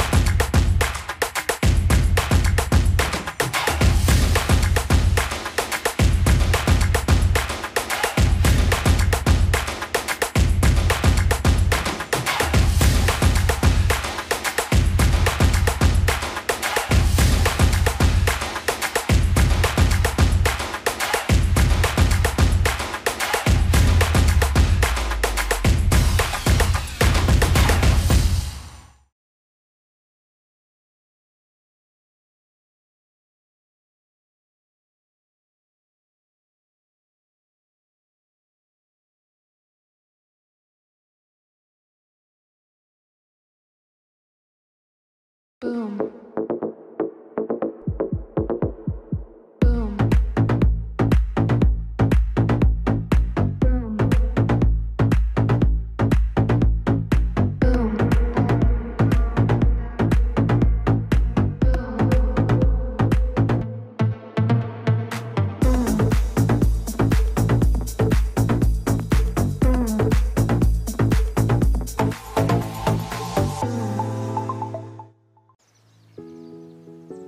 Not everything in life is created equal. Some people have to work harder, take a little bit more risks. And some children have to be a little more patient. Progress takes time, but advancement requires initiative. We believe in capital investment that can spur the wheel of progress. Mandiri Sekuritas' decades of experience allow us to be Indonesia's most reliable and capable investment bank. We connect investors with national corporations that build roads across the nation, realize new generation international airports, construct modern transportation systems, develop intercontinental trading ports, and build power plants in the outlying region. Because what truly matters is the growth beyond profit. Mandiri Sekuritas, your trusted partner to prosper.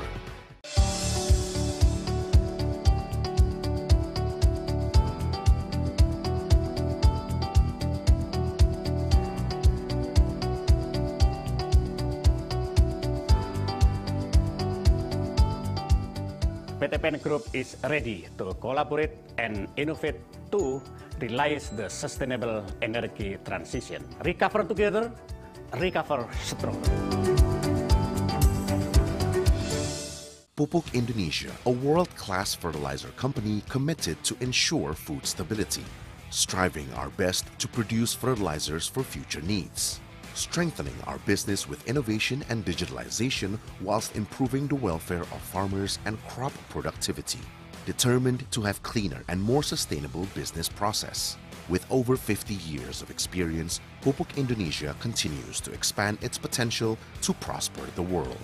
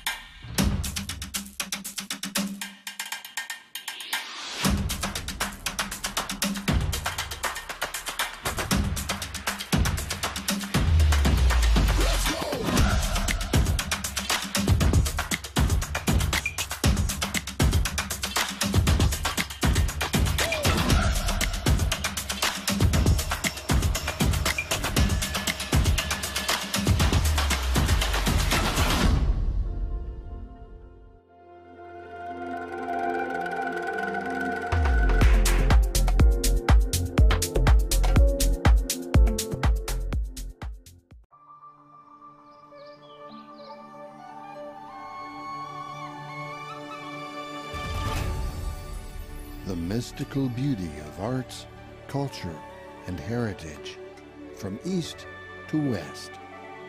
We are ready to welcome the world.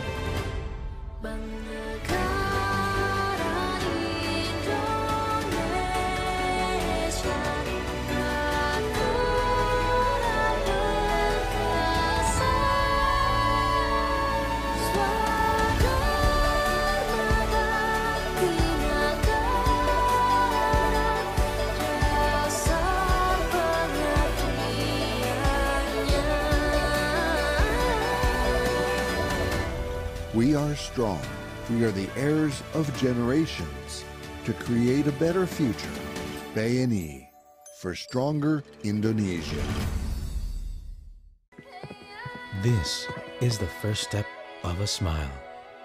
The steps that taken together towards the same goal. We walk with determination to reach every corner of the country. Now and then, BRI, Pegadaian, and PNM strides on. Together, we bring changes as one entity. Changes that brings you closer to us. Paving the ways of progress everyone aims for, and bringing all their needs in one hand. This is our answer that makes everyone grow even bigger and brings meaning to everyone's smile.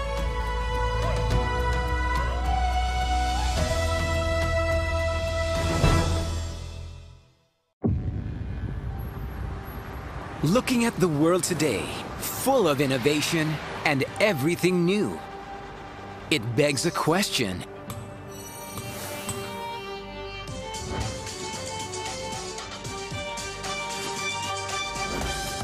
Who are the real game changers? They are the visionaries who see opportunities everywhere, From passion turns into profit. who sees every chance and face every challenge. Tweak it, make it brand new. Make it online, make it simple. Did your restaurant move location? No, this is a new branch. Who connect the chain of prosperity for others? Because champions are born to create chances with leading innovation. Together with Mandiri, advancing life. Indonesia is a country with an abundance of wealth and mineral resources. To explore and develop the mineral resources in Indonesia, Mind ID, Mining Industry Indonesia, was formed as a state-owned holding company of large mining companies located throughout the regions. Mind ID is the largest diversified and vertically integrated metals and mining company in the ASEAN region. The companies under Mind ID aims to deliver the mandate of Mind ID, manage Indonesia's strategic mineral resources and reserves, encourage the mineral industry's development of the downstream industry, and become a world-class company. Mind ID continues to explore, to seek and maximize the potential of the country's natural resources, and to develop these potentials to promote the lives of the Indonesian people. Energy moves us forward passionately to explore opportunities, to make a million dreams come true. Pertamina believes we can go faster and better while keeping in harmony with the sustainability of our Earth's future. With various energy transition initiatives, Pertamina provides clean and environmentally friendly energy from diverse local sources. The warmth of the sun produces low-emission energy. The abundance of geothermal ignites life on every front, meeting energy needs by reducing emissions, protecting biodiversity, and preserving the green earth. Let's move towards our shared goal. Preserve nature, support sustainability, protect the future of our home, our only earth. Pertamina, energizing sustainable future, energizing you.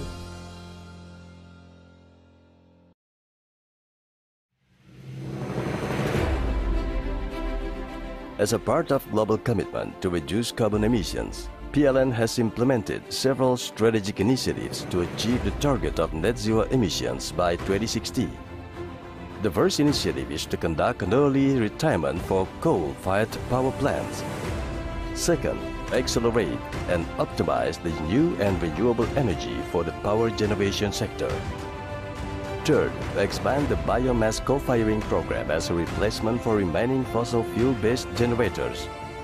Fourth, establish a green energy ecosystem for industry and businesses through the adoption of renewable energy certificates. Fifth, actively initiate electric vehicle ecosystem through public charging infrastructure, home charging, tariff incentives for electric vehicle owners, and a digital platform. Sixth, apply carbon capture utilization and storage technology to the remaining fossil generators. Seventh, develop hydrogen technology as an alternative energy source for electricity. Eighth, to advance a smart grid according to the need for the electric power system, as well as run the control system to achieve efficiency and optimization of energy supply and demand. These are PLN's commitments to a better life for future generations. BUMN untuk Indonesia. Ketika semua terhenti karena pandemi, kami selalu ada untuk menyambungkan harapan. Kini dunia kembali bergerak. Akan ada harapan yang mengalahkan tantangan. Masa depan hanya bagi mereka yang berani bermimpi besar dan melampaui batas. Karena merekalah yang membawa kemajuan zaman. Di dalam pikirannya selalu resah. Lahir sesuatu yang indah membuat hidup banyak orang menjadi mudah. Mereka selalu bergerak membawa arus perubahan. Jalan mereka terjal karena mimpinya kadang tidak masuk akal. Dari isi pikirannya sejarah dibentuk dan keajaiban dicatat.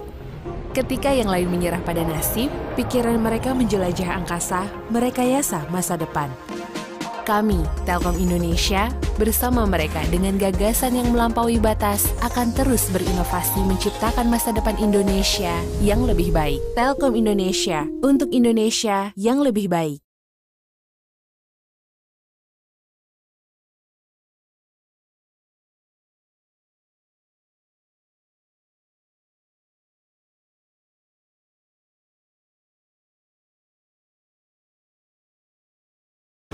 Bank Syariah Indonesia menjadi energi dalam membangun Indonesia.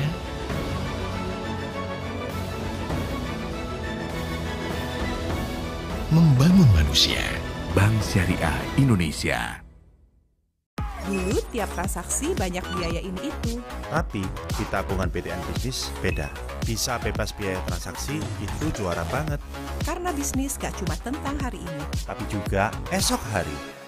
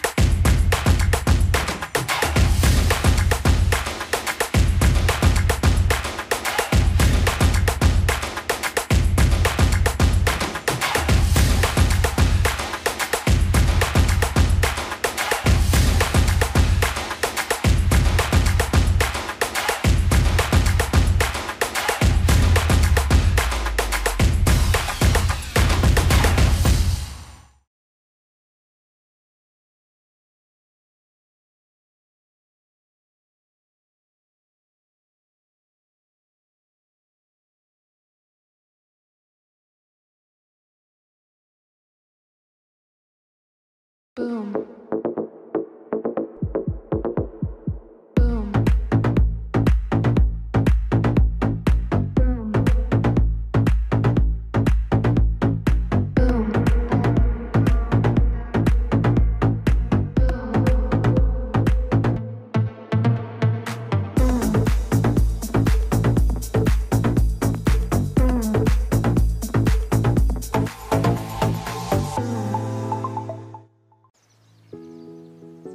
Not everything in life is created equal. Some people have to work harder, take a little bit more risks. And some children have to be a little more patient. Progress takes time, but advancement requires initiative. We believe in capital investment that can spur the wheel of progress. Mandiri Sekuritas' decades of experience allow us to be Indonesia's most reliable and capable investment bank. We connect investors with national corporations that build roads across the nation, realize new generation international airports, construct modern transportation systems, develop intercontinental trading ports, and build power plants in the outlying region. Because what truly matters is the growth beyond profit. Mandiri Sekuritas, your trusted partner to prosper.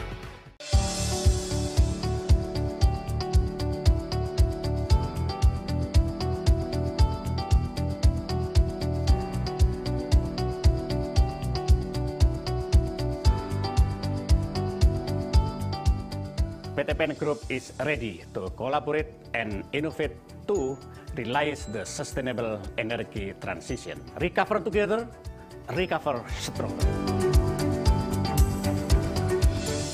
Pupuk Indonesia, a world-class fertilizer company committed to ensure food stability, striving our best to produce fertilizers for future needs, strengthening our business with innovation and digitalization whilst improving the welfare of farmers and crop productivity, determined to have cleaner and more sustainable business process. With over 50 years of experience, Pupuk Indonesia continues to expand its potential to prosper the world.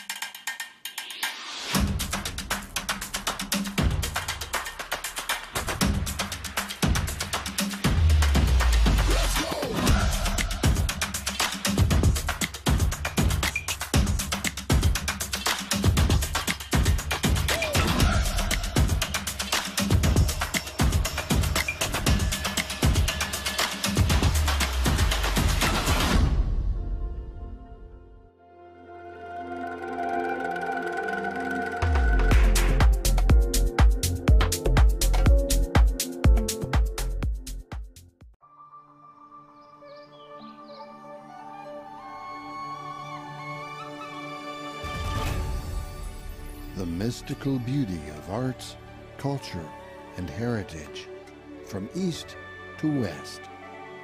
We are ready to welcome the world.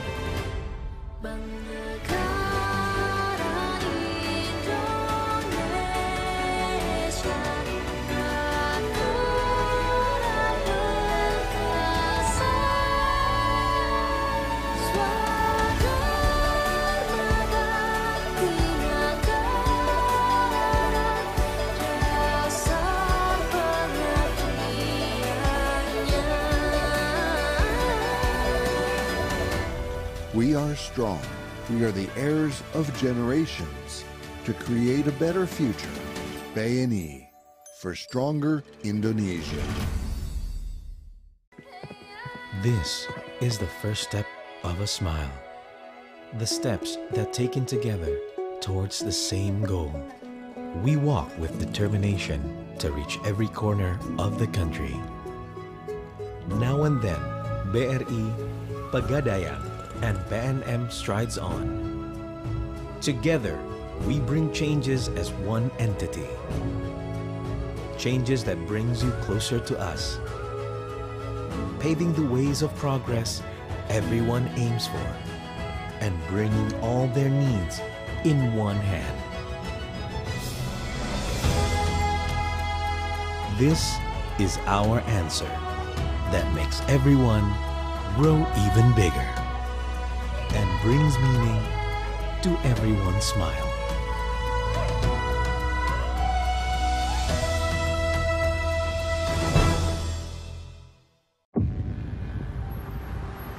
Looking at the world today, full of innovation and everything new, it begs a question.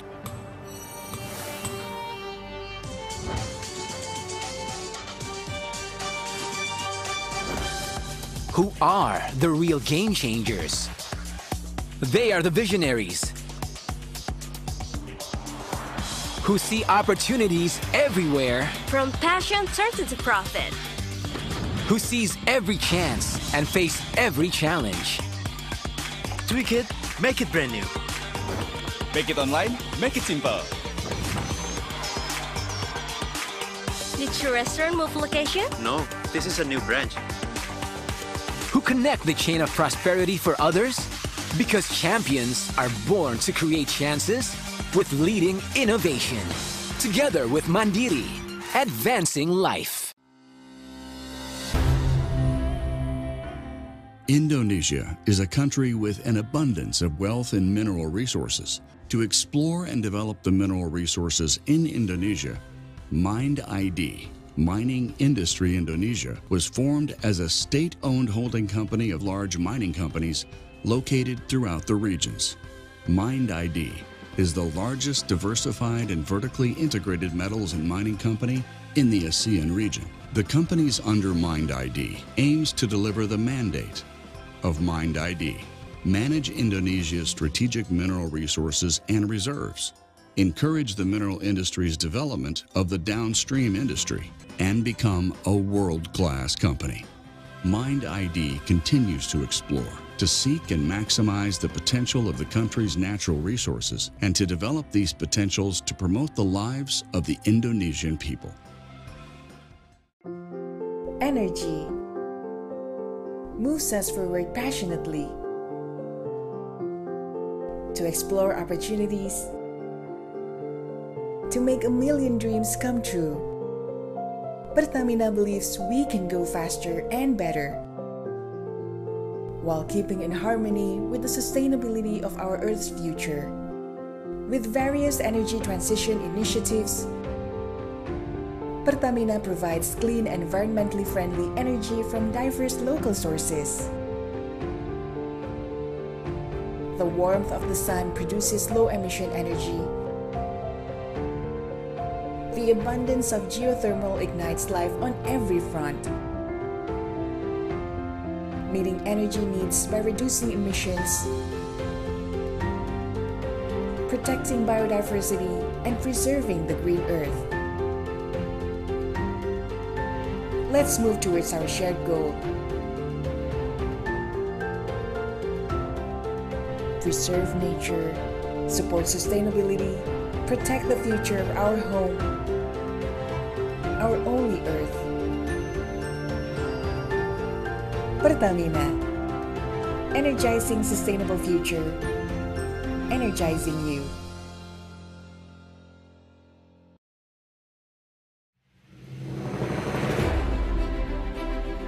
As a part of global commitment to reduce carbon emissions, PLN has implemented several strategic initiatives to achieve the target of net zero emissions by 2060. The first initiative is to conduct an early retirement for coal-fired power plants. Second, accelerate and optimize the new and renewable energy for the power generation sector. Third, expand the biomass co-firing program as a replacement for remaining fossil fuel-based generators. Fourth, establish a green energy ecosystem for industry and businesses through the adoption of renewable energy certificates.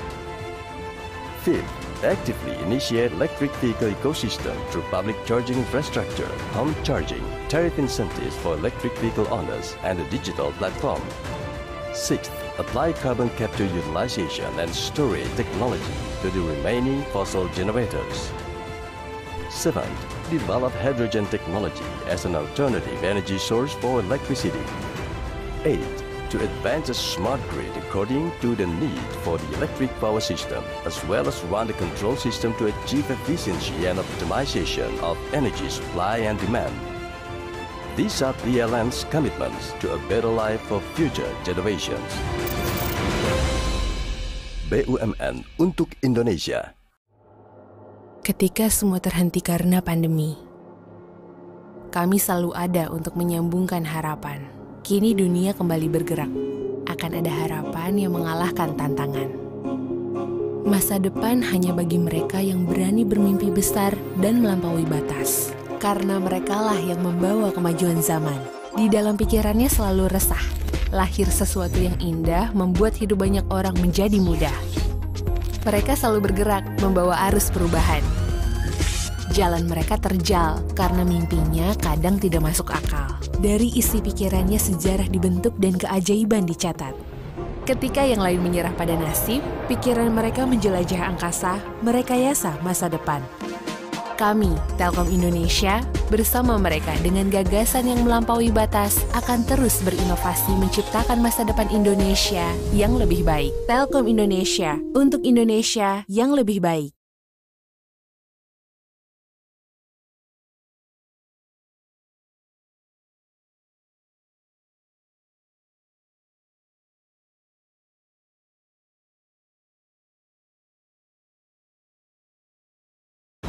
Bank Syariah Indonesia menjadi energi dalam membangun Indonesia.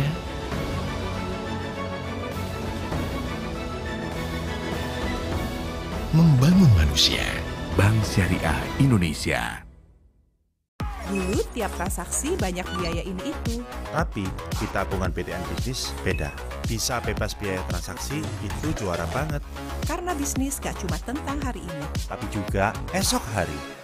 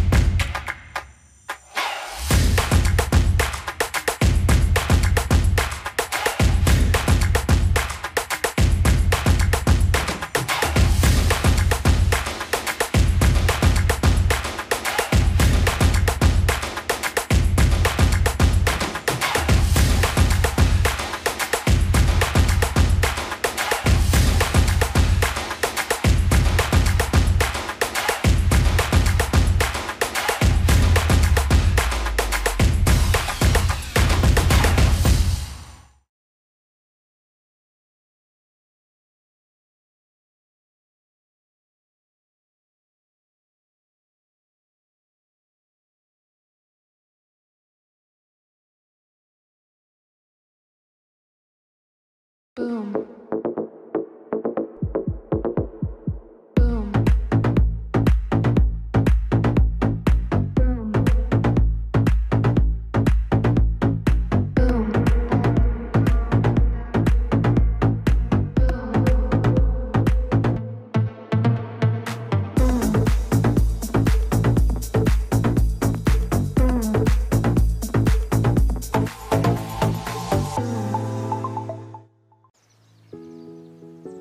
Not everything in life is created equal. Some people have to work harder, take a little bit more risks. And some children have to be a little more patient. Progress takes time, but advancement requires initiative. We believe in capital investment that can spur the wheel of progress. Mandiri Sekuritas' decades of experience allow us to be Indonesia's most reliable and capable investment bank. We connect investors with national corporations that build roads across the nation, realize new generation international airports, construct modern transportation systems, develop intercontinental trading ports, and build power plants in the outlying region. Because what truly matters is the growth beyond profit. Mandiri Sekuritas, your trusted partner to prosper.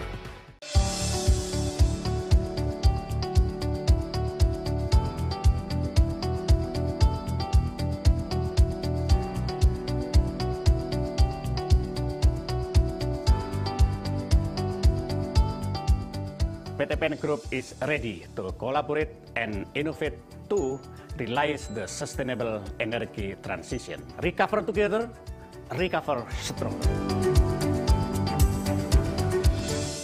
Pupuk Indonesia, a world-class fertilizer company committed to ensure food stability, striving our best to produce fertilizers for future needs, strengthening our business with innovation and digitalization whilst improving the welfare of farmers and crop productivity, determined to have cleaner and more sustainable business process.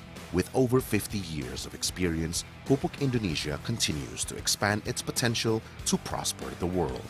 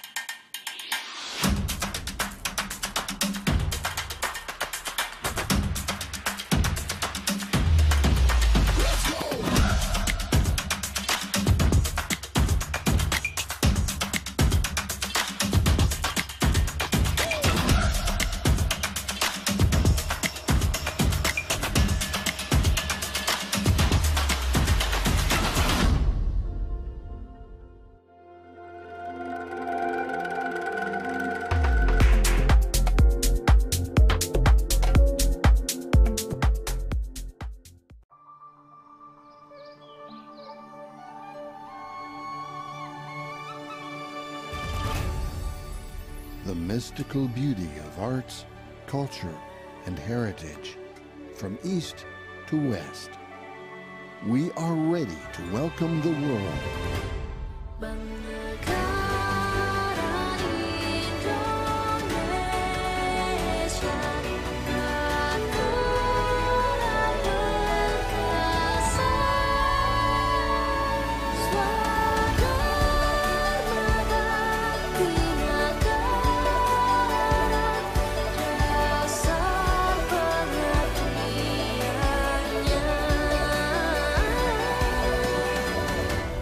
We are strong. We are the heirs of generations to create a better future. BNI for stronger Indonesia. This is the first step of a smile. The steps that taken together towards the same goal. We walk with determination to reach every corner of the country. Now and then, BRI, Pegadaian, and PNM strides on. Together, we bring changes as one entity. Changes that brings you closer to us. Paving the ways of progress everyone aims for, and bringing all their needs in one hand. This is our answer that makes everyone grow even bigger and brings meaning to everyone's smile.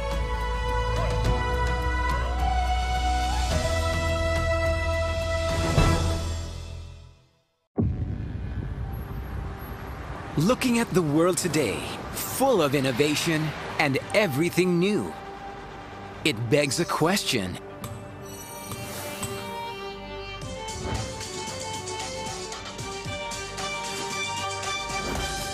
Who are the real game changers?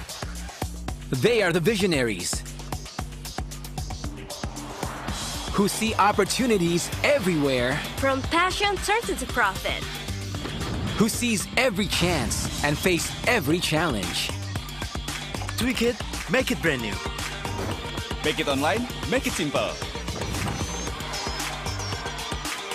Did your restaurant move location? No, this is a new branch. Who connect the chain of prosperity for others? Because champions are born to create chances with leading innovation. Together with Mandiri, advancing life. Indonesia is a country with an abundance of wealth and mineral resources. To explore and develop the mineral resources in Indonesia, Mind ID, Mining Industry Indonesia, was formed as a state-owned holding company of large mining companies located throughout the regions.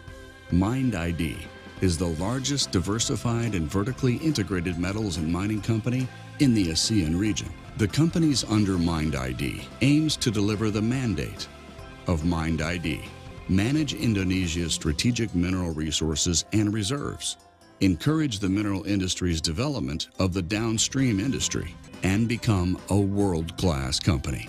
Mind ID continues to explore, to seek and maximize the potential of the country's natural resources and to develop these potentials to promote the lives of the Indonesian people.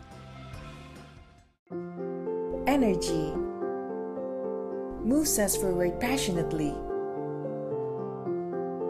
to explore opportunities, to make a million dreams come true. Pertamina believes we can go faster and better while keeping in harmony with the sustainability of our Earth's future. With various energy transition initiatives, Pertamina provides clean and environmentally friendly energy from diverse local sources. The warmth of the sun produces low-emission energy. The abundance of geothermal ignites life on every front,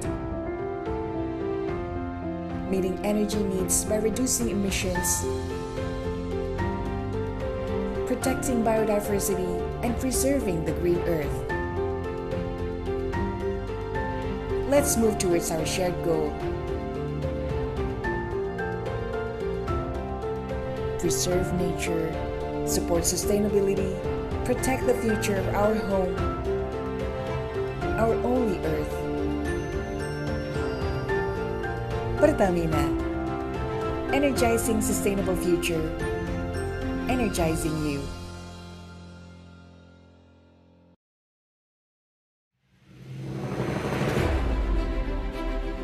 As a part of global commitment to reduce carbon emissions, PLN has implemented several strategic initiatives to achieve the target of net zero emissions by 2060. The first initiative is to conduct an early retirement for coal-fired power plants. Second, accelerate and optimize the new and renewable energy for the power generation sector. Third, expand the biomass co-firing program as a replacement for remaining fossil fuel-based generators. Fourth, establish a green energy ecosystem for industry and businesses through the adoption of renewable energy certificates.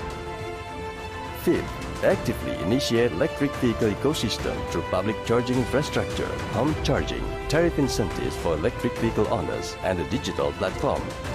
Sixth, apply carbon capture utilization and storage technology to the remaining fossil generators. Seventh, develop hydrogen technology as an alternative energy source for electricity. Eighth, to advance a smart grid according to the need for the electric power system, as well as run the control system to achieve efficiency and optimization of energy supply and demand. These are PLN's commitments to a better life for future generations. BUMN untuk Indonesia. Ketika semua terhenti karena pandemi, kami selalu ada untuk menyambungkan harapan. Kini dunia kembali bergerak. Akan ada harapan yang mengalahkan tantangan. Masa depan hanya bagi mereka yang berani bermimpi besar dan melampaui batas. Karena merekalah yang membawa kemajuan zaman. Di dalam pikirannya selalu resah. Lahir sesuatu yang indah membuat hidup banyak orang menjadi mudah. Mereka selalu bergerak membawa arus perubahan. Jalan mereka terjal karena mimpinya kadang tidak masuk akal. Dari isi pikirannya sejarah dibentuk dan keajaiban dicatat. Ketika yang lain menyerah pada nasib, pikiran mereka menjelajah angkasa, merekayasa masa depan. Kami, Telkom Indonesia, bersama mereka dengan gagasan yang melampaui batas, akan terus berinovasi menciptakan masa depan Indonesia yang lebih baik. Telkom Indonesia, untuk Indonesia yang lebih baik.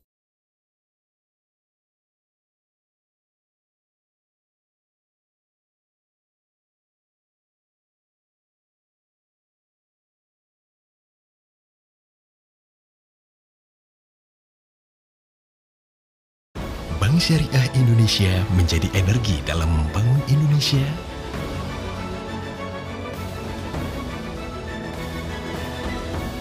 Membangun manusia. Bank Syariah Indonesia. Dulu tiap transaksi banyak biaya ini itu. Tapi di tabungan PTN bisnis beda. Bisa bebas biaya transaksi itu juara banget. Karena bisnis gak cuma tentang hari ini, tapi juga esok hari.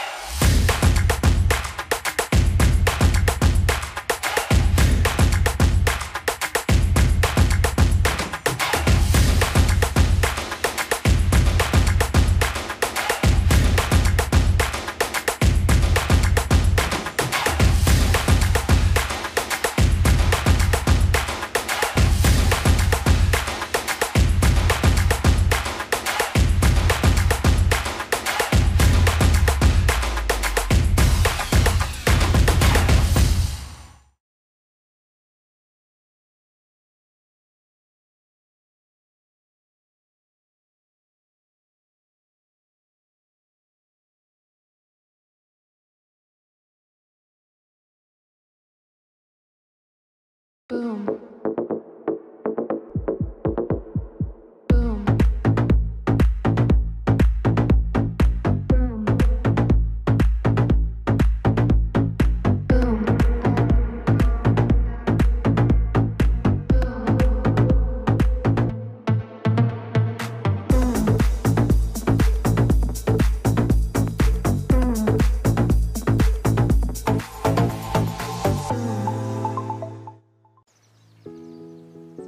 Not everything in life is created equal. Some people have to work harder, take a little bit more risks. And some children have to be a little more patient. Progress takes time, but advancement requires initiative. We believe in capital investment that can spur the wheel of progress. Mandiri Sekuritas' decades of experience allow us to be Indonesia's most reliable and capable investment bank. We connect investors with national corporations that build roads across the nation, realize new generation international airports, construct modern transportation systems, develop intercontinental trading ports, and build power plants in the outlying region.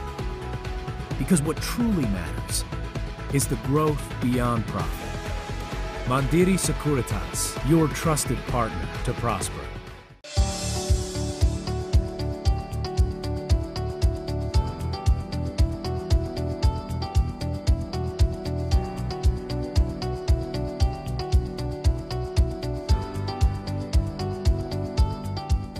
PTPN Group is ready to collaborate and innovate to realize the sustainable energy transition. Recover together, recover stronger. Pupuk Indonesia, a world-class fertilizer company committed to ensure food stability, striving our best to produce fertilizers for future needs, strengthening our business with innovation and digitalization whilst improving the welfare of farmers and crop productivity, determined to have cleaner and more sustainable business process. With over 50 years of experience, Pupuk Indonesia continues to expand its potential to prosper the world.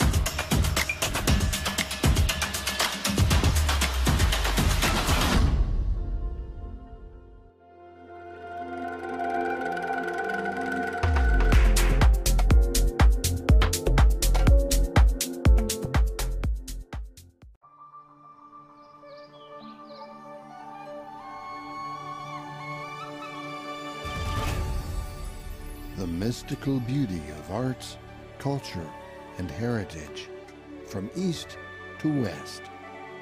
We are ready to welcome the world.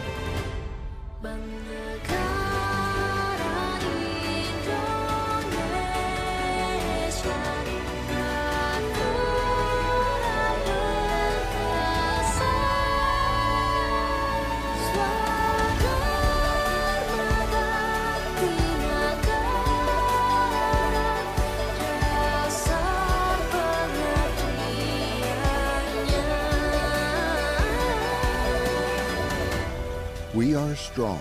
We are the heirs of generations to create a better future.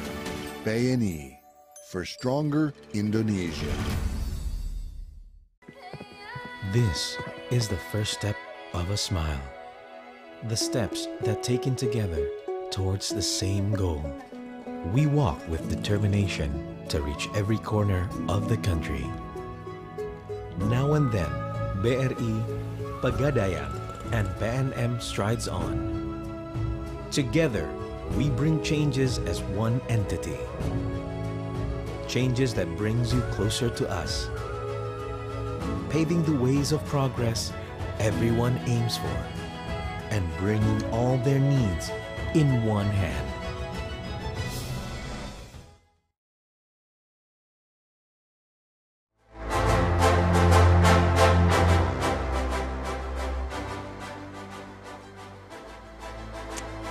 Hello again, ladies and gentlemen. Welcome back. We hope you enjoyed the food and refreshment that we have already prepared for you just now. And to continue with our program, we will now begin our second panel discussion.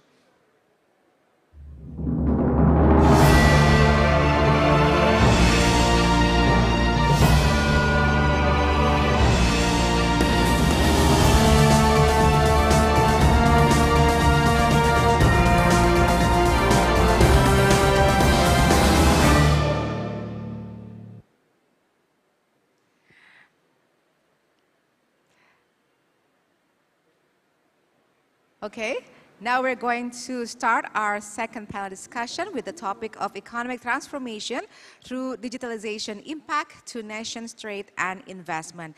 Please welcome our moderator for the second session, Ms. Amelia Yahya.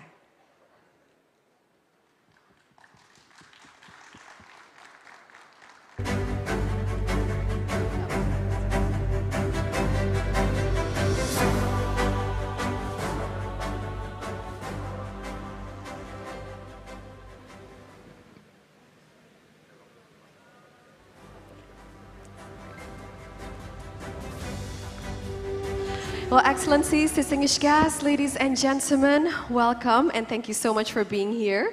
And now let us get down to business. I hope you guys have all had very good lunch and a great dose of coffee, because now we're going to start the second panel discussion of the day. We're going to be talking about an array of topics surrounding economic transformation through digitalization, the great impact we had on a nation's investments and trade. But first of all, allow me to introduce myself. My name is Amelia Yahya, and I'll be your moderator for today. And on behalf of our dearest host, allow me to extend our profound gratitude and sincere thanks to everyone for your participation and for your attendance here today. And ladies and gentlemen, to start with the second panel discussion on the economic transformation through digitalization and the great impact we had on a nation's investments and trade, let us first reflect and look back on the pandemic. While the pandemic has created quite a tumult since the past 2 years, one thing for sure that we've all experienced and noticed was the great change and the significant impact it had on the consumer's behavior as well as how businesses work. And the great spectacle that we've all had and witnessed was the great acceleration of digital adoption, and it sure was quite a sight to see. And ladies and gentlemen, during this great pandemic, the digital technologies have sure helped us to navigate through the worst public health crisis in our lifetime. And all of us here, from businesses at any scale and public sectors, as well as us as individuals and companies as well, have all frantically flocked and resorted to applying digital technologies to try to take a chance at survival during the pandemic. Ladies and gentlemen, we have used the digital technologies to try and manage our activities as well as our work, as well as boost connections with one another. So, here it is, even services traditionally deemed to need more personal interactions, such as those in the healthcare field or those in education, have all also flocked to digital technologies to try to make sense of it all by conducting in many areas remotely or virtually. And of course, that we can see how thanks to public support and combined with the support and commitment of government officials with the supportive government policies, growth as we saw in digital ecosystem was evident. So ladies and gentlemen, Now that we're here today in Indonesia, allow me to highlight a little bit about Indonesia first. And well, here we are in Indonesia, being the 4th most populous country in the world, as well as the largest island nation in the world, which doesn't make logistics the easiest thing to do, as well as the 3rd largest democracy in the world and the largest economy in Southeast Asia. We could see how the population of mobile phone users in Indonesia is quite large. Therefore, during the pandemic, as we saw, many businesses have not survived, while others have actually seen a revival. And that's exactly what we're going to be talking about during the second panel discussion of the day, and that is on economics transition through digitalization and the impact on the nation's investments and trade. And ladies and gentlemen, allow me to invite our great speakers here on stage, and they're indeed the experts in their field, and together we're going to gain lots of insights from them and learn from them.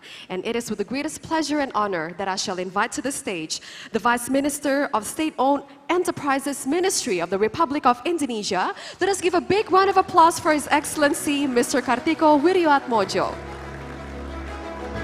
Your Excellency, we're so happy to have you here. And ladies and gentlemen, and next allow me to invite to the stage Mr. Ahmad Mazari, the President of Microsoft Asia. Welcome, Mr. Ahmad.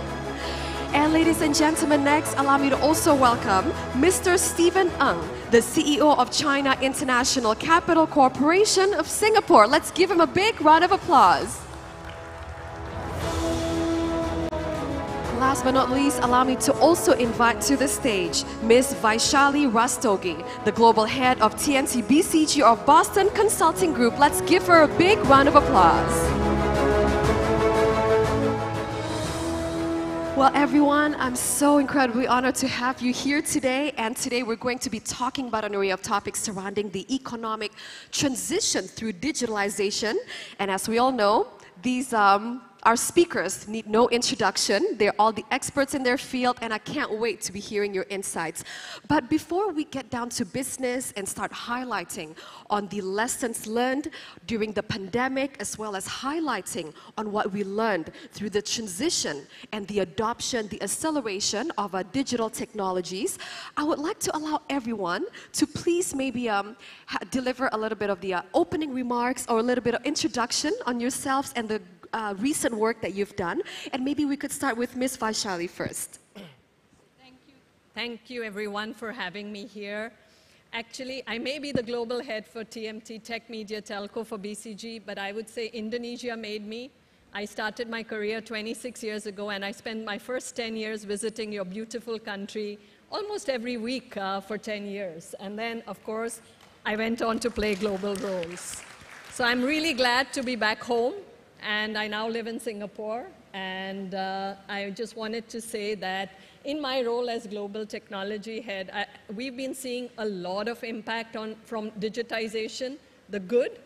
There's also the parts that are not so good. I mean, we talked about the good, which is the whole digital adoption. The not so good, which is the displacement it has in terms of people who are not digitally included, so the digital divide, as well as the huge implications in terms of job shifts that are happening in the economy. And I would say the last one would be really what I call the moment for disruption. Technology and digital is disrupting industries, and you can either seize it or you can lose from it. So which one would you take up as SOEs? So that would be one theme that I would like to touch on today as well. Thank you very much, Ms. Vaishali, and you're only an island hop away, but you're home. And now we'd like to welcome Minister Kartiko to deliver. You don't need any self-introduction, so maybe the recent work that you've done, as well as anything else that you'd like to deliver. Yeah. Just quickly, I started my career in private sector, actually. I was with PwC and BCG a long time ago.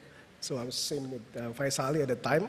And then I moved to state-owned enterprise in Bank Mandiri, and then moved to some other institution before I became the CEO of Mandiri from 2015 to 2018. And then I was appointed as a vice minister. I think since I joined as a vice minister, the digital transformation within SOE has started to gain momentum. I think we were quite late if we compare ourselves to the startups. I think the startups have started the digital revolution probably around early 2010, 2012. But then we're catching up with a lot of initiative across the board, but particularly how to actually create an ecosystem within the state-owned enterprise and also with the startups and also other ecosystem players. So later on, I will also showcase some of the early success that we have. So we are currently pushing for some super apps that is driven by the financial service industry to become like the center of the BUMN ecosystem in which we attach other transactions such as transportation, logistics, and so on and so forth. So we believe by having a simple, accessible, and ease of use for people, then Indonesia can move from offline to online easily, and also getting the efficiency and fast transactions.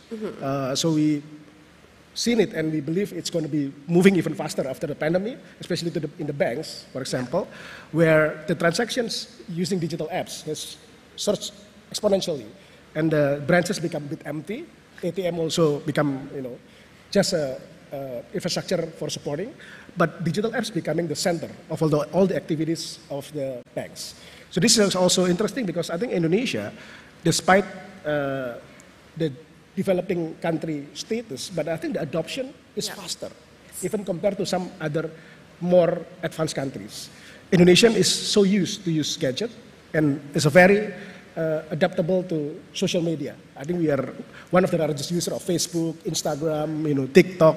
So naturally, the Gen Z, even the Gen X, probably now 70-80% converted to super apps usage. So I think this is something that is really on the verge of really major revolutions, and I think we can really push the boundaries towards other sectors: edutech, govtech, health tech, and so on and so forth. Absolutely, and Your Excellency, I have seen this great super app and how much Indonesia needs to have an app like this that integrates all the technological advances as well as all the institutions that we need. And now with Mr. Ahmad, allow me to address you by your first names. That's how we do it here in Indonesia. Mr. Ahmad, and the floor is yours now to deliver your opening remarks. Yeah, thank you, and good afternoon, and great to be here. I have responsibility for Microsoft's business across Asia Pacific and Japan, but essentially at the core, our mission is to exactly enable what Pak Tiko just said, which is to empower every person and every organization in the region to achieve more.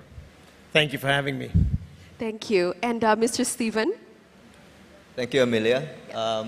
So for CICC, maybe a quick introduction about who we are. We are a Beijing-based investment bank. We were set up in 1995. The purpose of us being set up as a joint venture then, in the mid-90s between Morgan Stanley and China Construction Bank was really to help China go through its economic reform.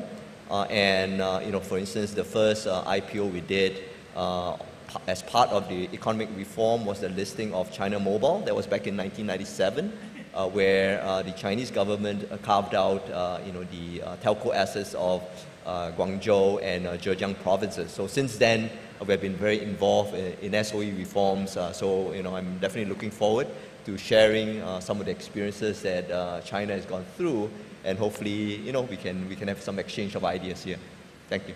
Absolutely, and especially as China is now the world's #2 in terms of a digital ecosystem, we have so much to learn. And now, ladies and gentlemen, as we start our panel discussion with the economic transitions, I would like to ask Minister Kartiko, this is regarding how in Indonesia, especially in the early days of the pandemic, things were not easy here. Just as in any other countries, but especially here being the 4th most populous country in the world, and we're also the largest island nation in the world, logistics, distribution was tough. Therefore, the Ministry of State-Owned Enterprises had a lot of work to do in trying to fulfill the gaps of that. And in Indonesia, during the surge of COVID-19, it has forced the government to impose such a strict restriction, unfortunately constraining Indonesia's economic growth. So at the time, what were the challenges did you face, or the Ministry of State-Owned Enterprises face, to digitalize the untapped segments of the society, especially those that need it the most when it comes to welfare? Yeah. One of the focus that we did at the time is to make sure that our services to public is not stopped. So then we look into the area that we are doing the service to people, For example, banking. So I take banking as a easiest example here. So in BRI, the largest state-owned bank, which also have the largest customer base, around 35 million. So we have to be able to still serve the 35 million people, which is spreading across the archipelago of Indonesia. And at the time, the interaction, probably 70-80% or 90% is still offline. So we have to educate them to actually start adopting digital fast so that they could still service their loan, they could still apply for new loan, and they could do transactions online. So what we did in the first couple of months is really doing a massive program to actually educate the customer how to do digital adoption and start using our apps to actually do their transactions. So then they can still do trading from their home. They can still deliver their goods to their customer using a logistic that we provide to our apps and so on and so forth. So that actually resulted in a stable growth in the micro segment. Even though during COVID there is no movement, but there is still a disbursement of new loan and a massive restructuring of loan. So actually BRI has to restructure 3.3 million accounts. Can you imagine restructuring 3.3 million accounts with amount of 260 trillion? So around almost $18 billion transactions, $18 billion volume of loan that we have to restructure. And we did it through a digital apps called Pre-Spot at the time. Otherwise, it's impossible to restructure 3.3 million accounts using physical interactions. So all this done through digital apps. And interestingly, post-COVID, these people in the rural area, then they get used to actually continue their offline transaction, their online transaction, and it become O2O interaction with our banks. So this is very interesting. And then through Telkom, we did also service to the nation by creating Peduli Lindungi.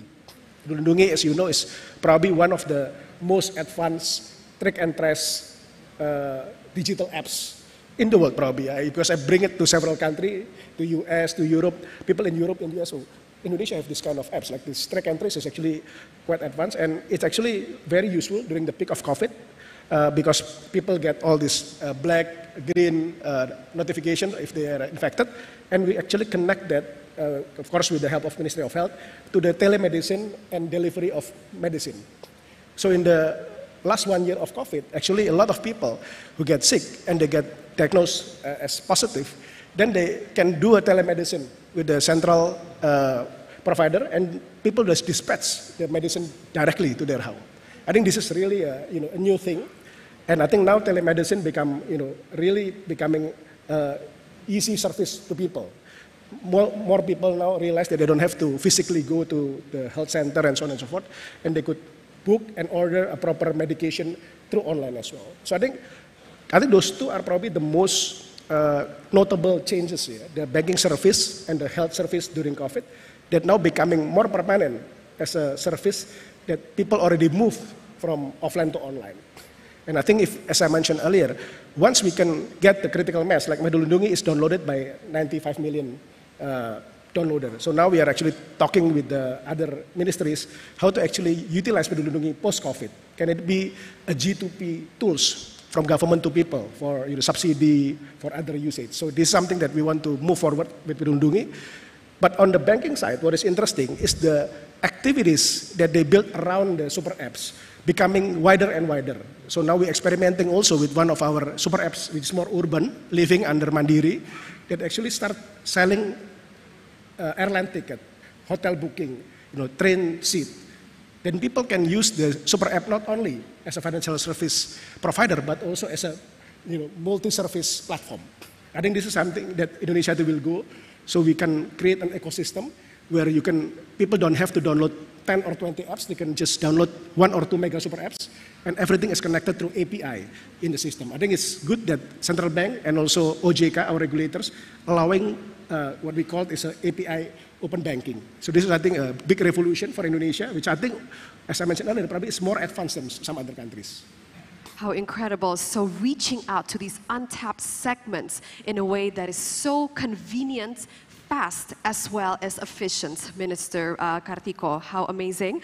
And now, of course, Ms. Vaishali, you being the leader in terms of when it comes to the media and telecommunication and marketing and pricing, you out of all people know that digitalization and the adoption of it all is not a new thing.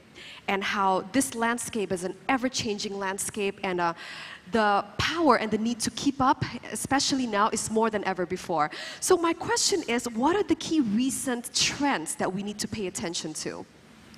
So I think Patiko already mentioned a few, so let me build off that, and I think you started your opening remarks with that. So the first is, I mean, you've all seen that meme on internet, right? That COVID did more for digitization than any CEO or minister did. And I guess while COVID was a very tough time, it certainly accelerated digitization massively. And when I say massively, just to give you a sense and perspective, if you talk of number of new users that got added during COVID in countries in ASEAN, whether you look at payments, you look at entertainment media, whether you look at commerce and shopping, by the way, it's gone up anywhere between 20 to about 30%. New users coming into the market. And while some will fade away and go back to their own use, their offline use, I think that's a massive delta that has happened. And the second thing I would say is, if you look at it, it's happened in its own unique way. I think you talked about, you know, the way that the super app was being built here. If you look at commerce in this part of the world, it's not all through the grocery platform or all through just one way. It's all on, you know, the little micro SMEs that we talked about, that Eric talked about in the earlier thing. 90% of, you know, the economy or of the enterprises are SME. They went onto social media, they opened up a page, they sold their goods there, they found a way to get logistics and adopt digital payments. So the whole social commerce, you know, Vietnam, Indonesia, Thailand are actually way ahead of the US or other Western markets. So I think the second point I wanted to say is, not only did we leapfrog specifically, second, we did it in a very unique way, as I was talking about. But then there's the flip side, which is there are elements that did not work, you know, that we do need to pay attention to. I think what I call the digital divide. And digital divide is not just having connectivity, and, you know, 95% of the world's population is next to a telco network. And in this hyper-competitive Indonesian market, it's not about just network access. It's about access, meaning do you have the right speeds? It's about affordability, meaning can you actually afford it, and not just on your own, but how to make it possible. And it's about the ability, meaning do you know how to use it? You touched upon how to train people to use stuff. Imagine, you know, in the days of when 4G launched, you had to teach your mom how to do a FaceTime call. Well, I at least had to teach my 70-year-old mom, you know, 10 years ago. But we have to figure out how to do that adoption for consumers, to train them, to make them digitally literate, but also for SMEs, which are not that digitally literate either. So that, to me, is the dark side of a very powerful revolution. And then the last point, as I said earlier, which is there are 2,000, I repeat the number, there are 2,000 unicorns that are disrupting traditional industries using technology, disrupting financial institutions, healthcare, industrial goods, etc. With the geopolitics, I can only say one thing. Indonesia and India are very attractive spaces. I knew that 25 years ago. People are now realizing it today. So you need to really be on the offensive. Otherwise, there's scope for massive disruption if you don't seize the opportunity. Thank you very much, Ms. Vaishali. And of course, the adaptation that we all need, it's not just within governments or companies, it's also amongst the public as well. And now, Mr. Ahmad, being the president of Microsoft Asia, we still have so much to learn from you regarding, could you share with us the experiences as well as the partnerships that Microsoft had with G20 member countries, particularly here in Indonesia, and especially on the areas of digitalization, and how could cloud computing help public service delivery, inclusion, as well as boost economic recovery? Yeah, thank you. I'll probably try and extend from what my previous fellow panelists spoke about.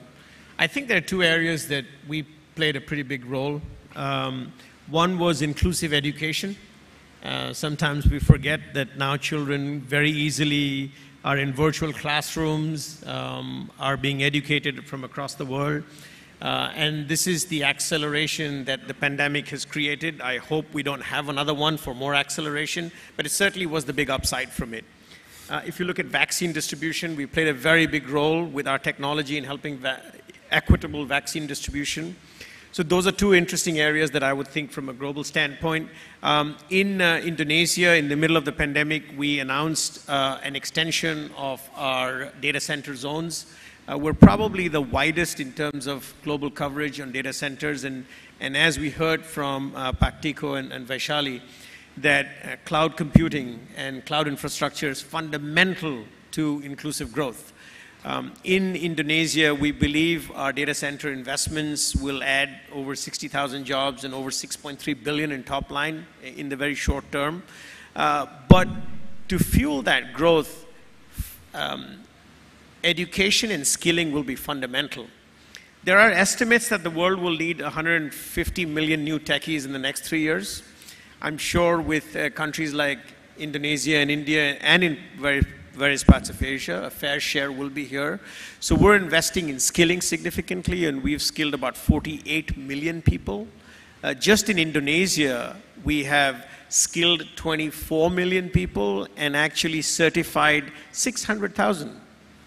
So as you look at what is fundamental to progressive growth, while telecom coverage, as she pointed out, is like most of the population has it, I think our next stumbling block will be people's ability to use it, to code, and to accelerate the ability to make social inclusion.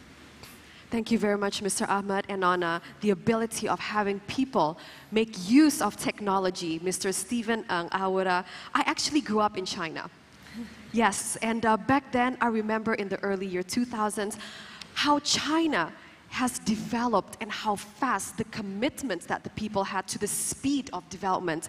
And when I went back recently before the pandemic, I could not recognize a thing because the city, everything has changed for the better.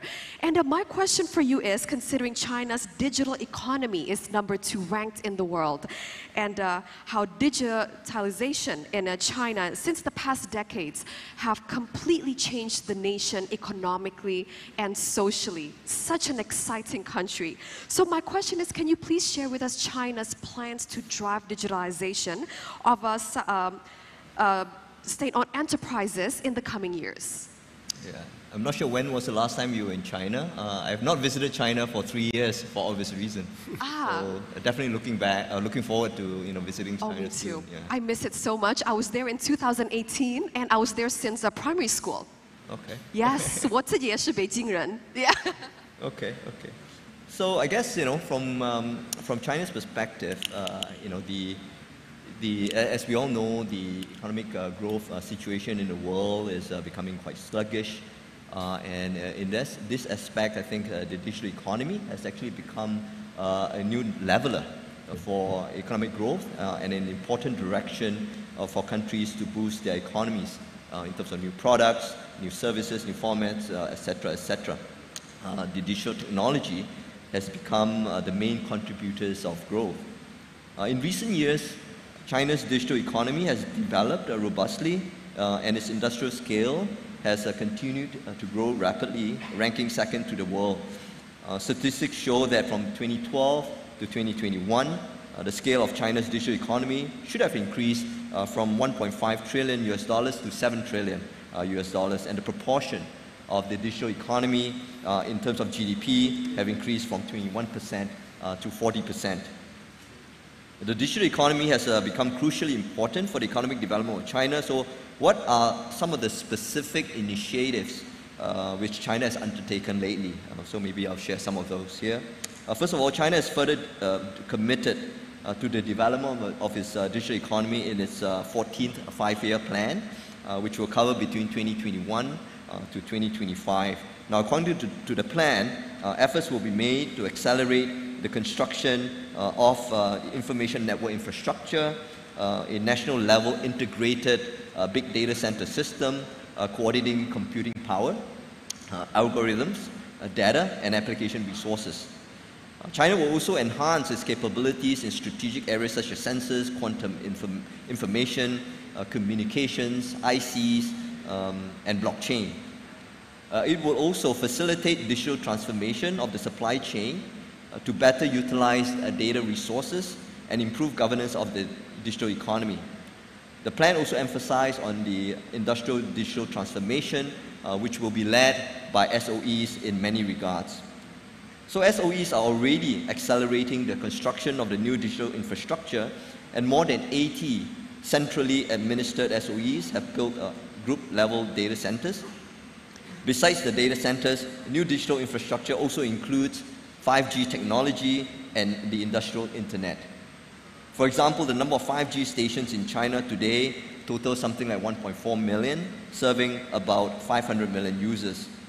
More than half of the centrally administered SOEs have also built an industrial chain digital ecosystem collaboration platform. For example, the State Grid has built a cloud platform to promote the coordinated development of more than 3,000 upstream and downstream enterprises related to the energy industry.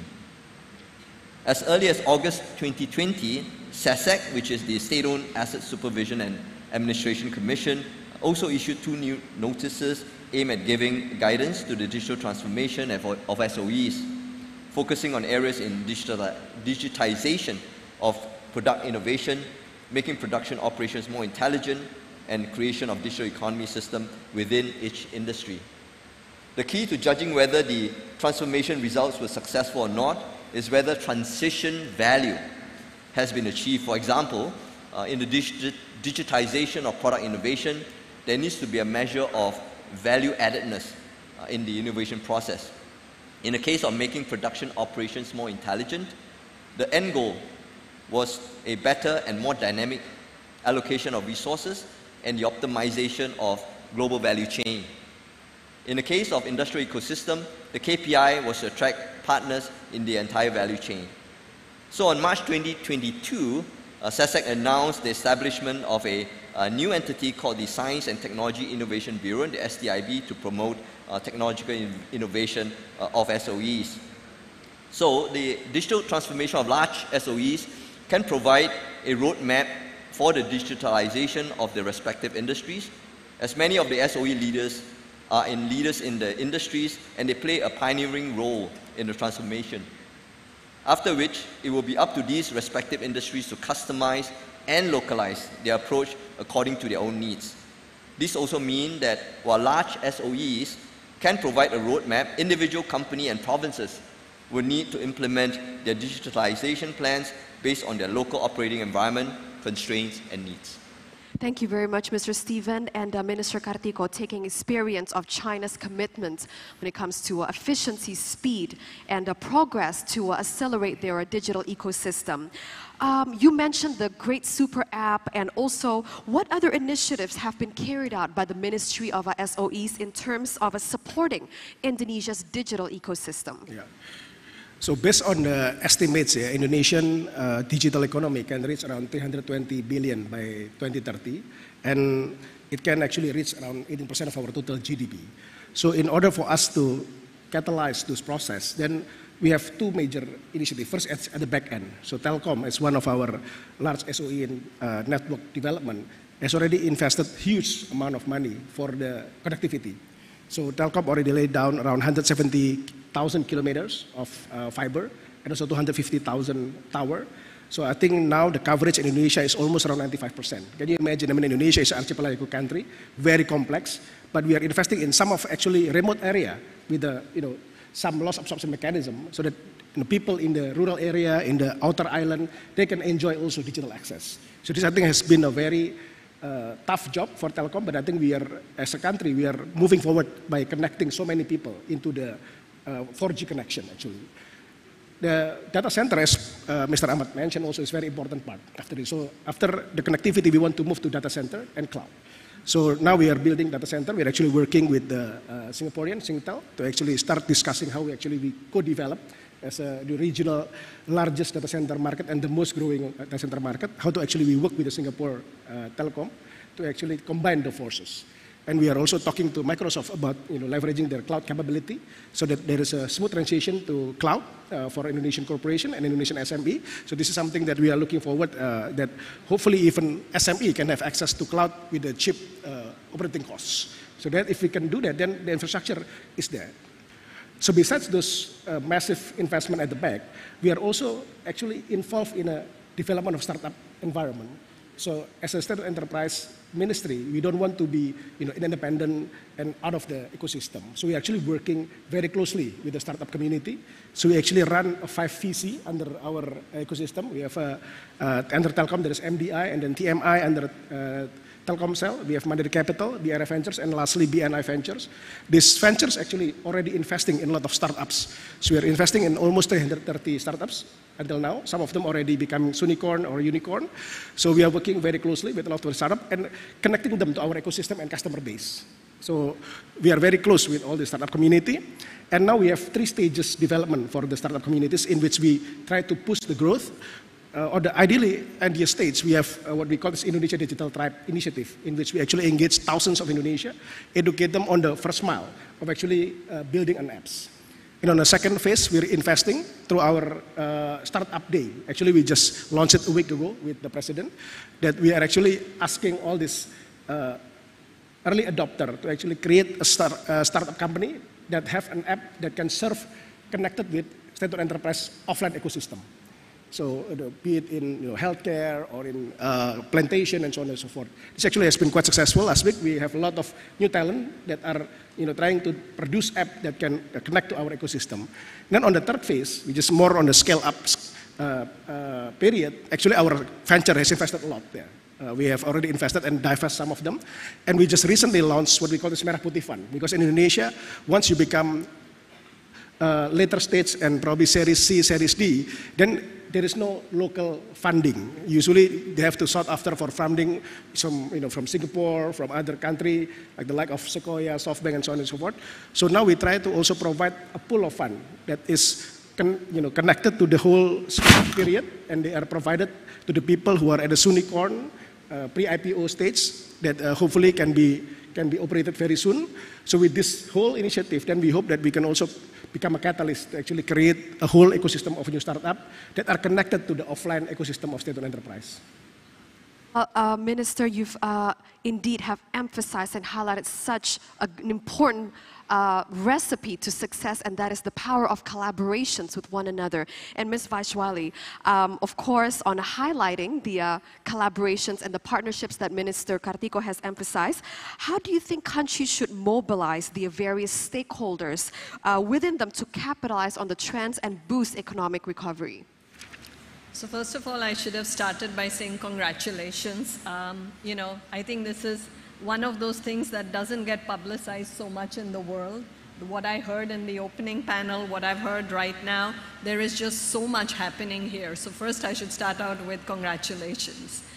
Now, if I step back and take the same dimensions Patiko took and just articulate it, in my mind, you need 3 layers of the stack, and meaning you need the infrastructure, meaning if you don't have the connectivity, the data centers, the devices, then you know what, the rest almost will not come together. So the fact that you are preparing that is a good first step. Then in my mind, there's the whole products and services, and figuring out how do we make those products and services come to life, be it in a super app or in your own areas, is quite important, because those are both B2C products or services. They could be more B2B. So think about how you can really provide solutions to your SME and other customers. It could also be smart cities, smart government. So there's a whole set of services at top. And in the middle is what I call platform. The platform is like the super app you talked about, or other platforms that create the connection. Now, if this comes in place, of course you have the users. Now, if this comes in place, then magic begins to happen, but you need 3 more things. You need, in my mind, you need talent, you need good regulation, and you need funding, which are the enablers to then getting this ecosystem to work. And maybe the last advice I would have said is that to get these ecosystems to really work well, Of course, you need public and private to come together. So that was really inspiring to hear that it is not just about doing it yourself. Because in this digital and tech-enabled world, speed is important, but also ways of working is important. So I would also encourage that as we think, especially on the services layer, less on the infrastructure layer, really thinking about partnerships to bring in capabilities, partnerships to get speed. In fact, creating separate, I should say, engines or organizations to create different ways of working so you don't get left behind, I think in my mind would be key. But if you can get this entire ecosystem to work, and you'll have made great progress as a start, and keep an eye, as I said, on the enablers, the funding, the talent, the regulation, I think, you know, sky's the limit in terms of where we can go, given, you know, how blessed we are with a young population, how mobile it is, and how, you know, how it can be really upskilled and reskilled to take up all the new areas that we talked about. Thank you very much, Ms. Vaishali. And Mr. Ahmed, on with the great talents and the right regulations, as well as the good fundings that Ms. Vaishali has emphasized the importance on, could you share with us or maybe advise us on what types of digital initiatives should be prioritized to help citizens as well as businesses to recover from the pandemic caused financially for us and from the pandemic, and especially those that were hit the hardest, and that is the micro, small, and medium enterprises? Yeah, look, like I said at the start, the COVID, you know, the upside of COVID was that we saw a lot of acceleration happen, and we've actually seen, as we say, 2 years of digital transformation happen in 2 months, if we go back to 2020. But if I were to step back, firstly, I want to reflect on this morning. 60% of assets, or 50% of the assets of Indonesia are with SOEs. And then the advice we heard was SOEs have the strength, but I'm also seeing a very corporate-like thinking that in Indonesia is very different from other countries. And I have the unique privilege of seeing countries all the way from India to China, Japan, all the way to New Zealand, and we see various elements of it. But I must compliment the government here and ministers like you and some that I've met earlier in the day about how decisively forward they're moving with the agenda of digital transformation. Your point on advice is a hard one to give to a government that is so far ahead in its thinking already, but let me try. One, I'd say we continue to focus on talent, and I spoke about skill even at the start. I do think talent is going to be the key differentiator, and therefore inclusive talent is probably one of the agenda that I would say. So I want to thank some of the partners we have like Telkom and Pertamina, etc. We're working with them to go into what we call coding without barriers, which is to bring women into the technology. You know, there's human capital available, like Tony Blair said earlier today, but we're not being inclusive in our abilities to bring them in. And we're trying to play a role in that. Equally, to the challenge that Pak Tiko gave me earlier in my meeting with him, which is how do we bring some of the best practices from different parts of the world into Indonesia so that the wheel is not recreated. And it'll be our endeavor as Microsoft to do that. Thank you very much, Mr. Ahmed, and I'm so glad that you mentioned how women are truly the largest untapped resources of talent in the world. And Mr. Stephen Ng, speaking of China's growth and China being the second largest digital ecosystem in the world, when it comes to talent, funding, and the regulations, I'm sure they're all present and are paid attention to. And could you give us specific examples of how some of China's initiatives and efforts in digitalization in the Chinese SOEs, especially those efforts that have impacted their state-owned enterprises in China? Okay, maybe in the interest of time, I'll share two specific examples. First one being the financial services industry. As you know, fintech, has been led mostly by the private enterprises in China in terms of the evolution of the digital economy.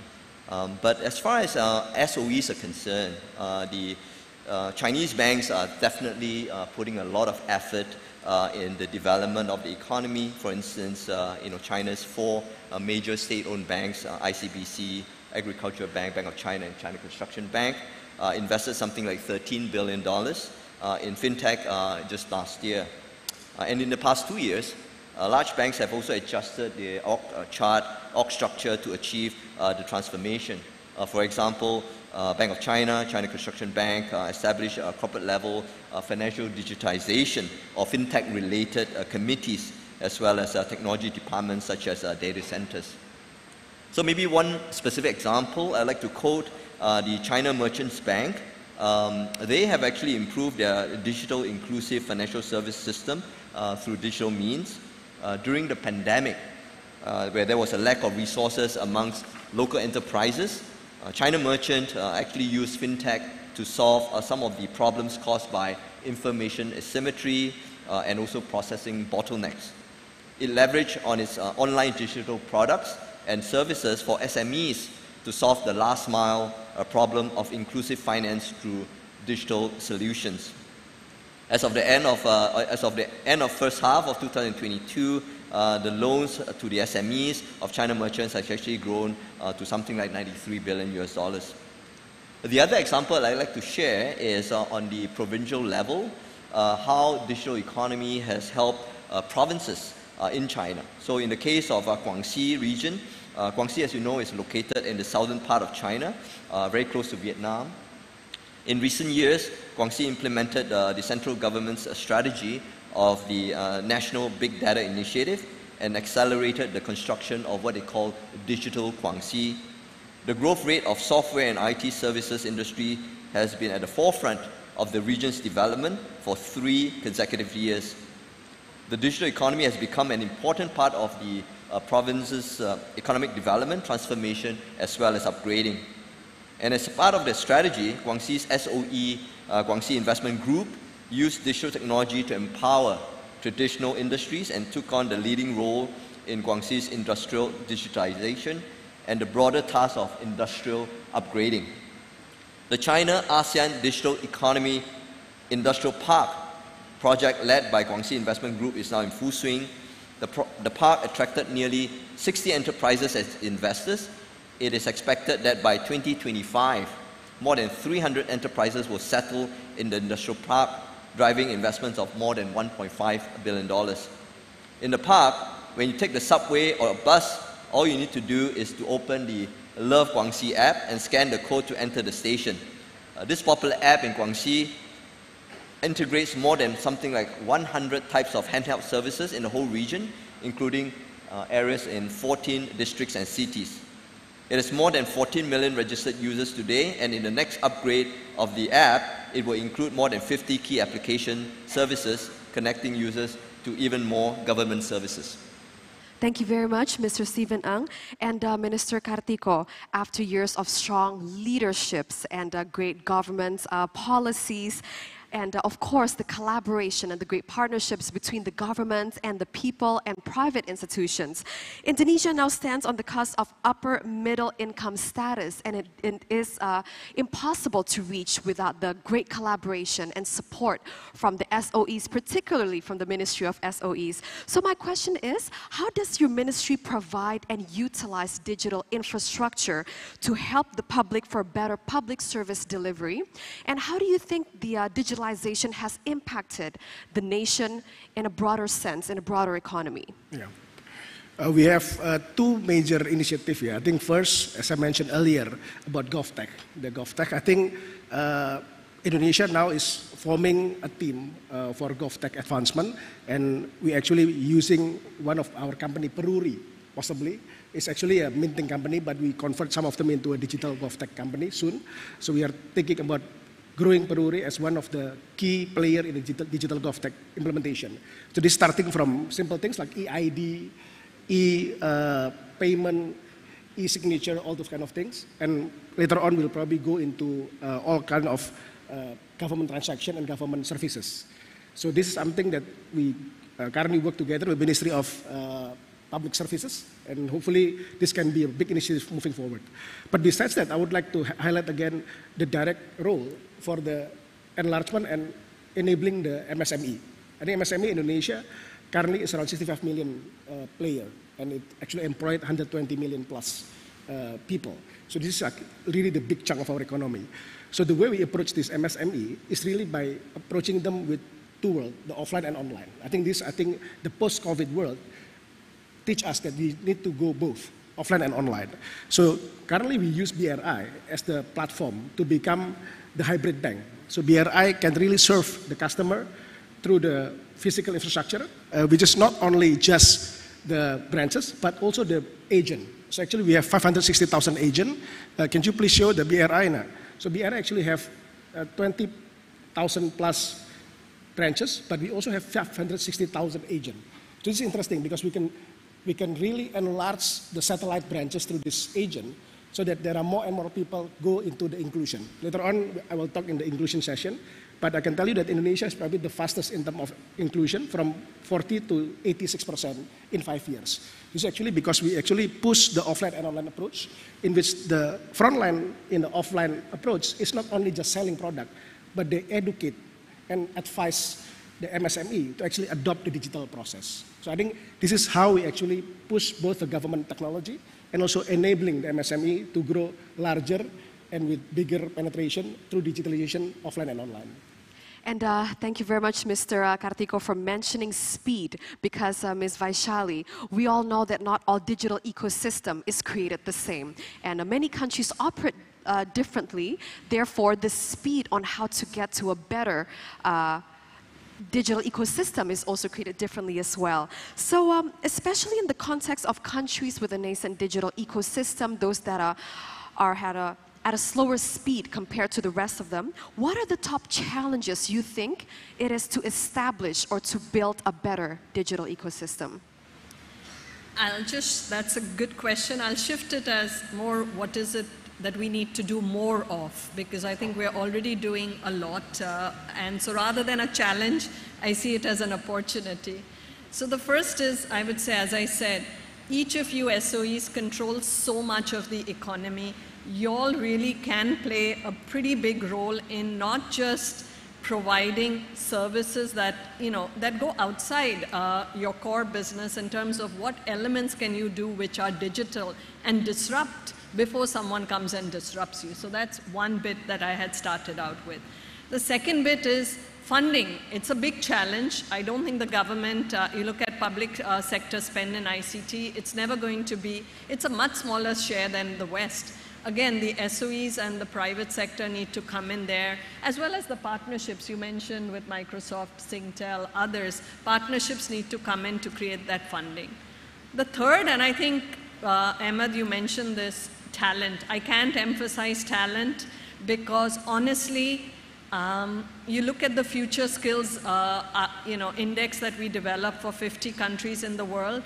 I would say we've made a lot of progress in Indonesia, but there's a lot more to do. You look at all the skills, software, data science, data visualization, cyber, UI, UX, I can go on and on and on. And we really need to, in the short term, find quick ways to get people on board, not like a 5-year degree.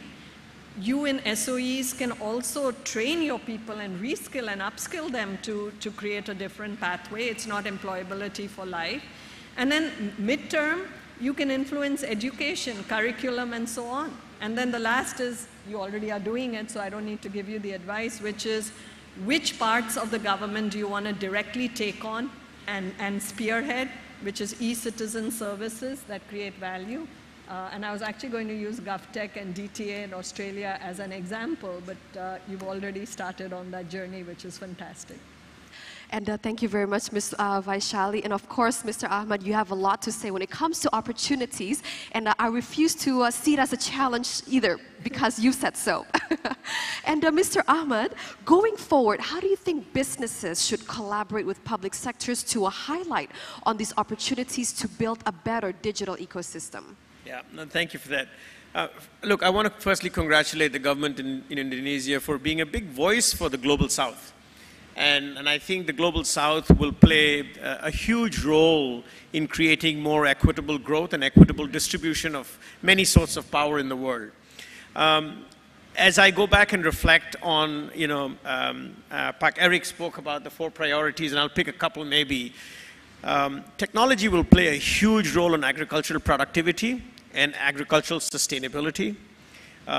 Equally, technology will play a huge role in green transformation of the supply chains, which have become so critical for our progress in the future. As Indonesia pivots to becoming a 40% digital economy by 2030, at the core of the economy, with SOEs being front and center for it, these are the 2 big motions that I think would be really, really important.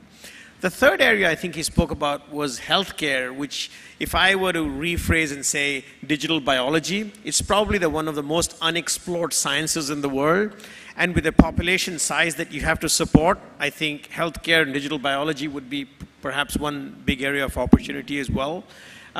In closing, I'd say, Microsoft is working with many different governments across the world.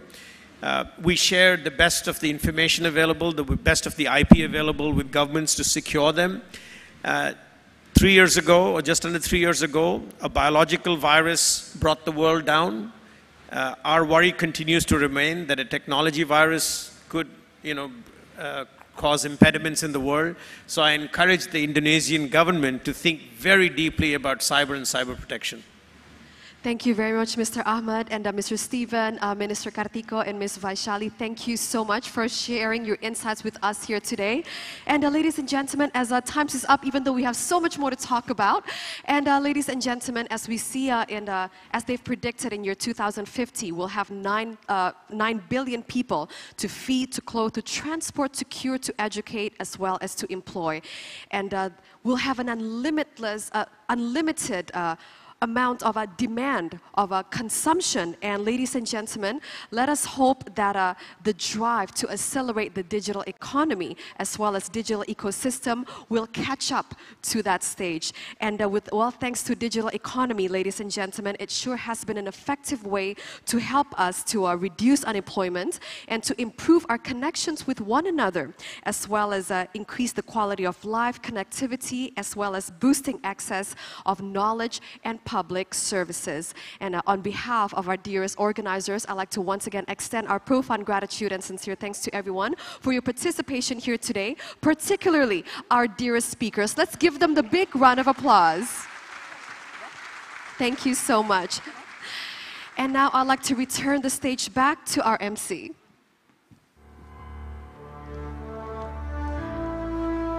To all speakers, we would like to invite you to please remain on the stage.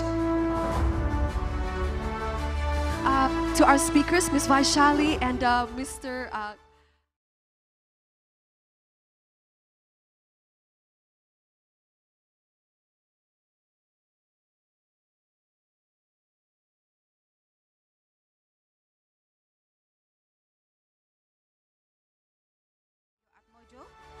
to present token of appreciation to our speakers and moderator.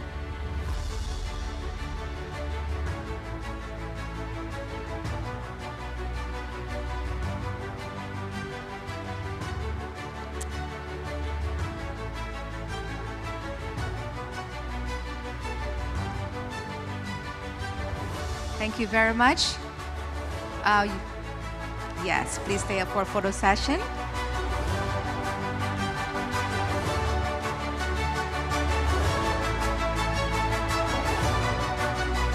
Thank you, speakers and moderator. You may return to your seats.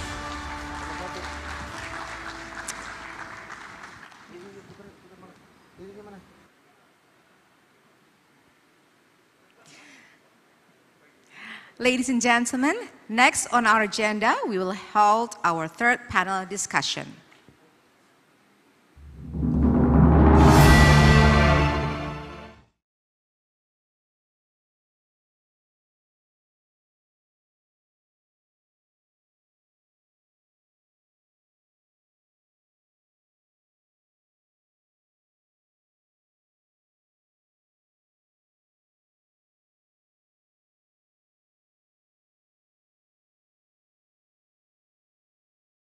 Development for Sustainable Growth.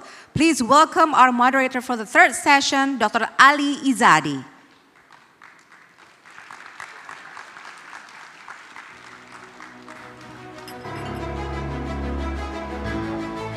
Thank you very much for the kind introduction. Good afternoon, ladies and gentlemen. It's my great pleasure to moderate the third session on energy transition and green growth for sustainable development.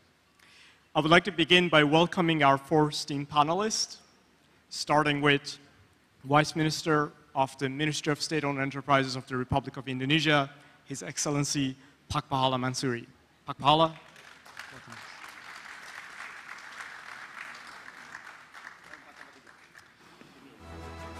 Our second panelist is Asian Development Bank's Director for Energy Division, Southeast Asia, Mr. Toru Kubo. Kubo-san, please.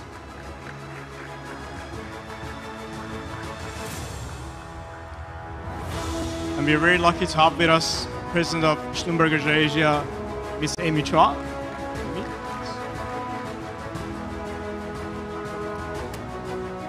And last but not least, Head of Asia Pacific for Energy and Environmental Policy for Amazon Web Services, Mr. Ken Haig. Ken, please.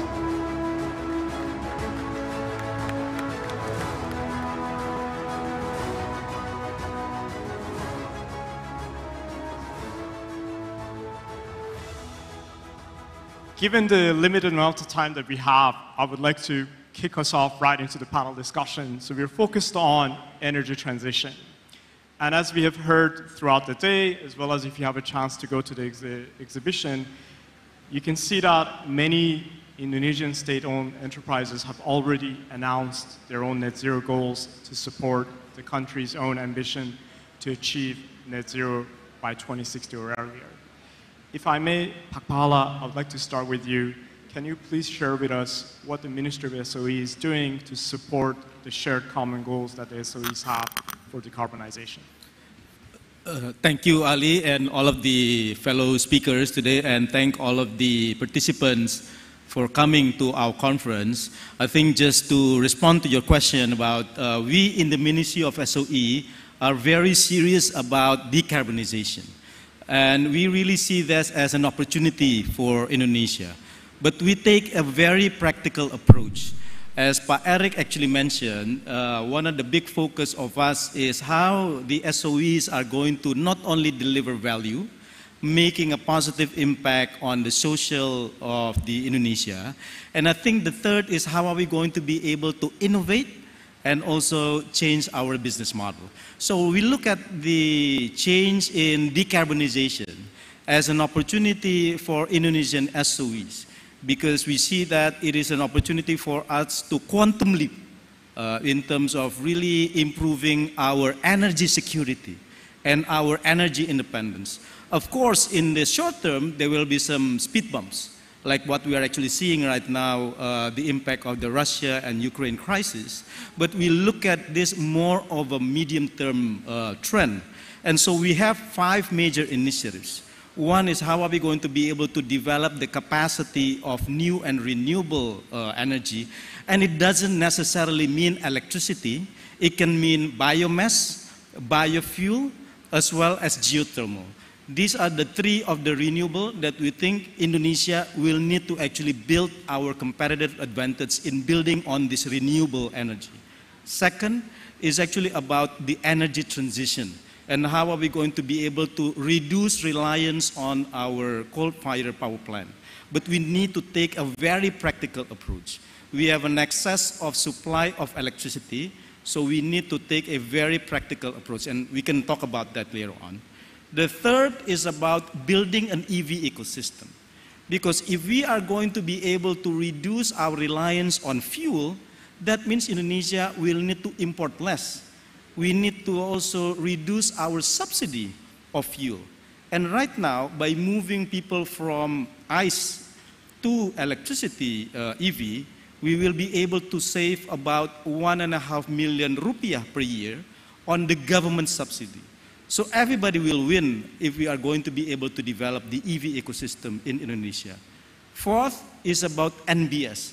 Indonesia has about 172 million hectares of forests, and this is actually our strength and our competitive advantage. So we need to actually build on this to develop the carbon offset credit of the future.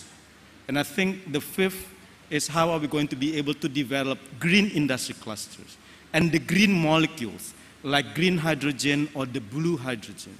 Indonesia has a wealth of gas that we think is underdeveloped, and we need to actually leverage on these green or blue molecules of the future. Thank you very much, Pak Pahala, for the very comprehensive answer. Those 5 areas are, I think, topics that we would like to explore further during the discussion. If I may, Kubo-san, to come to you, we just heard from Pak Pahala Indonesia's plans.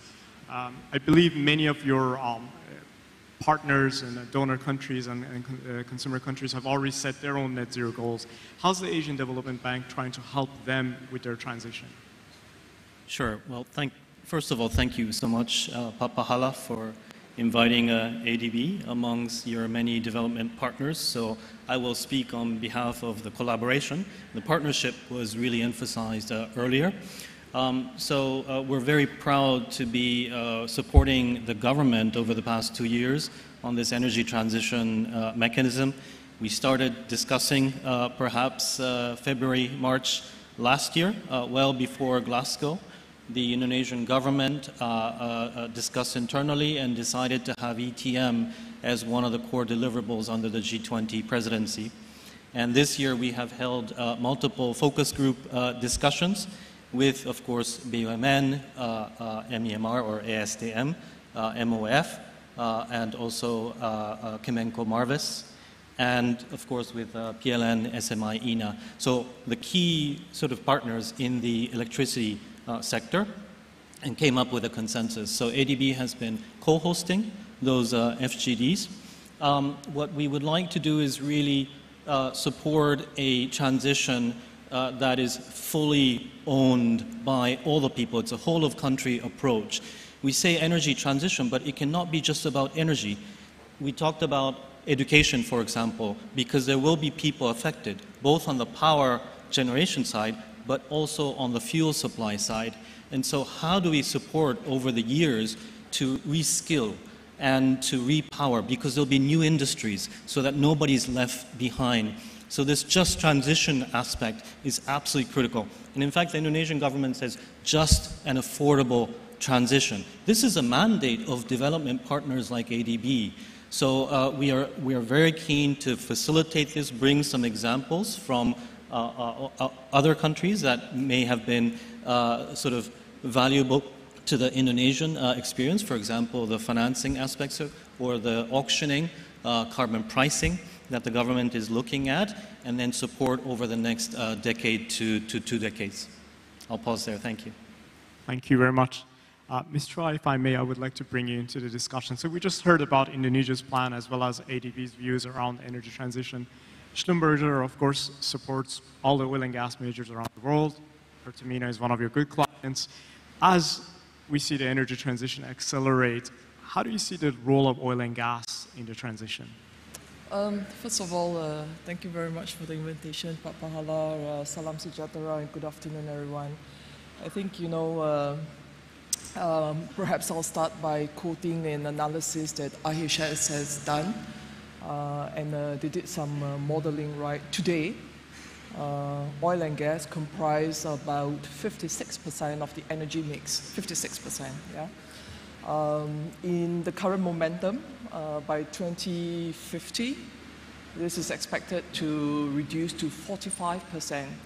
In an accelerated scenario, that could be 30% at best. So 30 to 45% of the world energy mix will still have to come from oil and gas. There are a lot of people who don't find this news comforting because, you know, obviously we want to go faster. But, you know, the reality is it's going to remain very relevant, which means 2 things, right? Number one, we need to figure out how to decarbonize. So, Pahala, you were right. You know, decarbonization is going to be huge. It's going to define the era for us in this, actually in this next 2 decades, I believe, right? And then second, I think no one's going to be able to go at it alone. So all these discussions around collaborations, around partnerships, working together, private and public companies, technology, digital, I think it's crucial, right, that we do work together to get there. Thank you very much. Mr. Haig, if I may, I would like to bring into discussion as well. I think our audience is quite familiar with Amazon, maybe not so much with AWS, and particularly the interest that AWS has around energy transition. If you could please share with us, how does AWS fit in these discussions around energy transition? Thank you. Yes, so for those who aren't familiar, AWS, or Amazon Web Services, is the cloud computing part of the Amazon business.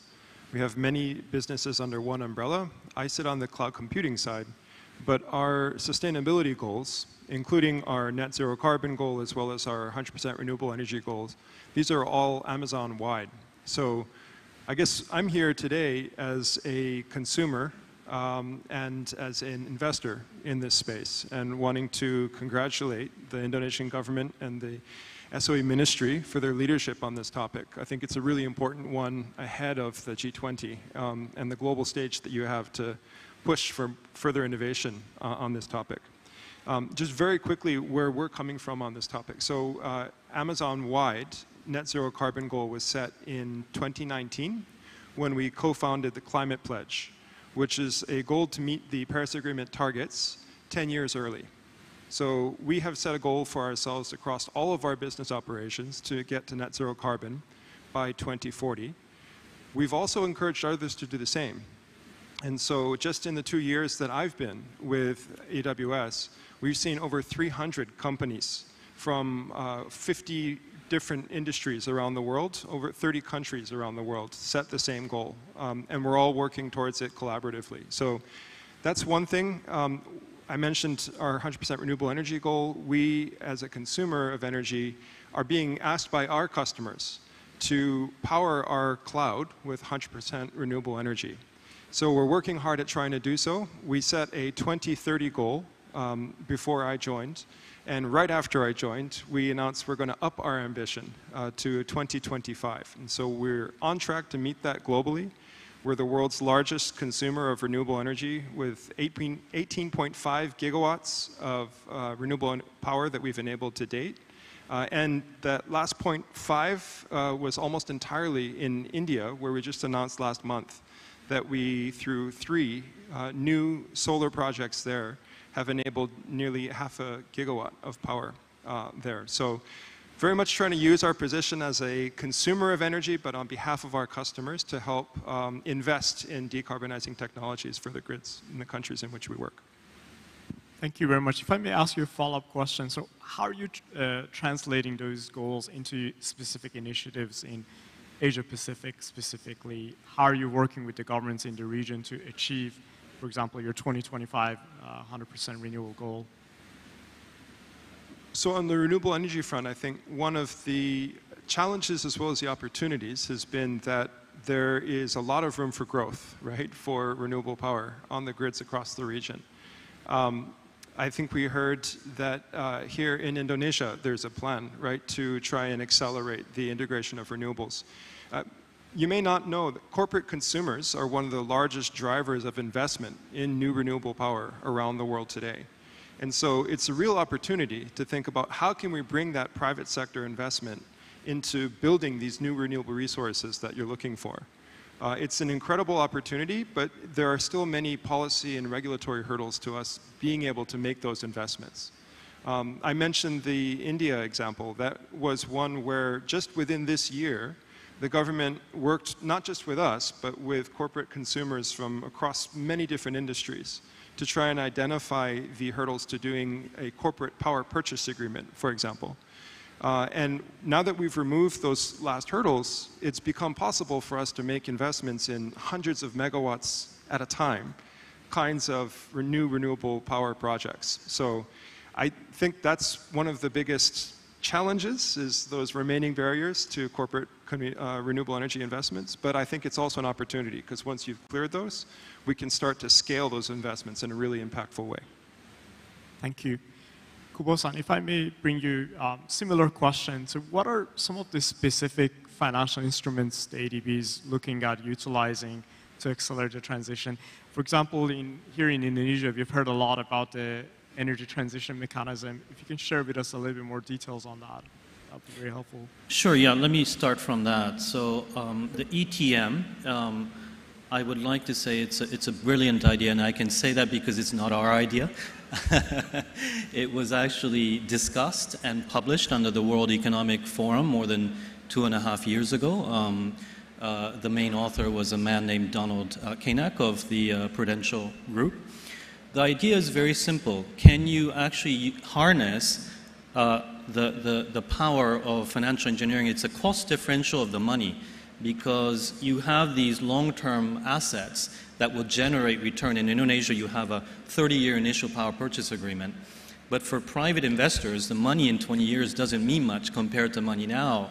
So can you bring in cheap blended finance, looking at this pool of potential climate and carbon financing, and then create enough delta and provide that to the current sponsors and lenders of coal and also diesel power plants that Indonesia is looking at? Then you can actually reduce the operation of the plant without shaving any net present value. So the sponsor gets the money expected, the lender gets the money expected, but you can still reduce significant volume of greenhouse gases. So that's one mechanism that we're really looking at here. Of course, carbon finance has been very effective in parts of the world like Europe. You need to have that carbon price signal. The one that's emerging is what was briefly mentioned earlier, is the carbon border adjustment. This is very tricky, sensitive, but companies, global companies especially, they now need to have access to affordable renewable energy to be able to compete. That's more of a regulatory mechanism, not a financial mechanism. Finally, initially on the clean energy side, feed-in tariff, of course, was very effective, but now a lot of renewable energy technologies have reached grid parity.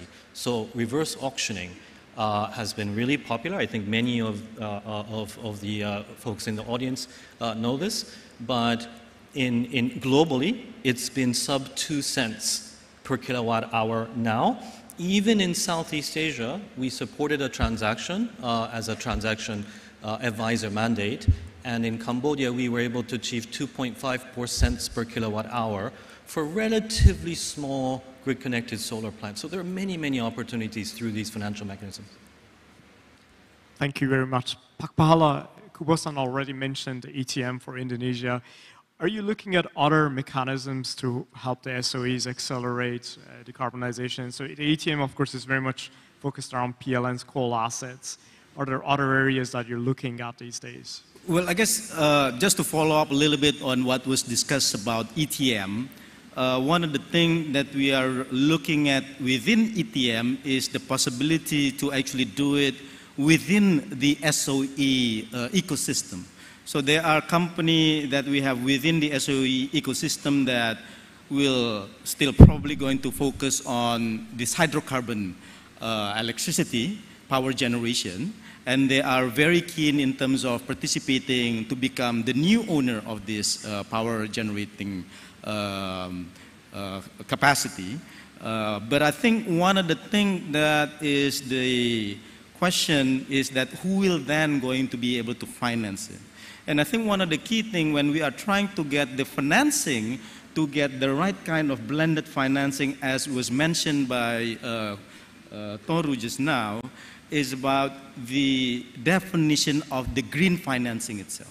Because most of the financial institutions, when they are going to be asked whether this is actually going to be considered as part of the green financing, because they are now under the provisioning that, oh, if it's actually financing new coal capacity, I'm not going to be able to do that.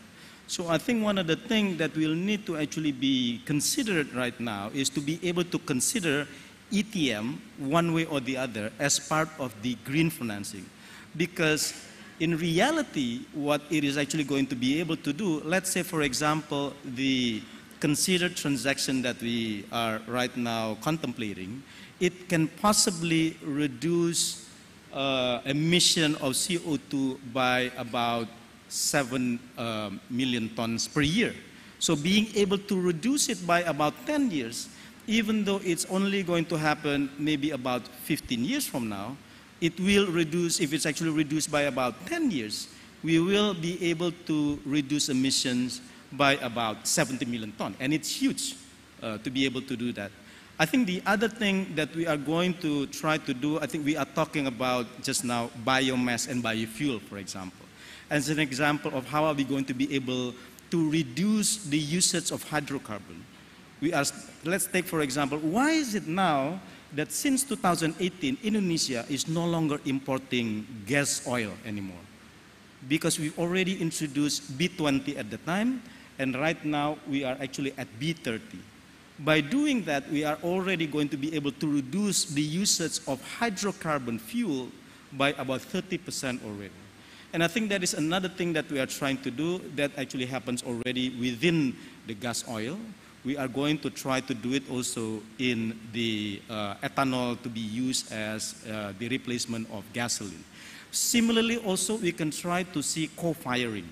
So green and blue ammonia or green and blue hydrogens are the opportunity that we are actually considering. Of course, the current studies still state that because of the cost of the green electricity, green ammonia and green hydrogen probably is not possible to actually be implemented yet. But I think we are still going to be able to use that for blue hydrogen or blue ammonia as a mechanism to do a co-firing. Similarly, also biomass. If we are going to be able to replace some of the coal that is currently being used by our power generation with biomass, and Indonesia has a wealth of biomass like rice husk, the empty kernel from palm, or any of the other waste that we have, that will actually have a significant reduction in terms of the emission without actually doing some of the things that we are actually now debating about the ETM itself. And at the same time, we are going to be able to really build on the wealth of the biodiversity of Indonesia. Thank you very much. Ms. Chua, we just heard from Pak Pahala as well as Kubosan some financial instruments as well as technologies that can help accelerate the decarbonization, particularly in the context of Indonesia.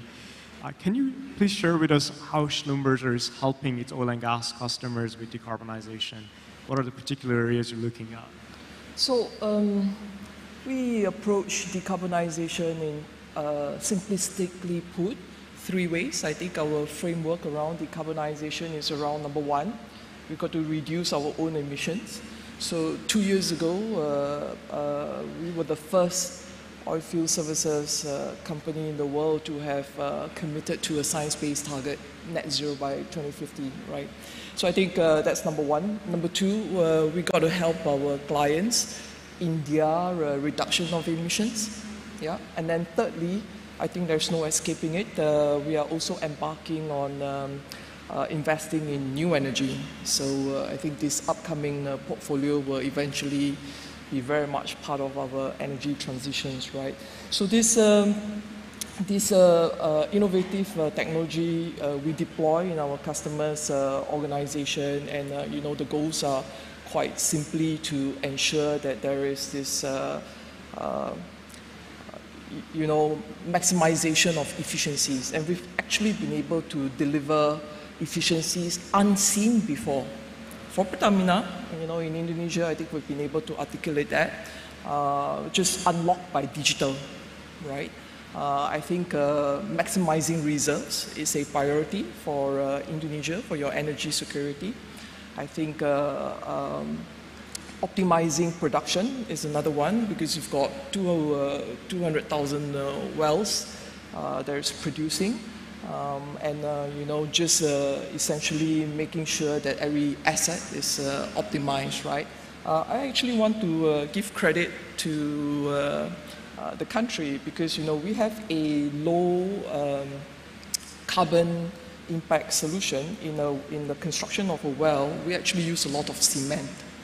And we have a new product where it is CO2 resistant, and the world's first deep water well, Pak Pahala, in Indonesia was where we trialed this technology. So I think kudos to the team for embracing that technology, right? Because this particular solution, we call it Evercrete, was able to reduce 63% of the emissions, right? In the typical well, it's like 80 to 100 metric tons of cement that's used, So 63% reduction, I think it's material, right? And Indonesia drills about at least 300-400 wells a year. So make that math. You know, we could impact emission reduction quite significantly. Yeah. Thank you very much. Kubo-san, if I may, I want to bring you into the same topic around technology, new areas. So we just heard from Ms. Chua some really interesting, innovative ideas around digitalization as well as new types of cement. How's the ADB looking at newer areas beyond just renewables, and to some extent, I guess, EVs, which are somewhat mature? For example, around hydrogen, what are initiatives that the bank is considering? Definitely hydrogen and ammonia. As Pahala said, green and blue, both hydrogen and ammonia, but that is not commercially viable at the moment. It's more of a mid to long-term option. I think it's very important to look at this and invest and be ready and work through partnerships, as mentioned in the previous sessions, because a lot of countries are working on that, but Indonesia has an advantage because of the existing gas distribution infrastructure, and also, of course, ammonia can be used more directly in the coal plants. So to be positioned well for that. However, one of the things that is critically missing for ammonia and hydrogen is an international certification regime for the captured carbon that is stored, because one cannot really tell if it's blue ammonia that's coming in that is truly zero GHG or near zero GHG. So this work on the international regime is absolutely important so that we are contributing to a significant sort of disruption in terms of GHG emission that Amy just mentioned. I know you talked about technology, but just in that same vein of international efforts, the taxonomy issue is absolutely key that Pahala mentioned, because right now it's not being seen as green investments, but can it be seen as transition investments, and there needs to be a pricing difference for that, you know, for the country to benefit. Electric mobility, definitely one major area. But I don't think we should forget about demand side, energy efficiency. There's so much untapped potential in Indonesia. And in the power sector, especially for peak shaving, it's a no-brainer because peak power is so expensive, both for power generation, but also for grid services. So many countries have focused on peak shaving and auto demand response. This is one area that is a low-hanging fruit. Thank you very much, Kubo-san. Ken, if I may bring you in, I would imagine you may have similar thoughts to Kubo-san around energy efficiency, but what are your thoughts around both on the technology side, but also the regulatory challenges that Kubo-san mentioned? Yeah, I think it's great to hear energy efficiency mentioned more than once. It's the unsung hero, I think, in this story. There's a lot of opportunity, a lot of low-hanging fruit there, and some that doesn't take terribly sophisticated technology to address. But so I can speak a little bit to how we're maximizing energy efficiency in our own operations. We did work very hard. I think the data center industry and cloud service providers as a whole have really tried to push the envelope on maximizing energy efficiency.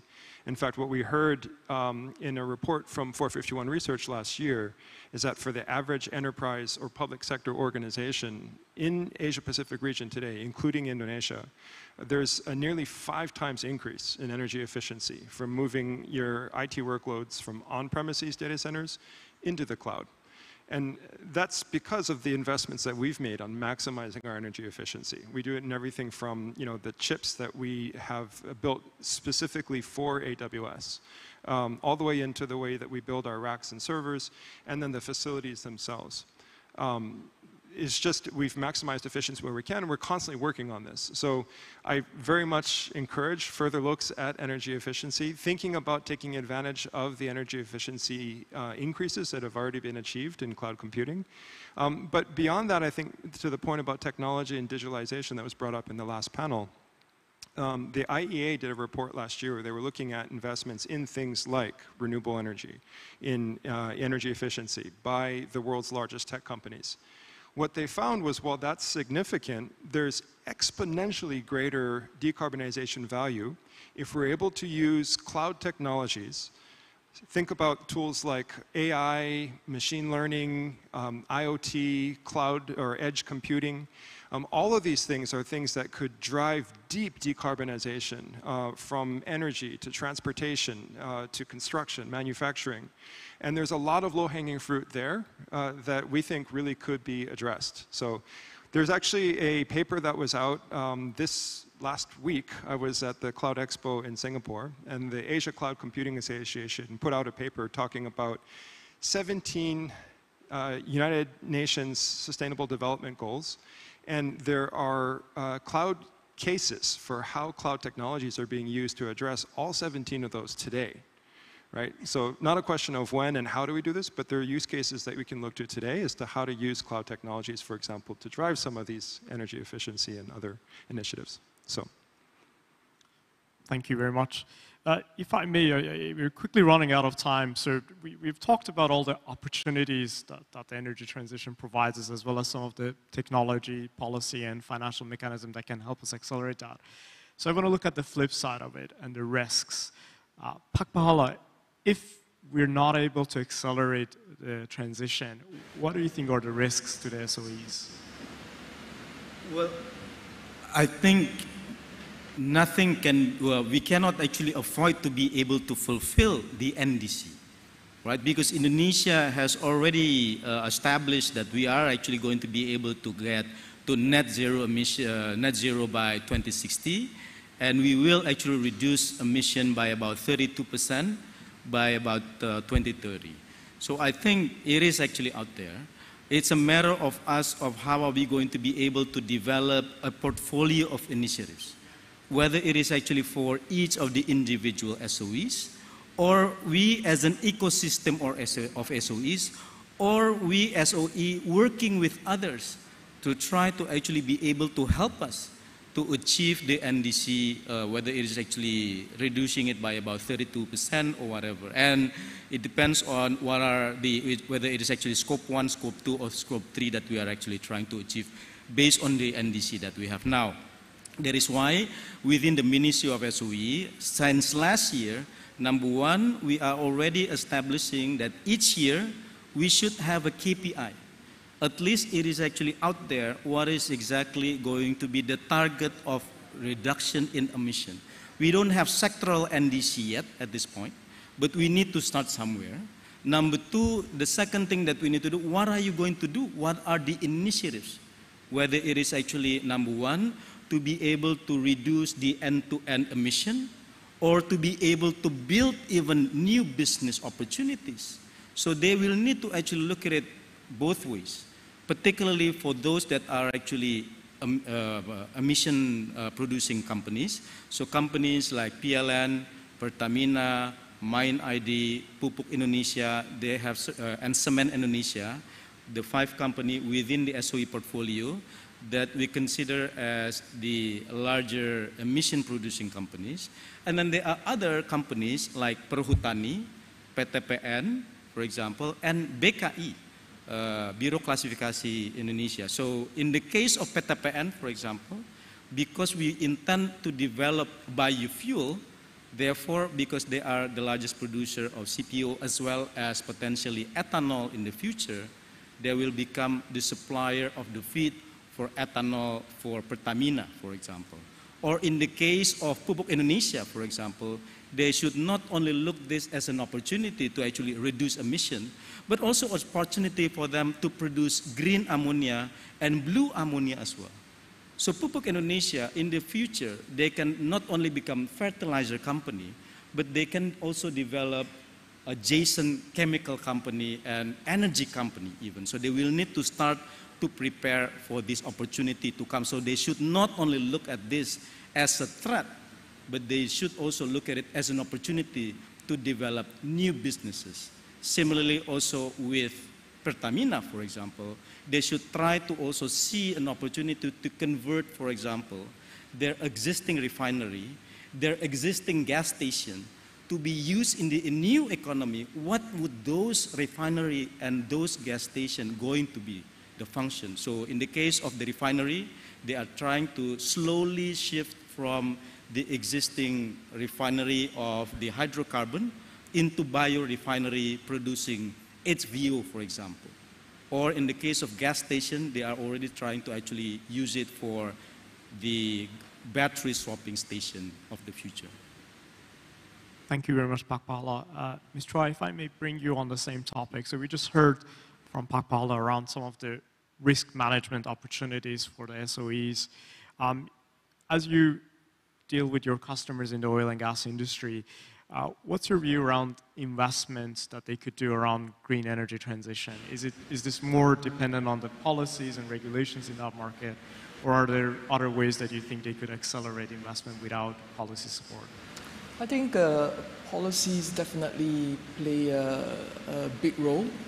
I think we've seen that in Europe, right? It was 2005 when the EU Commission created this ETS system, right? The emission trading system. And fast forward 15, 17 years later, you see their emissions really reduced by close to 43% now. I think they were tracking at 42.8%, which I thought is quite phenomenal, right? Now, can we get to where we need to be without the policies? I think it will just take longer. I think in the meantime, you know, we are, the collaborations and the partnerships, I think, is important because, as I said earlier, no single entity can go at it alone, right? And we're used to doing that. So we've got numerous partnerships and collaborations around the world now. So actually we have a long history of working with SOEs. A recent one I really would like to share with the audience here is a collaboration with Saudi Aramco. You know, you talk about SOE as none bigger than Aramco, right? So they've been chartered by the Saudi government to kind of lead the path. And the collaboration is around the development of a digital sustainability platform, right? To collect, measure, report, more importantly, to define pathways to net zero. And I think what's even more exciting, that it is actually, the solution is for industries that is beyond oil and gas. So I think for the first time, you know, even though the both companies are primarily in oil and gas, but we are taking the charge to define, you know, a pathway for hard-to-abate industries like cement, steel, utilities, and I think that's hugely exciting. I think closer to home with Petronas earlier in the year, we entered into a memorandum of understanding to collaborate on the creation of a center of excellence for carbon capture and storage, right? And part of this collaboration, of course, it has technology around CO2, carbon dioxide separation. It also has competency development, I think, in countries in Asia. This is a huge deal. I think it's a responsibility not just for the SOEs, but for companies like Schlumberger, right, where we have the ability to contribute there, we must do so, right? And then, of course, you spoke about end-to-end emissions management. So that's a pretty exciting center of excellence. And finally, closer to home in Indonesia, I must share that it was 2 months ago, we inaugurated our very first AI Academy. The first in the world was in Indonesia for us, right, with the University Pertamina and University Institute of Bandung, ITB, right? So the first batch will graduate. The uptake was fantastic. I think it was fully subscribed within the first few days of the course opening, right? So I think collaboration, partnerships is crucial. Policy would help a lot as well. Thanks. Thank you very much.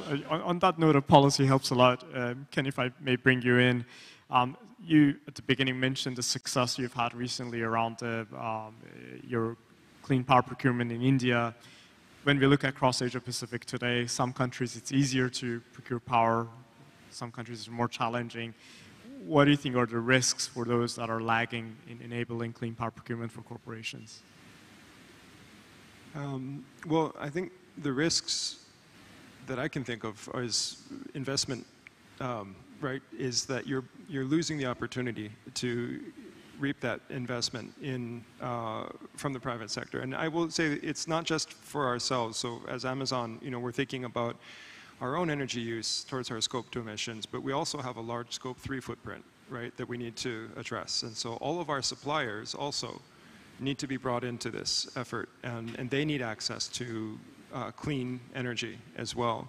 So this is something that if you think about, it's not just the Amazons of the world, but pretty much many others, right, who are under the same pressures from their customers to get to net zero carbon throughout their value chain.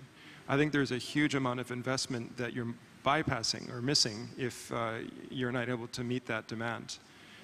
That said, I will just give a quick highlight to public-private partnership opportunities as well. We certainly want to be a partner in developing new renewable capacity, but some of the other technologies that were mentioned here today. So green hydrogen, for example, we're not just an off-taker. I don't know if you've heard, but Amazon has signed up to be an off-taker of tens of thousands of tons of green hydrogen with Plug Power. This is our first off-take agreement. But we're trying to put an investment towards that not yet commercially viable technology to make it commercially viable. We're doing a similar thing with our venture capital fund. So we have the Climate Pledge Fund, which is a $2 billion fund investing in next generation technologies, early stage technologies. And two of the first recipients of that were electrolyzer companies that are starting to work on this green hydrogen problem, right, from the electrolyzer side. So I think there's a lot more that we can do, both as consumers and investors across the region. I know that our former CEO's philanthropic organization, the Bezos Earth Fund, has also been in discussion around how can we bring blended finance to early decommissioning of coal generation, for example. I think there's a lot of opportunities for thinking about how the private sector, philanthropic organizations, and consumers can work with governments across the region to try and address some of these common challenges. Kubo-san, if I may bring you in on this question of risk, particularly in the context of investment, how's ADB looking at its long-term capital deployments? Maybe to put it in context for our audience, today the global average of investments for every dollar in fossil fuel supply, it's only 97 cents in low carbon. Now that number by country widely varies. Some places are doing a little bit higher, some places lower. If you look at scenario analysis, including what we have done at BNEF, IEA, or NGFS, or others, consistently all the scenarios are saying that that number needs to be somewhere around 7 by the end of this decade. It's a 7-to-1 ratio. How does that translate to when you look at ADB's capital deployment? Right, very challenging. I know it's a very, very easy question for the end. Question, yes. I think we already mentioned about pricing. So we have to price carbon to really shift that dynamic. It is happening in many places, and just stepping back a little bit, Indonesia is one of the most vulnerable countries to climate change impacts. It is very much an archipelagic country. Many people live on the coast, and they are threatened by sea level rise and storms. And 1/4 of all human-caused CO2 emissions comes from existing coal-fired power plants. So if we're not going to do anything about that, if we're not going to price the impact for the damages to be caused for today's generation, but for future generation, we're not going to get it to move in terms of that ratio. But there are many, many different sort of policy barriers that the government actually already knows about. Pak Pahala is already on top with the team that Minister Thohir mentioned, and we are very keen to support that. So ADB, together with the World Bank, KfW, Agence France, JBIC, JICA, for example, these development partners collaborate, so we support the government as a whole, as a group, And I'm really glad that Ken mentioned about the philanthropies, because we are indeed working with the Bezos Earth Foundation and GIA, the Global Energy Alliance for People and Planet, many philanthropies together so that we can support the government's plans to shift not just the narrative, but also that investment picture. But last point is what Pahala said. It's really important to take that measured approach that's fit for each environment. Java has oversupply, so we have to address that first, and it's totally different in Sulawesi or Sumatra or Kalimantan. So each country has different. We have to look at it, study, and come up with a tailored design that can be fully owned. And we'll support that. Thank you. Thank you very much. Pak Pahala, you get the last word. We just heard from risks and opportunities. Any comments you would?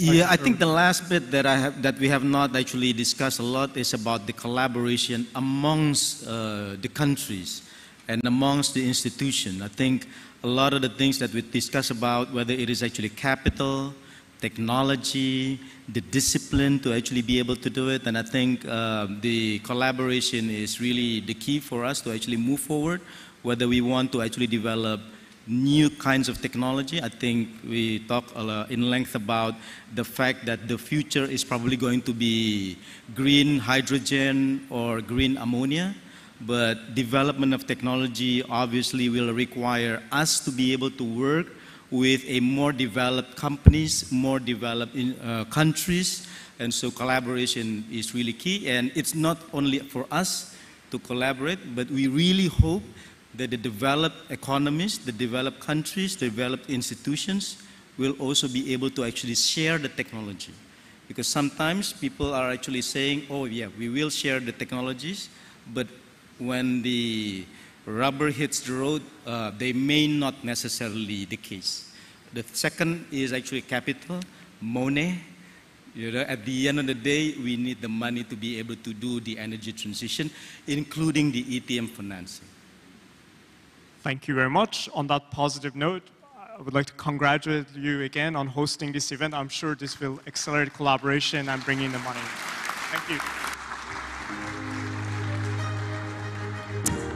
We would like to invite all speakers and moderators to remain on stage for the presentation of token of appreciation. We would like to invite His Excellency Mr. Pahala and Mansuri to present the token of appreciation to the speakers and moderator for this panel discussion.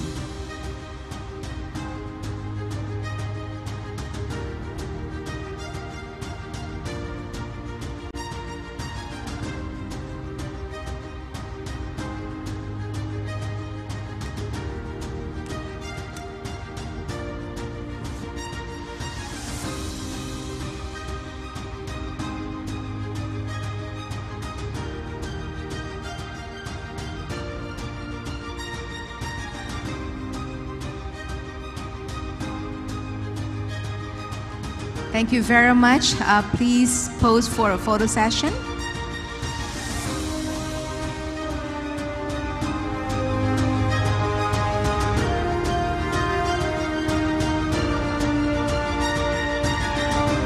Thank you, speakers and moderator. You may return to your seats.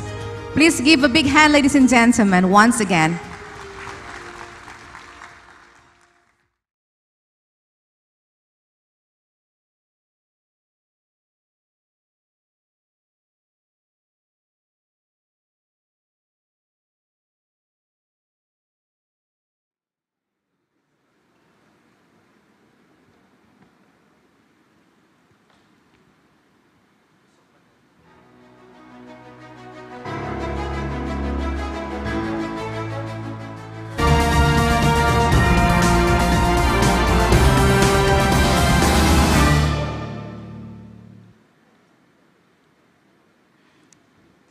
Ladies and gentlemen, the fourth panel discussion will talk about the role of SOEs in broadening financial inclusion, and I will be your moderator for this session. From the previous panel discussion, we learned that the pandemic has created an unexpected impact that changed the consumers and business work. Digital adoption has accelerated in all sectors, including financial sector. Now, before we start our panel discussion, I would like to check the current situation with our participants here today in this room. So I would like to ask you a question. How many of you have already installed mobile banking apps or other digital financial services apps on your mobile phone? Please raise your hand. Wow, I see 1,000 of you already installed. Good. Just kidding. So I see many hands already up. That's good. That's a good news. Now, my next question is, how many of you feel that you have significantly increased the usage of your mobile banking apps or other digital financial service apps during the pandemic, especially to do online shopping or for free food delivery? Please raise your hands again. I see more hands and more smiles. So everybody's being honest. That's very great. Thank you very much. You can put your hands down now. This is good news because that means the survey that has been done in 2020 is true, because it is very easy to access financial services digitally these days, correct? So in 2020, the National Socioeconomic Survey showed that around 40.3% of the population aged 15 years old or more reported to have an account at any financial institutions. Furthermore, 7 out of 10 people in Indonesia have used any formal financial product and services. However, the survey also means that around 60% of the population in Indonesia are not included yet in the digital financial services and products. And therefore, the government has prepared a financial inclusion program for the year 2021 to 2024 to achieve Indonesia's financial inclusion target of 90% by the year 2024. So this needs a lot of support, of course, and also good strategies. In the following discussion, we will focus on these issues: social and commercial aspects of financial inclusion globally and Indonesia, successful cases and lessons learned of SOEs extending financial access to the unbanked population, and finally sharing Indonesia's success stories in financial inclusion. So without further ado, I would like to invite our speakers to come to the stage. The first is the Vice Minister of the Ministry of State-Owned Enterprise of the Republic of Indonesia, His Excellency Mr. Kartika Wirjoatmojo. And then adjunct lecturer in public policy at the Harvard Kennedy School, Professor J.K. Rosengart. Director of the Latin American Initiative and a Senior Fellow at the Center for Global Development, Ms. Liliana Rojas Suarez. And finally, Chief Executive Officer of Finestra, Mr. Simon Paris.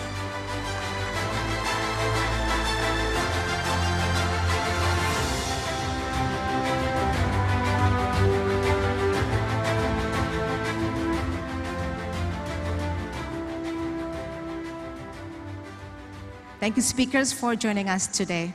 So my first question, of course, to Pak Tiko. What are the key roles of SOEs in extending financial access, especially to the unbanked population in Indonesia? Okay.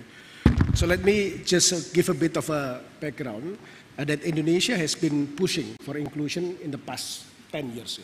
If you look into the cycle, there is a slide that say that we already started the effort since the 90s. But it get really strong traction since the 2010-2015 revolution. At the time, government introduced 2 instruments. First is the agent banking. So initially, it was not deemed as a breakthrough, but later on, I will show you how the impact of the agent banking. And the second is the KUR. KUR is the subsidized credit for micro, which include credit insurance for the default. So those 2 initiatives has created a spearhead on actually including so many people in the system. So currently, the growth since 2015 were from 50% to 84% inclusion level. So let me just give you a context on how we actually address that. BRI is really in the forefront of this revolution because we are the largest KUR provider and also the largest owner of the agent banking, but together Himbara actually, the 4 state-owned bank comprises of around 900,000 agents. So this create access to people in the remote area, in rural area, even in the remote island, to have banking services without having to go to branch. I think this is, one of the most genius, innovation, where we actually give people on the street, like warung or shop, that they have tools to actually become a satellite bank. I think that's, the key, how we can actually increase the inclusion from 50 to 84%. Okay, thank you so much for explaining to us about that. Now, I'm going to move to Professor Rosengart. Now, after we hear the improvement of Indonesia's digital financial inclusion, can you share the evolution of financial inclusion programs in general and some success stories in Indonesia? It's interesting. Financial inclusion is not new to Indonesia. It goes back more than 100 years, in fact. And I'd like to broaden the discussion from state-owned enterprises to government-owned enterprises, because a lot of the initial innovation came at the subnational level, provincial, district, sub-district, and the village level, and the idea is bringing financial services close to the people you're trying to serve. And so it began actually more than 100 years ago in 1896 with the establishment of the first village bank in Indonesia. They call BKD, or Badan Kredit Desa, and it was in the area of Banyumas, Indonesians will know, in central Java. And these village banks are owned and operated by the village to provide savings and credit services to village members. And they were competing with moneylenders, or what Indonesians call retenir, and something called ijon, which is when people would buy the rice before it's harvested at a very low price, and when the farmers are very vulnerable. And this eventually grew to thousands of these village banks throughout Java and Indonesia. This is well before anybody ever used the term financial inclusion. And we also have some very innovative provincial level institutions. One example is from Central Java called BKK, Badan Kredit Kecamatan. And again, these are at the sub-district level, operating through village posts with the technical assistance and supervision of regional development banks. And again, as a government enterprise, they are co-owned by the province and the districts. And this again spread to every single sub-district in Central Java. And then eventually, with new banking laws, they were converted to community banks, or BPR, in Indonesia. And then we come to the first big national initiative, a state-owned enterprise, BUMN, with BRI, and this was during the Green Revolution. And the idea in the 1970s was to try to bring new technology to Indonesia and try to make Indonesia self-sufficient in rice production. And the idea was that there were new fertilizer-responsive seeds, and with fertilizer and pesticides, you can greatly increase the productivity of the farmers, have multiple harvests in 1 year. But to do this, you needed to finance the inputs. So Bank Rakyat Indonesia, you'll hear more about them later, was chosen to administer a program called BIMAS, Mass Guidance, Bimbingan Massal, to try to finance the inputs for the farmers, and also a cost of allowance, cost of living allowance to help manage this transition. And by the mid-1980s, it was a phenomenal success in bringing the Green Revolution to Indonesia. Think about it. Indonesia, in 1 generation, in 20 years, went from the world's largest importer of rice to a net exporter. And this again created the embryo for probably the world's largest, most successful microbanking program in the world, also done by BRI, which I'll talk about later. But what it did was it set up the infrastructure. You had thousands of these, what they called unit desa, village units, around the country. You had a staff of over 14,000 people who became quite skilled in managing individual accounts for savings. They administered the National Savings Program, Tabanas.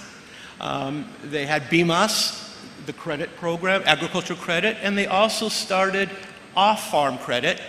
Now, those of you who might remember the era of the mini skirts and the midi skirts, so they had credit mini, very small off-farm loans, credit midi, slightly larger.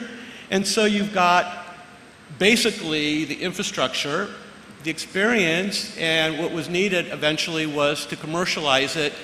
So new products with new pricing, but you had the presence everywhere in Indonesia, and you had the staff could manage a commercially sustainable microbaking program in the future. And like I said, later we'll talk about that.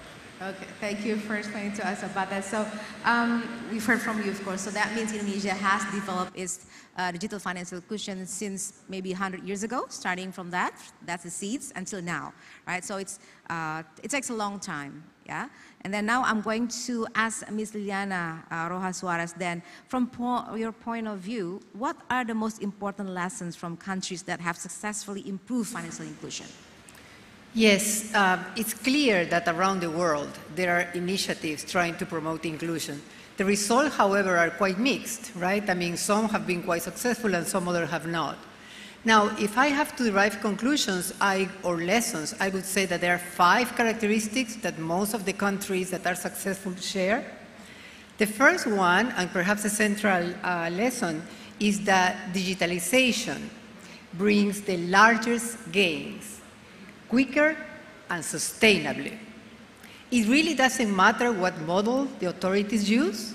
It could be a bank-led model, where it's the banking system that is actually promoting through access to ownership of accounts, or it could be that in some countries in Africa, a Telkom-led approach where the mobile network providers are the ones that actually move the needle. It doesn't matter, but they all rely on a strong expansion of digitalization. Second lesson is payments is certainly a getaway for the provision of more financial services. Countries that have been successful in extending the use of payment services have made a lot of strides in getting also access to credit, insurance, and other more sophisticated products. Third, and this is very important, affordability in accessing digital infrastructure, like internet, cell phones. You know, the infrastructure could be there, could be available, but if it's not affordable, it's not going to be used. And a simple way to estimate it is take the population in remote areas or the ones that you want to reach and estimate what is the cost of access relative to their income. If it's too high, you're going to have a problem with actually using digitalization. Fourth, this is very interesting because it's not really within the area of financial inclusion, but it's macroeconomic stability. I mean, there are so many countries that have everything, all the ingredients in the program, but their macro-financial system is so unstable that really people are not willing to move into the formal financial system because they are concerned about issues like inflation, about taxes that can actually render it not attractive for them.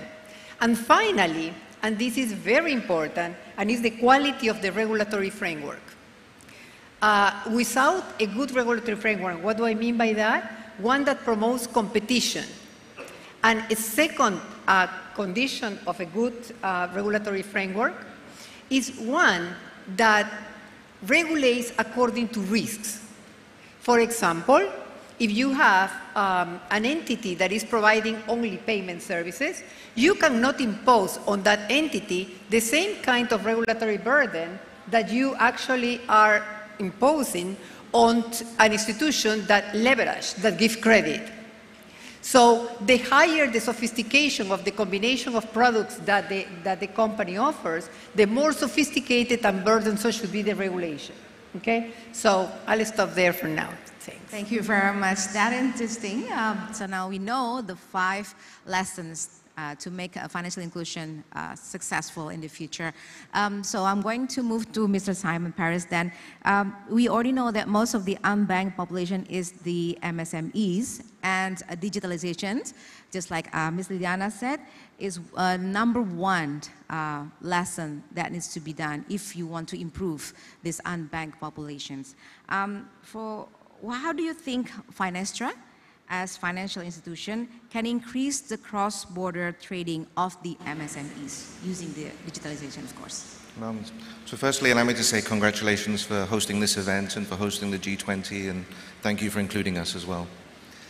So to your question, financial inclusion and the role of SMEs, micro SMEs, if you heard Minister Eric this morning, I think he said 65 million SMEs and micro SMEs in Indonesia, representing 65% of the growth of the country going forward. So it is a critical thing for us to focus on. Now, I think the infrastructure, the regulation, the financial inclusion historically is there to build upon. The single biggest challenge to address is what's referred to as the trade financing gap, which means those people who need trade finance, the SMEs, the micro SMEs, it's hard for the banking system to reach them.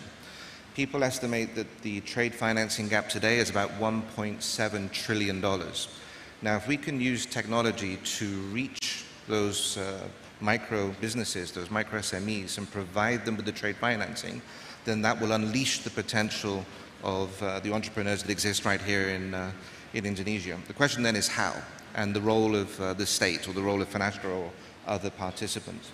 As the Vice Minister said, you already provide the KYU, so you already have the regulatory environment to provide the certainty that you're transacting with a certain person. If the government goes on, or the state enterprises go on to then say we'll reassure or assure or guarantee those invoices, then banks can lend against them. And then through alternative technologies like marketplaces, we can reach all of those people and provide the alternative financing that they need. So to answer your question, I've partnered with the, FINASTRA has partnered with the International Chamber of Commerce. I'm also the chairman of the World Trade Board. So John Denton, who's the Secretary General of the ICC, he and I have partnered to launch the ICC TradeCom to provide this capability.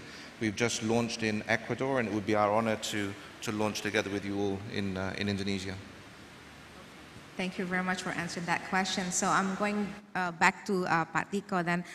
Many speakers today think that Indonesia is one of the few countries that have made impressive progress in financial inclusion.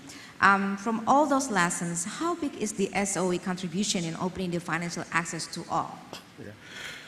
So I think we need to differentiate between inclusion and then access to finance and literacy. I think those are actually three different things. In terms of inclusion, as I mentioned earlier, I think the proliferation of branches and agents has been able to push the inclusion to 83–84%. I think we are very confident next 1–2 years with digitalization, we can achieve 90% plus even. But that doesn't mean that access to finance is actually improving well. So on the access to finance, we realized that in Indonesia, there are a lot of not only micro, but ultra micro entities. The ultra micro entities in Indonesia, there are around 45 million, and 30 million of them has not been able to access formal finance. They have accounts or they have other financial payment model, but they cannot access formal finance yet. The reason being, a lot of them actually is still unbankable and unfeasible. So we can categorize the people at ultra micro as unbankable and feasible. And there is people who are already unfeasible but bankable because they have collateral. And there are people who are bankable, they are feasible but unbankable because they don't have collateral, and then people who already graduated. So now we are looking into this graduation as a process that we are actually pushing the people to actually graduate from one stage to another stage for them so that they are becoming eligible to a more commercial type of loan. So on the left-hand part, which is the unfeasible and bankable, this is really a first-time entrepreneur. So right now we have a program called Mekar. It's under one of the subsidiary. It's called basically empowerment for women in rural area. So there are already 12 million plus women that we empower through this Mekar program. They receive a loan of around $150 to $200. And the amount of the empowerment and education, including literacy, is massive. It's almost like weekly meeting, educating them how to actually creating a cash flow model, how to buy their material and so forth. So this is really enhancing their core ability to become a successful businesswoman. So that's actually the first phase. And the second phase is really starting to integrate and upgrade with other services. This is where actually people start to be able to address their bigger needs through what we call KUR. Credit Usaha Rakyat. Credit Usaha Rakyat is actually a combination between subsidized loan, so the rate is actually non-commercial, 6%, but government provide another 6% subsidy. So the bank who run this like BRI or Mandiri or BNI receive 12%, but people actually pay only 6%. And there is also a credit insurance. So if they become NPL, then 75% will be borne by the insurance that is paid by the government. So this has been pushed for the past decades, and it has reached around 20-30 million people. So this is actually why in Indonesia right now the amount of the new entrepreneur is massive. So 65 million of our new micro entrepreneur actually is probably half of them is the graduates of this KUR program. So now how we want to address the unbanked. So we actually just recently integrate our 3 entities. So BRI is a bank, and then we inject 2 other entities, which is PNM, the empowerment model, and Pegadaian. It's interesting that Indonesia is still very massive in terms of pound. So people still use pound as one of the model. People usually bring their gold or whatever things that they could pledge in pound, and they get access to cheap and fast money. So we integrate these 3, and now we just innovate with one model, what we call as ultra micro integrated services. We call it Senyum in Indonesia, Sentra Layanan Ultra Micro, in which in that premise, people can access different type of loans. So if you are still in the early stage, then you go with the empowerment model. If you have already collateral, then you can do a pound. But if you already have both, then you can receive KUR. So this is something that we are pushing, and we are hoping to embark another 15 million to the system in the next 3-4 years. This is done through this ecosystem, ultra micro ecosystem. Okay, so that means the strategy has proven to be successful until now. And then after we know this, I'm going to move to Professor Rosengard. You have done extensive research in Indonesia regarding the role of bank in financial inclusion. From all those government programs that have been explained by Pak Tiko, which programs do you think are workable and effective? Well, if I may, building on the wonderful overview from Pak Tiko, national perspective, the roadmap to financial inclusion, I'd like to give a very encouraging example from a state-owned enterprise, and we're going back to Bank Rakyat Indonesia, Indonesia People's Bank. And to continue the narrative, as I said, they were instrumental in making the Green Revolution a success. But because of that, the program was no longer necessary, and you had this great infrastructure that the Ministry of Finance was unable to subsidize anymore. So in the mid-'80s, they commercialized it, completely re-engineered it. Flash forward to today, and you have the world's biggest, most successful, profitable microbanking system in the world. And everybody's heard of Grameen Bank, but those of you not from Indonesia, ever hear of BRI and microbanking? Not a hand, right? So it's a great untold story. So if you look at it today, now BRI is a full-service commercial bank under the Financial Services Authority, despite being also majority owned by the government. So they have to make a profit. They have to be financially viable. The Ministry of Finance wants them to pay dividends, wants them to pay taxes. But if they're owned by the government, majority owned, they also have to have a development impact, some social impact above being profitable. And if you look today, BRI is the country's largest bank. Its assets are more than $100 billion US dollars. But they also have the most extensive retail distribution network in the country. They have more than 1,000 branches, sub-branches. I mentioned these units. They were village units. Now they're just called units because they're also in the cities.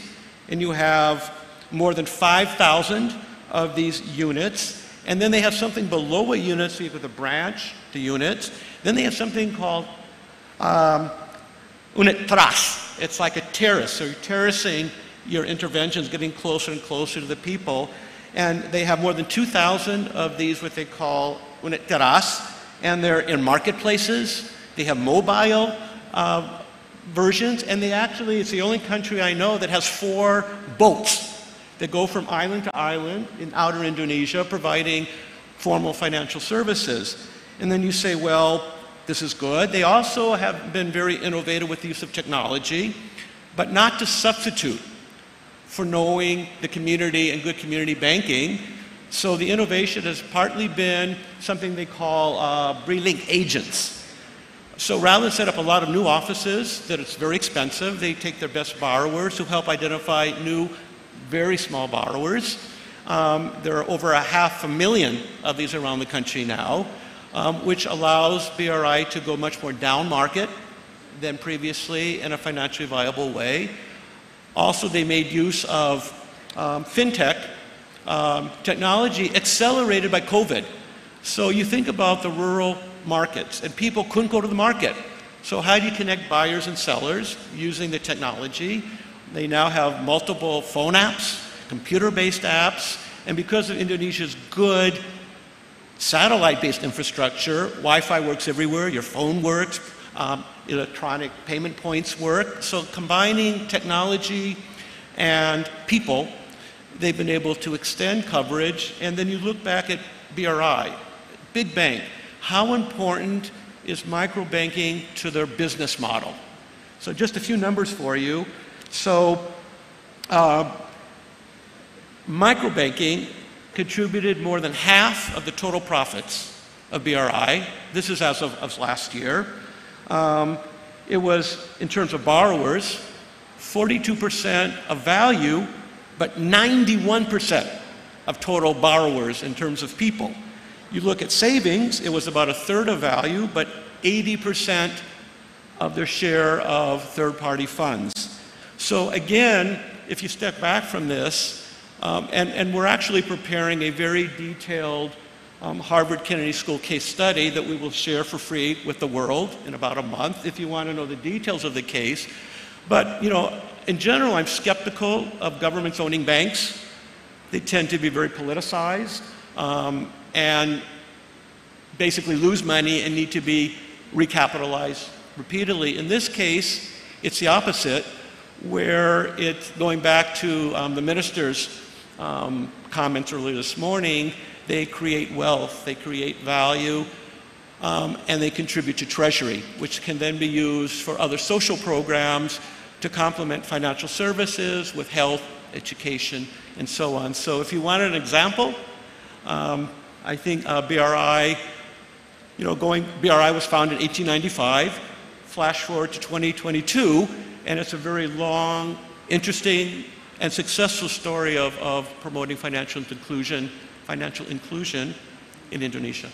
Thank you very much. So I guess we can give applause to BRI. Yes? You should be proud. The strategy has proven is successful in reaching out to the people in the remote areas, yeah, by creating like open access to those people who cannot be reached out easily. So that's the Indonesian case, success story. Now how about in other countries? Maybe Ms. Liliana, can you share some stories of success stories in countries such as India or selected Latin America countries? Yes, thank you. National strategies, again, as I said first, are widely used, and as I was saying, some are successful and some others are not. Let me give you two examples of countries that have actually based their financial inclusion on digitalization, and number two, they're focused on attracting users. And those are India and Brazil. But talking about their programs will take me forever. So let me just pick up on a specific element on their programs that was actually vital for their success. In India was Aadhaar. Aadhaar is a technological-driven identification system. If you haven't heard from it, please do, because it is really a very good system. It's a unique, secure identification number. It's a number that can be verified online and in real time.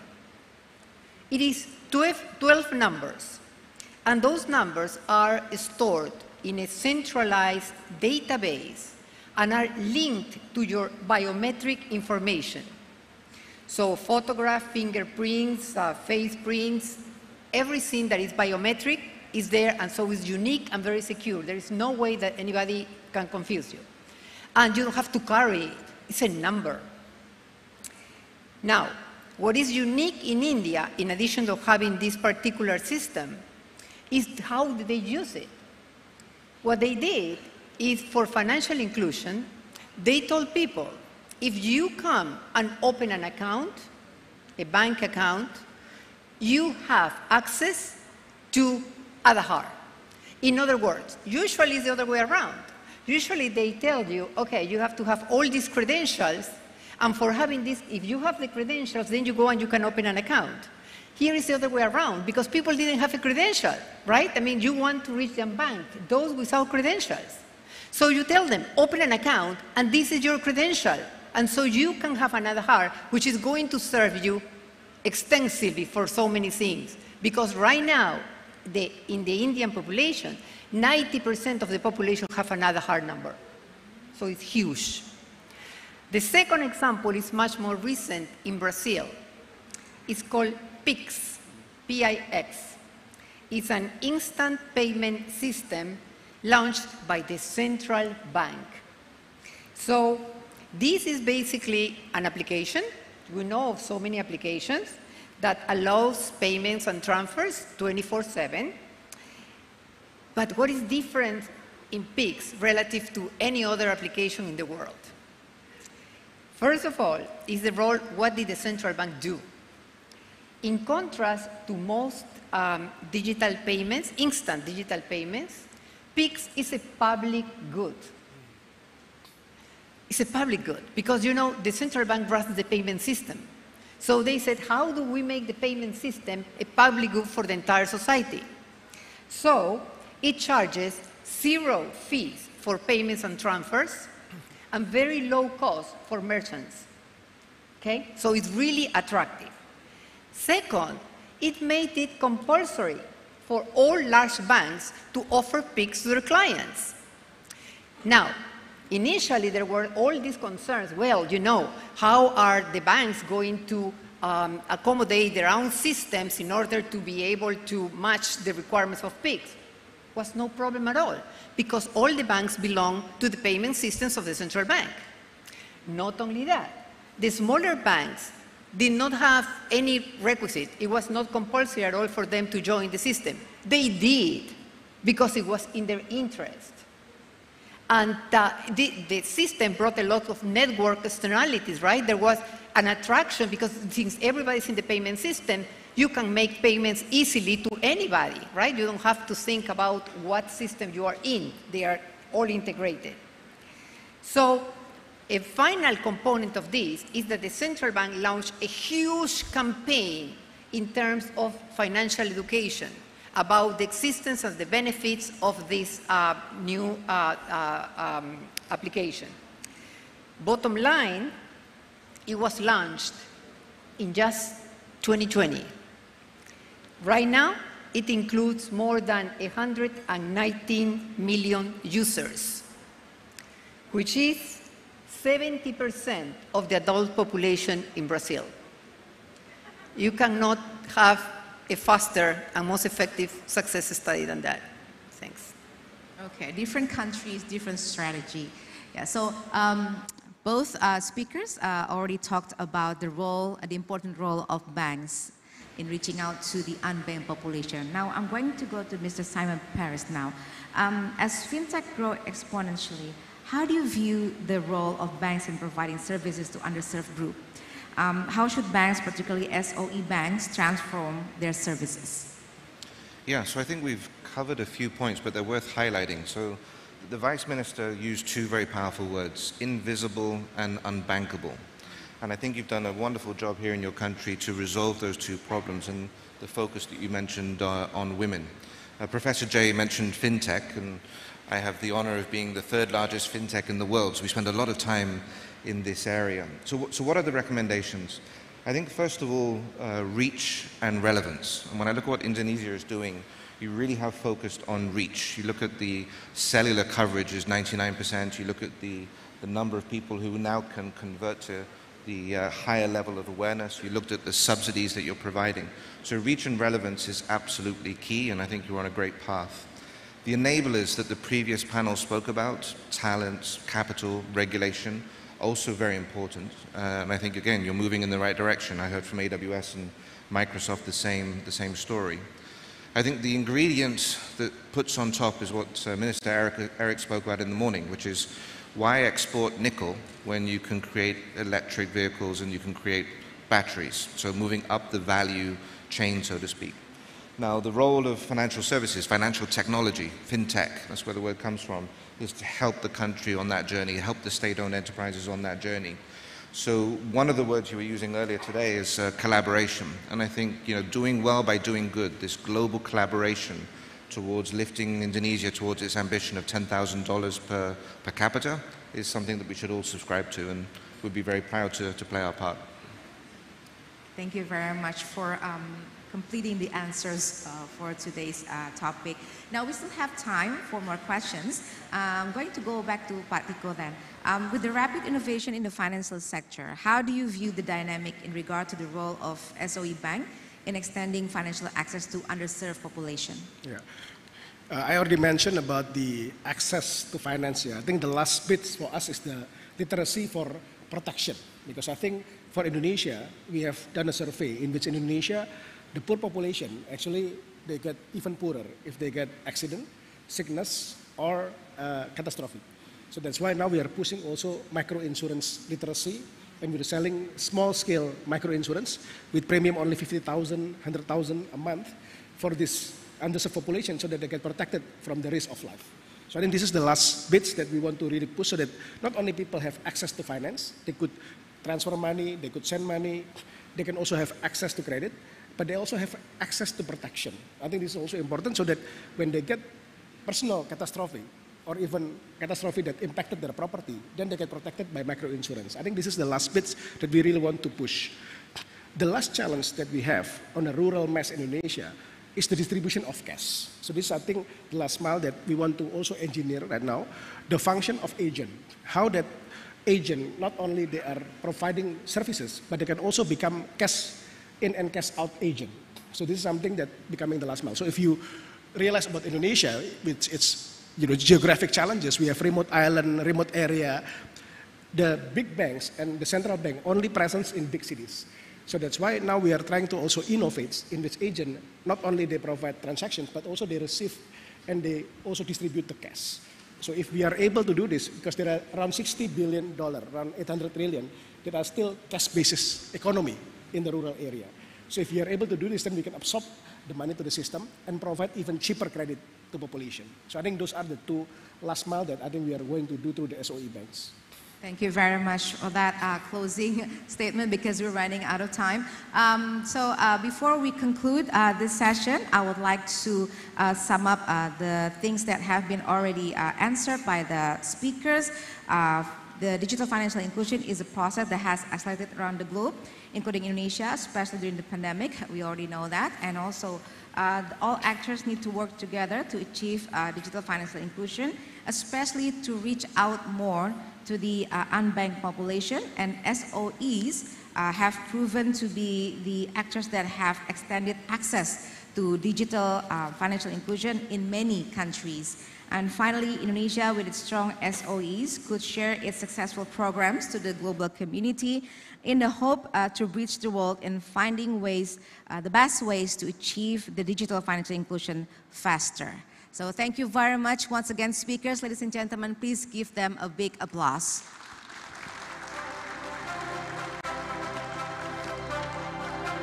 We would like to invite all speakers to stay on the stage for the token of appreciation ceremony.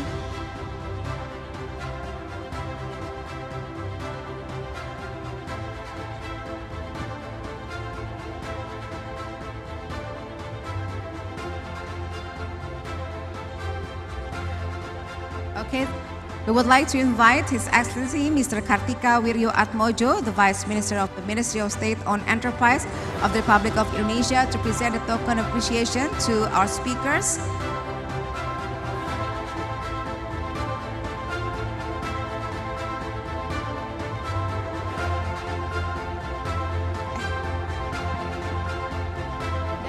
Oh, to moderator. Okay. Okay. Terima kasih, Pak. Pose for a photo session.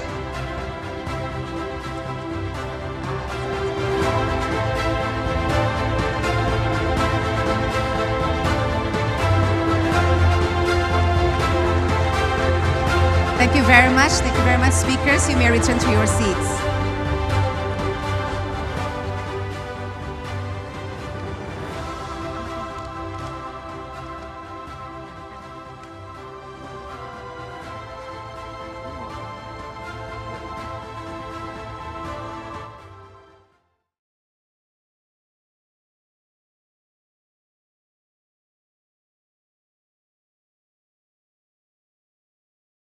Ladies and gentlemen, finally we have arrived at our fifth and last panel discussion of the day.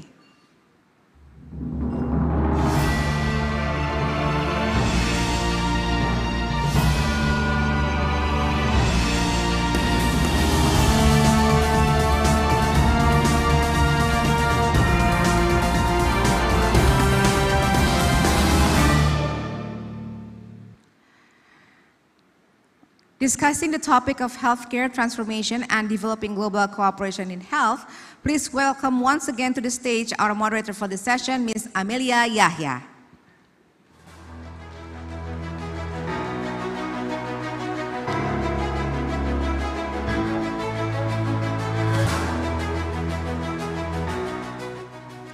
Well, distinguished guests, ladies and gentlemen, I'm back and I'm so happy to be here to be your moderator for the fifth session, and today we're going to be talking about an array of topics surrounding healthcare transformation as well as developing the cooperation in health. And ladies and gentlemen, I would like to introduce myself again. So my name is Amelia Yahya and I was a news anchor and producer for CNN Indonesia, and now I'm based in Singapore. So here we go.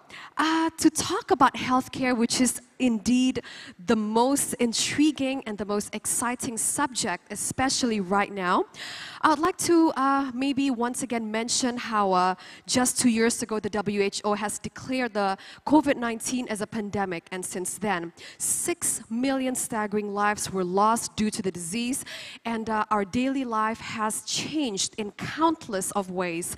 And some countries, though, have regained a degree of normality. Others are still trying to survive. And 2 years now, let us reflect on the things that we have learned, on what we should have done, on what we shouldn't have done.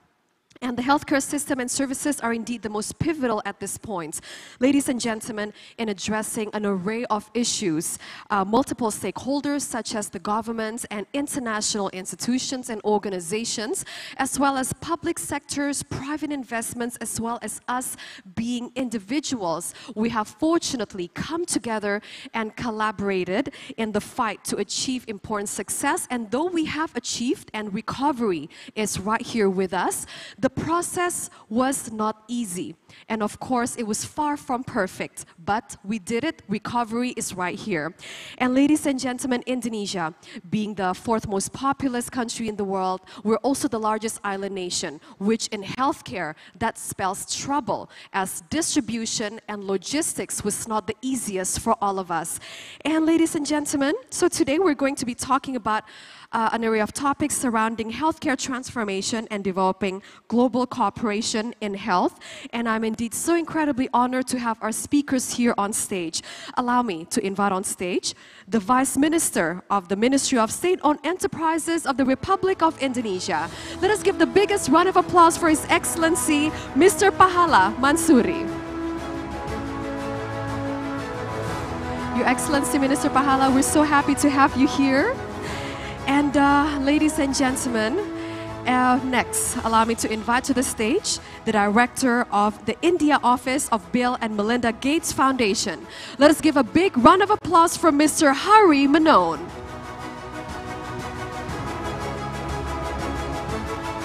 Hello, Mr. Hari. So happy to have you here. And ladies and gentlemen, next also allow me to invite to the stage the Senior Lead Investigator for Community Health of the University of Oxford. Let us welcome Mr. Anuraj Shankar. Let's give him a big round of applause.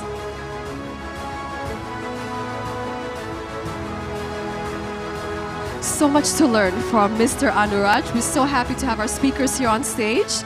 And of course, we'd also like to invite on stage the Senior Division Chair Education of the Mayo Clinic College of Medicine and Science. Let us give a big round of applause for Ms. Nell Robinson.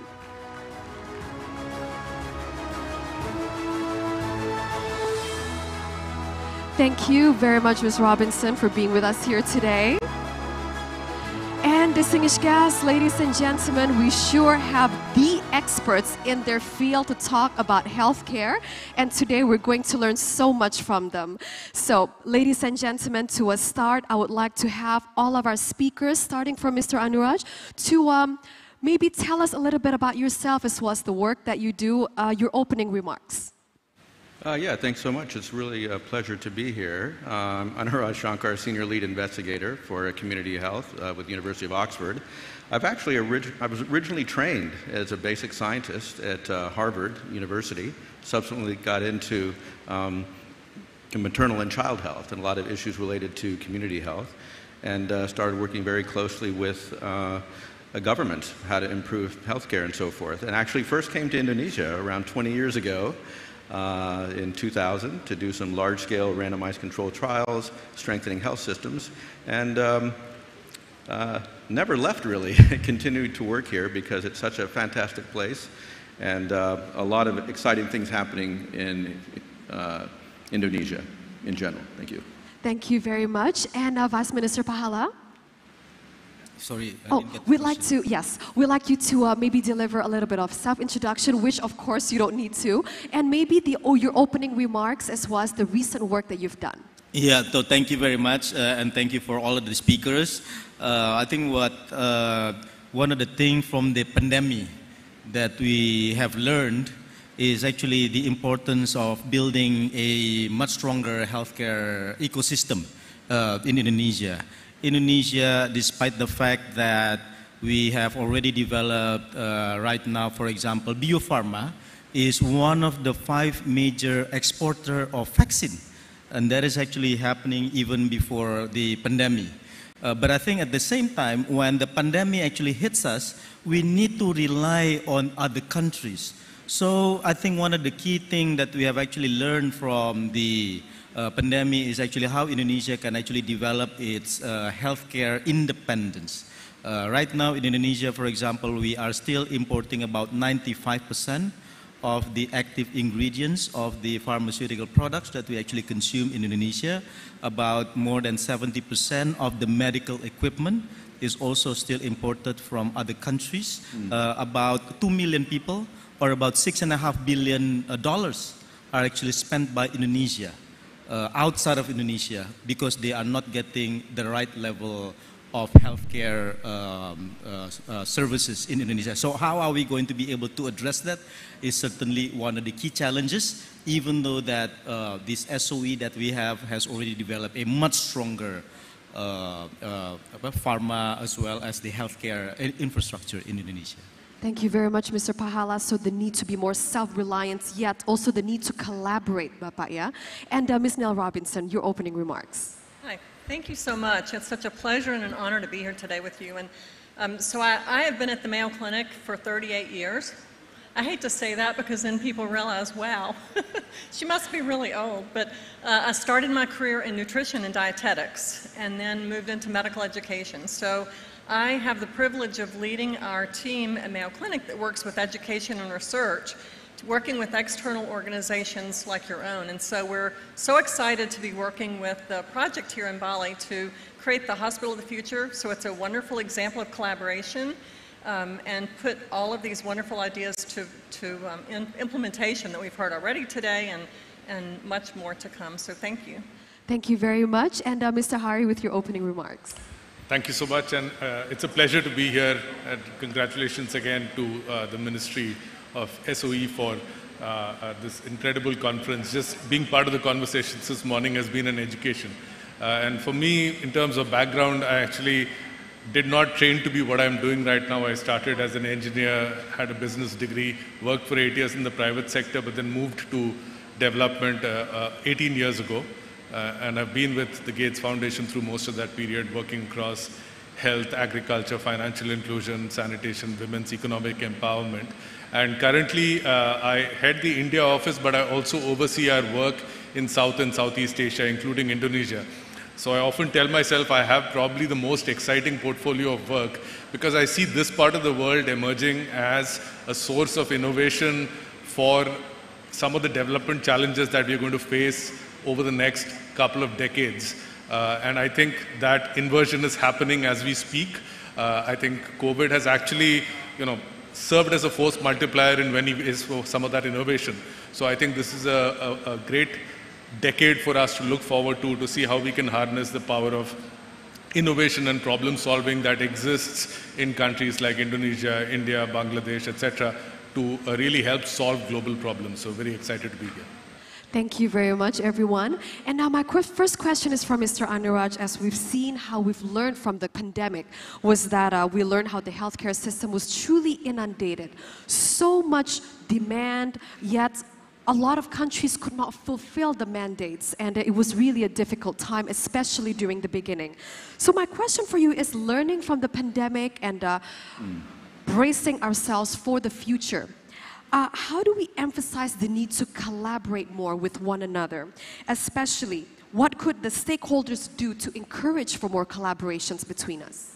Yeah, that's a very good question. I think globally, what we learned from the pandemic, I would say, was very well characterized by a famous quote, which is, it's not what you don't know that gets you in trouble. It's what you thought you knew for sure that's just not true. And I think this is what we learned, is that many of the institutions we thought we could depend on during the pandemic, it turned out that they were not as reliable as we thought. But on the positive side, the exciting thing that happened is, in fact, some institutions created different sorts of collaborations that really did enable amazing things to happen. And there were certain characteristics of these institutions and these collaborations. So number one, many of these institutions were much more agile, faster to respond, and they were characterized by use of information systems. And we've heard a lot about digital systems and so forth. So that was really at the core of those successful organizations and collaborations. Next was the early recognition, actually, of the magnitude of the problem. It seems counterintuitive because everyone was talking about the pandemic, but in fact, in many places, until really the end of the first year, many organizations and governments in some places were thinking this is something that would just sort of go away. So the ones that did a good job really realized early on, we got to do something, and we got to do something at scale and fast. So that realization was really important. The next thing is they focused on strong human resources. The collaborations were really involving that, saying it's not just about the technology, it's about the human resources. I always say it's human beings who help other human beings. Everything else is just a tool. So that was very important. Then they defined short-term objectives for innovations, but it wasn't just any type of objective for an innovation. It was creating innovations that were foundational for additional innovations. So that was very strategic. And there was engagement across the private and the public organizations with greater transparency and relaxation of regulations for speed. So I think these were really the keys of the successful collaborations and successful organizations. And this included not just in Indonesia, but of course at the global level. And this is what really enabled synergy for diagnostics, whether it's PCR, rapid diagnostic tests, molecular sequencing, or vaccination. So these were really the important things. So I think the lesson from all that was the need to catalyze ecosystems, right? Meaning that not just focusing on one specific innovation or intervention that you're going to do, but thinking how do you build an ecosystem that supports emergence of solutions, emergence of innovations. And I think going forth on the collaborations, that's really the key. Thank you very much, Mr. Anuraj and Mr. Pala. I would like to ask regarding, first points out how the SOEs have undoubtedly been such an instrumental force in fighting the disruptions caused by the pandemic. And especially here in Indonesia, what do you think the government should do to strengthen the SOEs' roles as well as improve the healthcare system here in Indonesia? I think what we need to do is really building on this momentum.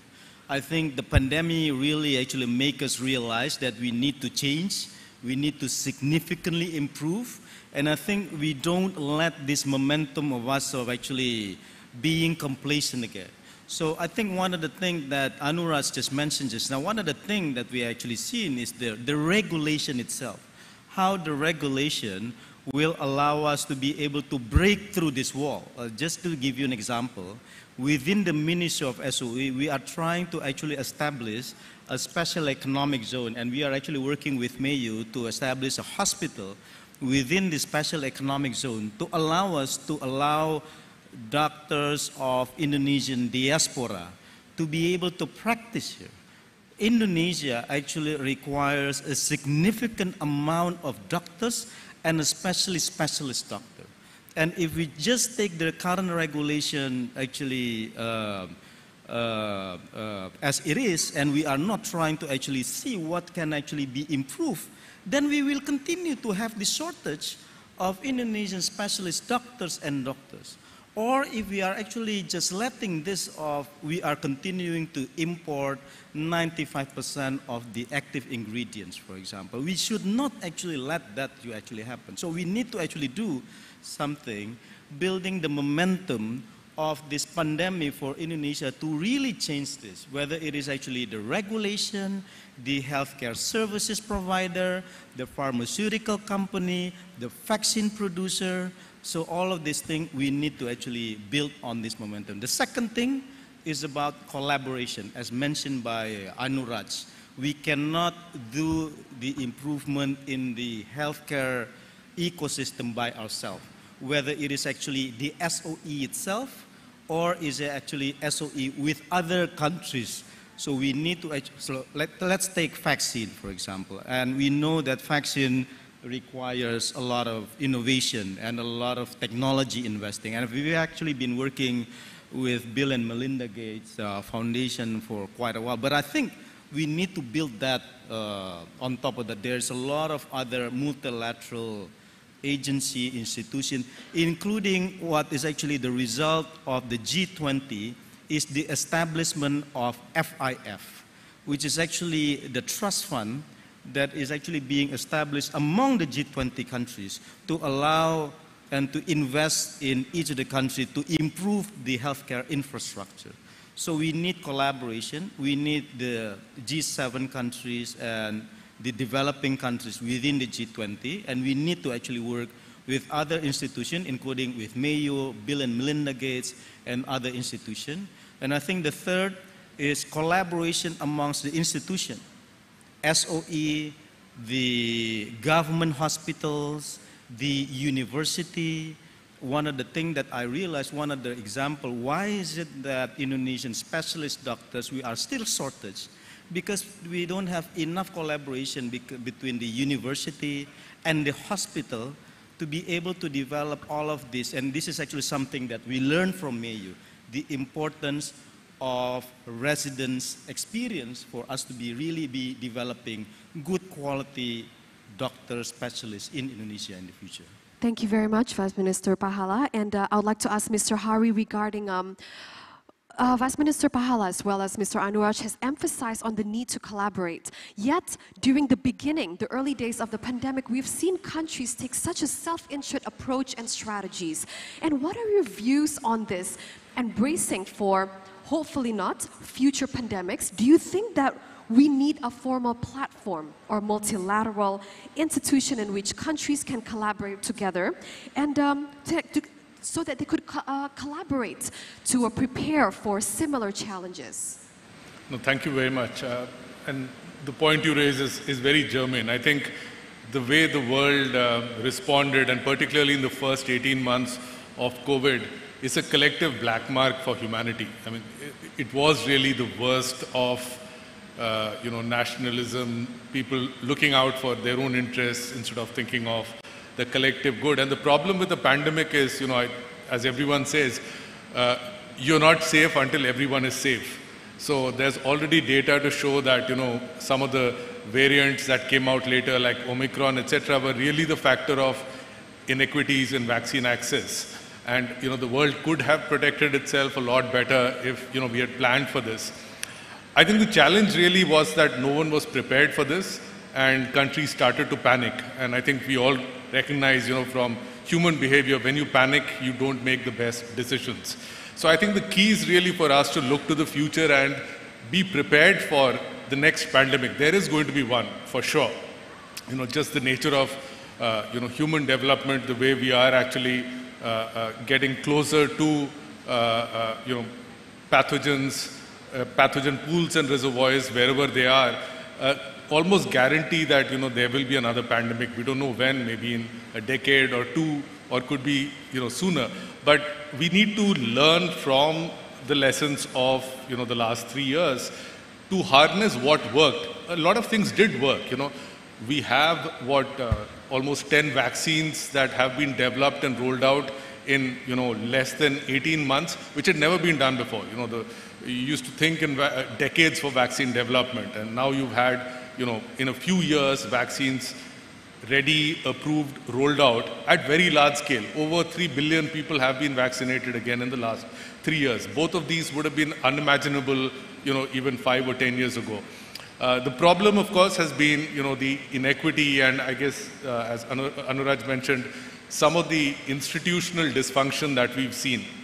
Now, I don't know if the answer is to create a new institution, because, creating credibility for especially a multilateral platform that's totally new itself is going to be a multi-year effort. I don't know if we have the time. My sense is the answer lies in what the minister mentioned, which is to bring in new kinds of partners. So it's really all of society representation we bring to these institutions. So I think the opportunity is more for institutional reform. And I believe firmly that countries from the global south need more representation in the leadership of these institutions, because we are where, a lot of the population lives that need these institutions to show up. Many of the G7 countries don't really rely on the WHO and others for public health advice, but LMICs and LICs do.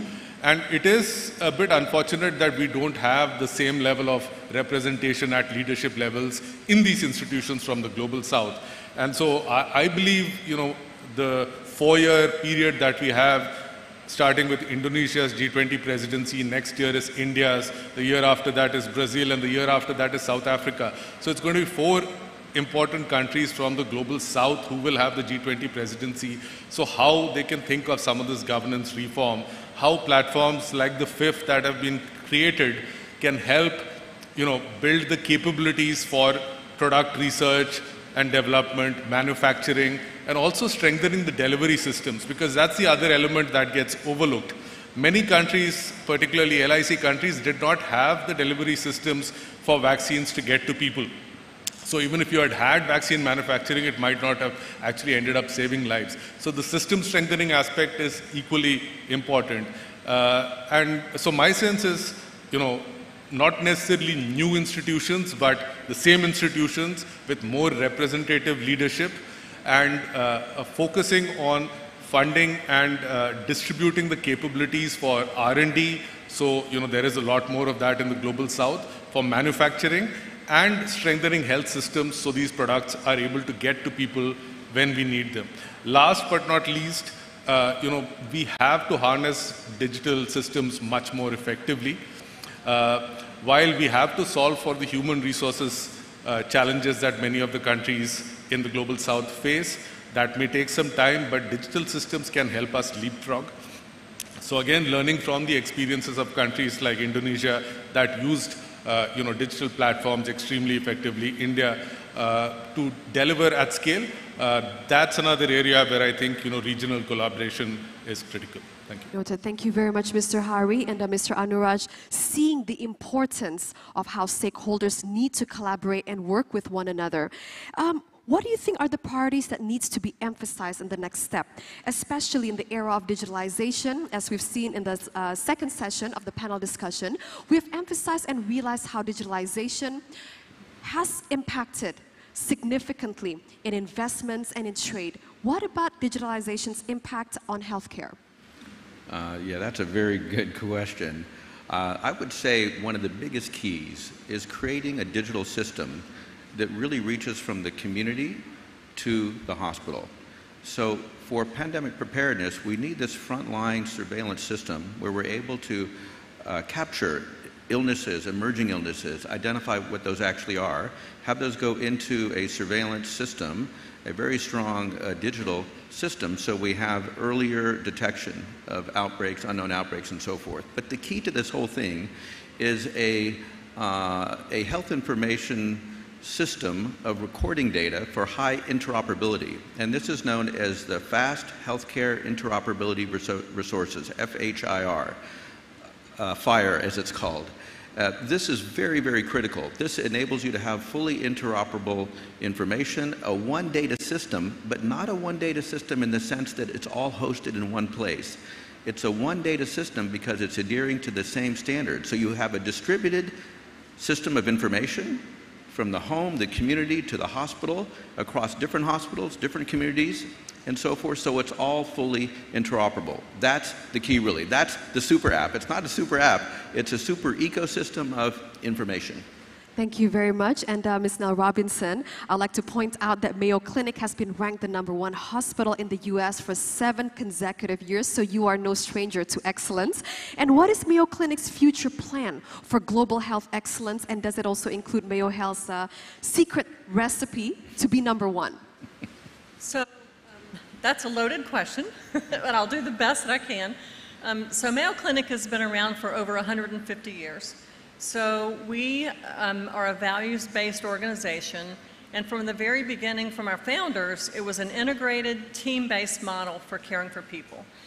I think another thing that's really important in the model, and which has helped us attain and maintain the #1 hospital, is that at the very center of every single thing we do, every decision we make, every dollar we spend, is the patient.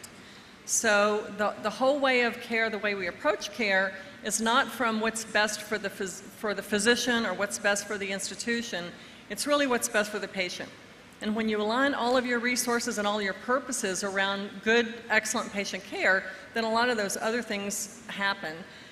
We can sit in committee meetings where we're making decisions, and if there's a contentious discussion about what should happen, somebody will always bring up what is best for the patient. And that is a very leveling comment that helps put priorities in order. So one thing is the way we have our values-based culture. We use the acronym RICH TIEs, which means respect, integrity, compassion, healing, teamwork, which is really critical, innovation, excellence, and stewardship. And those are not just words on a page or plaques on a wall. It's really how we take care of ourselves and each other. And so foundational to being able to provide excellent care is being strong, healthy organizations. So we are thrilled to be in collaboration with the Indonesian Health Corporation and hope that we can bring some of our 150 years of experience in excellence in medicine to this country and this culture to be able to help maybe impart some of our lessons learned, some of the ways we take care of patients. Another important thing, and Anuraj mentioned it, and I think the minister mentioned it as well, Mayo Clinic is, we call it a 3-shield organization. So patient care is at the center of what we do, but we're also heavily invested in education because we feel like and this goes back to our founders 150 plus years ago, unless you're educating the providers of the future, you're not going to be able to keep up. And it's more true now than it ever has been. Also, the third shield in the Mayo model is research. So taking really great care of patients means you have to educate the future workforce, but you also have to be doing research. You have to be doing basic science, clinical research to understand what are the health challenges. How do you sequence the genome? How do you figure out, precision medicine? What are the best ways to care for patients? And then make that available globally. Our founder, William Worrell Mayo, back in the late 1800s, had a mission to go out all over the world and experience healthcare in different places, and then invite physicians and others into the Mayo Clinic to learn and to take the best of both. And so we haven't, up until the last few years, we really have been more internally focused on education and excellence and care within Mayo Clinic. And now we've pivoted to be able to really take what we've learned and share and collaborate externally. So looking forward to a wonderful, bright future with this organization, and happy to share what we've learned. Thank you very much, Ms. Nell Robinson, on emphasizing the need for a better medical and research institutions, as well as I would like to ask Mr. Pahala regarding responding to global challenges ahead, as well as to achieve Indonesia's 2045 vision for health sovereignty.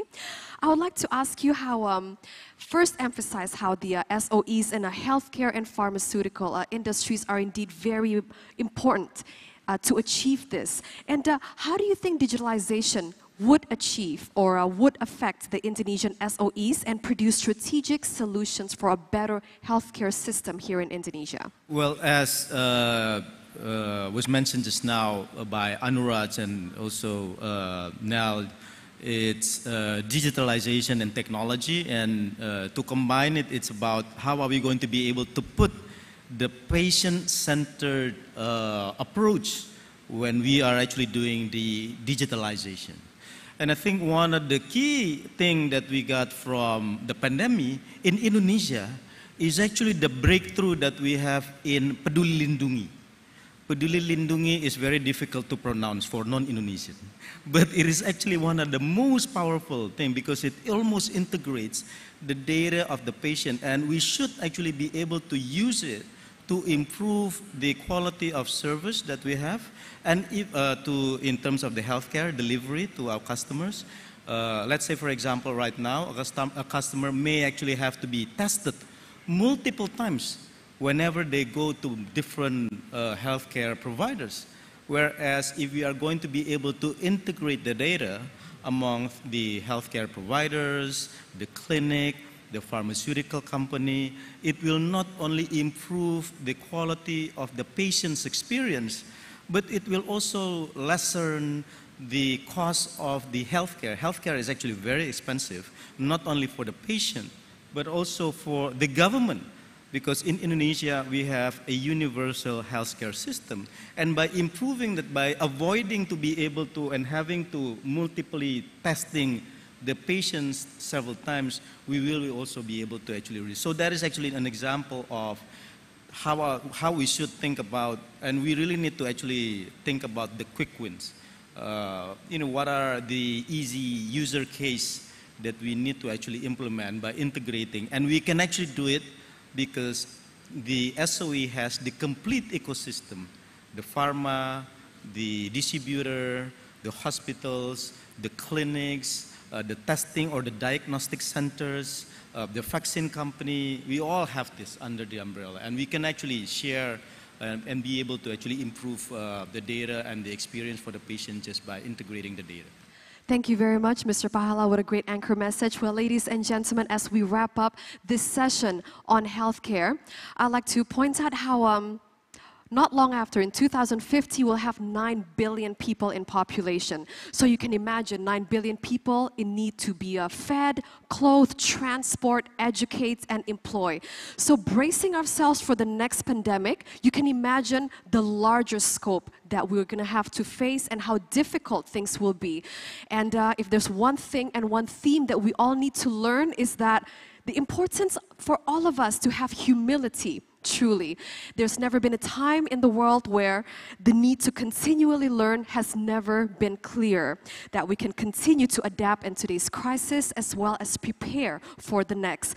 And ladies and gentlemen, I'd truly like to thank our dear speakers here today. As they say, a dream that we dream alone is merely a dream, but a mission and a dream that we dream together becomes a reality. And I'd like to thank our speakers for pointing that out, and let us give them the biggest round of applause. Thank you so much. And I'd like to deliver the stage back to our MC. Thank you very much, speakers and moderator. We would like to invite you to stand up for the presentation of token of appreciation. We would like to invite Mr. Pahala Mansuri to present the token of appreciations to the speakers for this last panel discussion.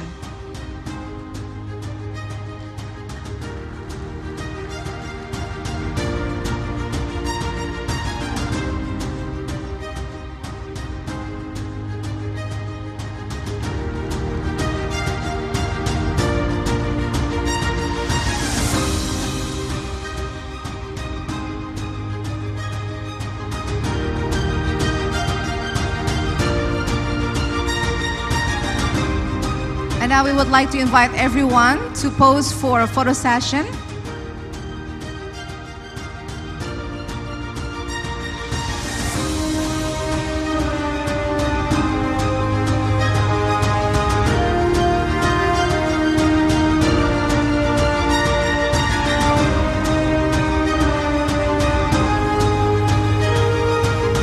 Thank you very much, speakers and moderator, for the final panel discussions of the day.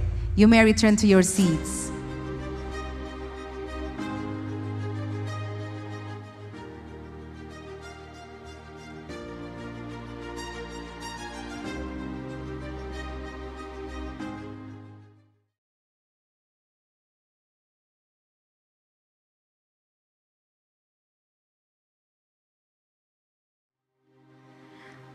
All right, ladies and gentlemen, as a closing remarks, we would like to present a video message from His Excellency, Mr. Zulkifli Hasan, the Minister of Trade of the Republic of Indonesia. Let's watch the video. Assalamualaikum warahmatullahi wabarakatuh. Selamat sore, salam sejahtera untuk kita semua. Allow me to speak in bahasa. Yang saya hormati Menteri Badan Usaha Milik Negara Republik Indonesia, Bapak Erick Thohir, para duta besar negara sahabat, para pimpinan organisasi internasional, para panelis pada Konferensi Internasional Badan Usaha Milik Negara, dan Bapak Ibu hadirin sekalian yang berbahagia. Pertama-tama, marilah kita panjatkan puji syukur kepada Tuhan Yang Maha Kuasa karena atas perkenannya Konferensi Internasional Badan Usaha Milik Negara dapat berjalan dengan sukses. Merupakan kehormatan bagi saya dapat diperkenankan untuk menutup konferensi sore hari ini. Apresiasi saya sampaikan kepada Bapak Menteri BUMN serta seluruh jajaran Kementerian Badan Usaha Milik Negara atas diselenggarakannya kegiatan ini dalam memfasilitasi dialog konstruktif, memperkuat tata kelola Badan Usaha Milik Negara dan mempromosikan agenda tujuan pembangunan berkelanjutan sekaligus sebagai salah satu kegiatan side event Presidensi G20 Indonesia di bawah Trade, Investment and Industry Working Group. Bapak, Ibu, dan hadirin yang saya hormati, saat ini tantangan perekonomian dunia telah mengalami pergeseran dari pandemi COVID-19 kepada situasi geopolitik dan ancaman resesi ekonomi global yang semakin mendekati kenyataan. G20 merupakan forum yang paling tepat untuk mencari solusi bersama dalam menjawab tantangan global itu. Sinergi perdagangan, investasi, dan industri, keterlibatan badan usaha milik negara sebagai entitas bisnis akan menjadi kunci dalam menghadapi tantangan perekonomian dunia itu. Pada September lalu, saya memimpin pertemuan tingkat Menteri G20 bidang perdagangan, investasi, dan industri yang menghasilkan sejumlah capaian konkret yang juga sejalan dengan tujuan Konferensi Internasional Badan Usaha Milik Negara ini.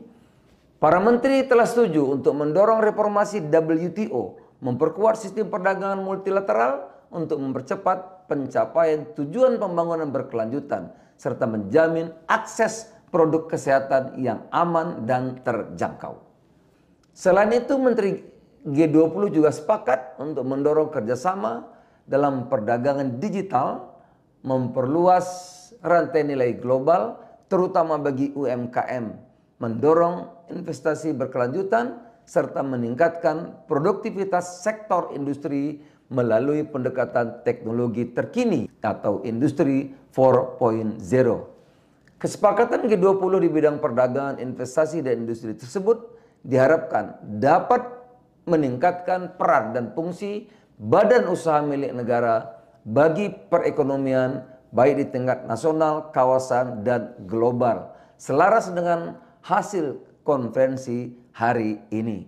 Bapak, Ibu, dan hadirin yang saya hormati, sebagai unsur ketahanan ekonomi dan agen pembangunan, badan usaha milik negara harus dikelola melalui tata kelola perusahaan yang baik, baik dengan pendekatan lingkungan, sosial, dan tata kelola atau ESG, maupun tata kelola risiko dan kepatuhan atau GRC. Semua itu bermuara pada tata kelola yang semakin baik bagi badan usaha milik negara dan pemangku kepentingan terkait lainnya. Lebih dari itu, sinergitas antara perdagangan, investasi, industri juga perlu dimanifestasikan dengan baik dan berkelanjutan oleh badan usaha milik negara sebagai entitas usaha yang memiliki peran, fungsi, dan tanggung jawab strategis dalam ekonomi.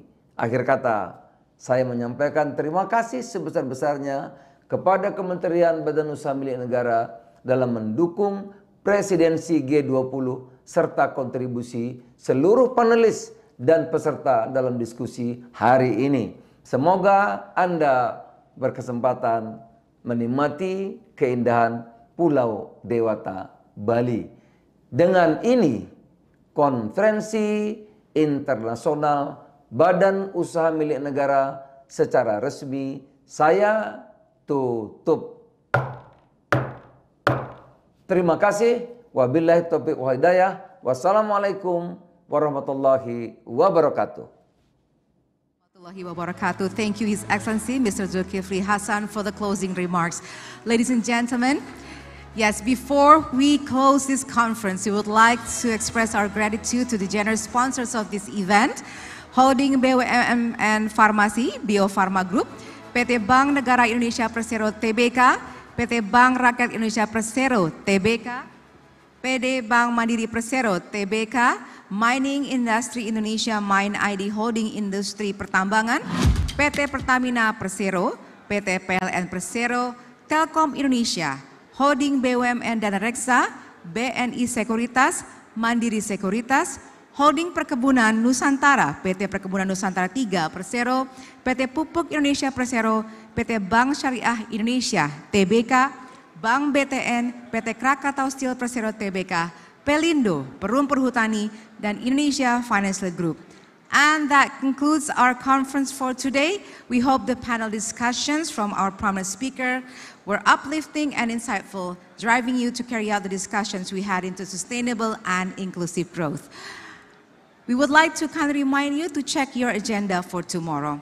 And finally, on behalf of the committee, I am Valerina Daniel, would like to thank you for your attendance. Enjoy your evening. Om Santi Santi Santi Om. Wassalamualaikum warahmatullahi wabarakatuh.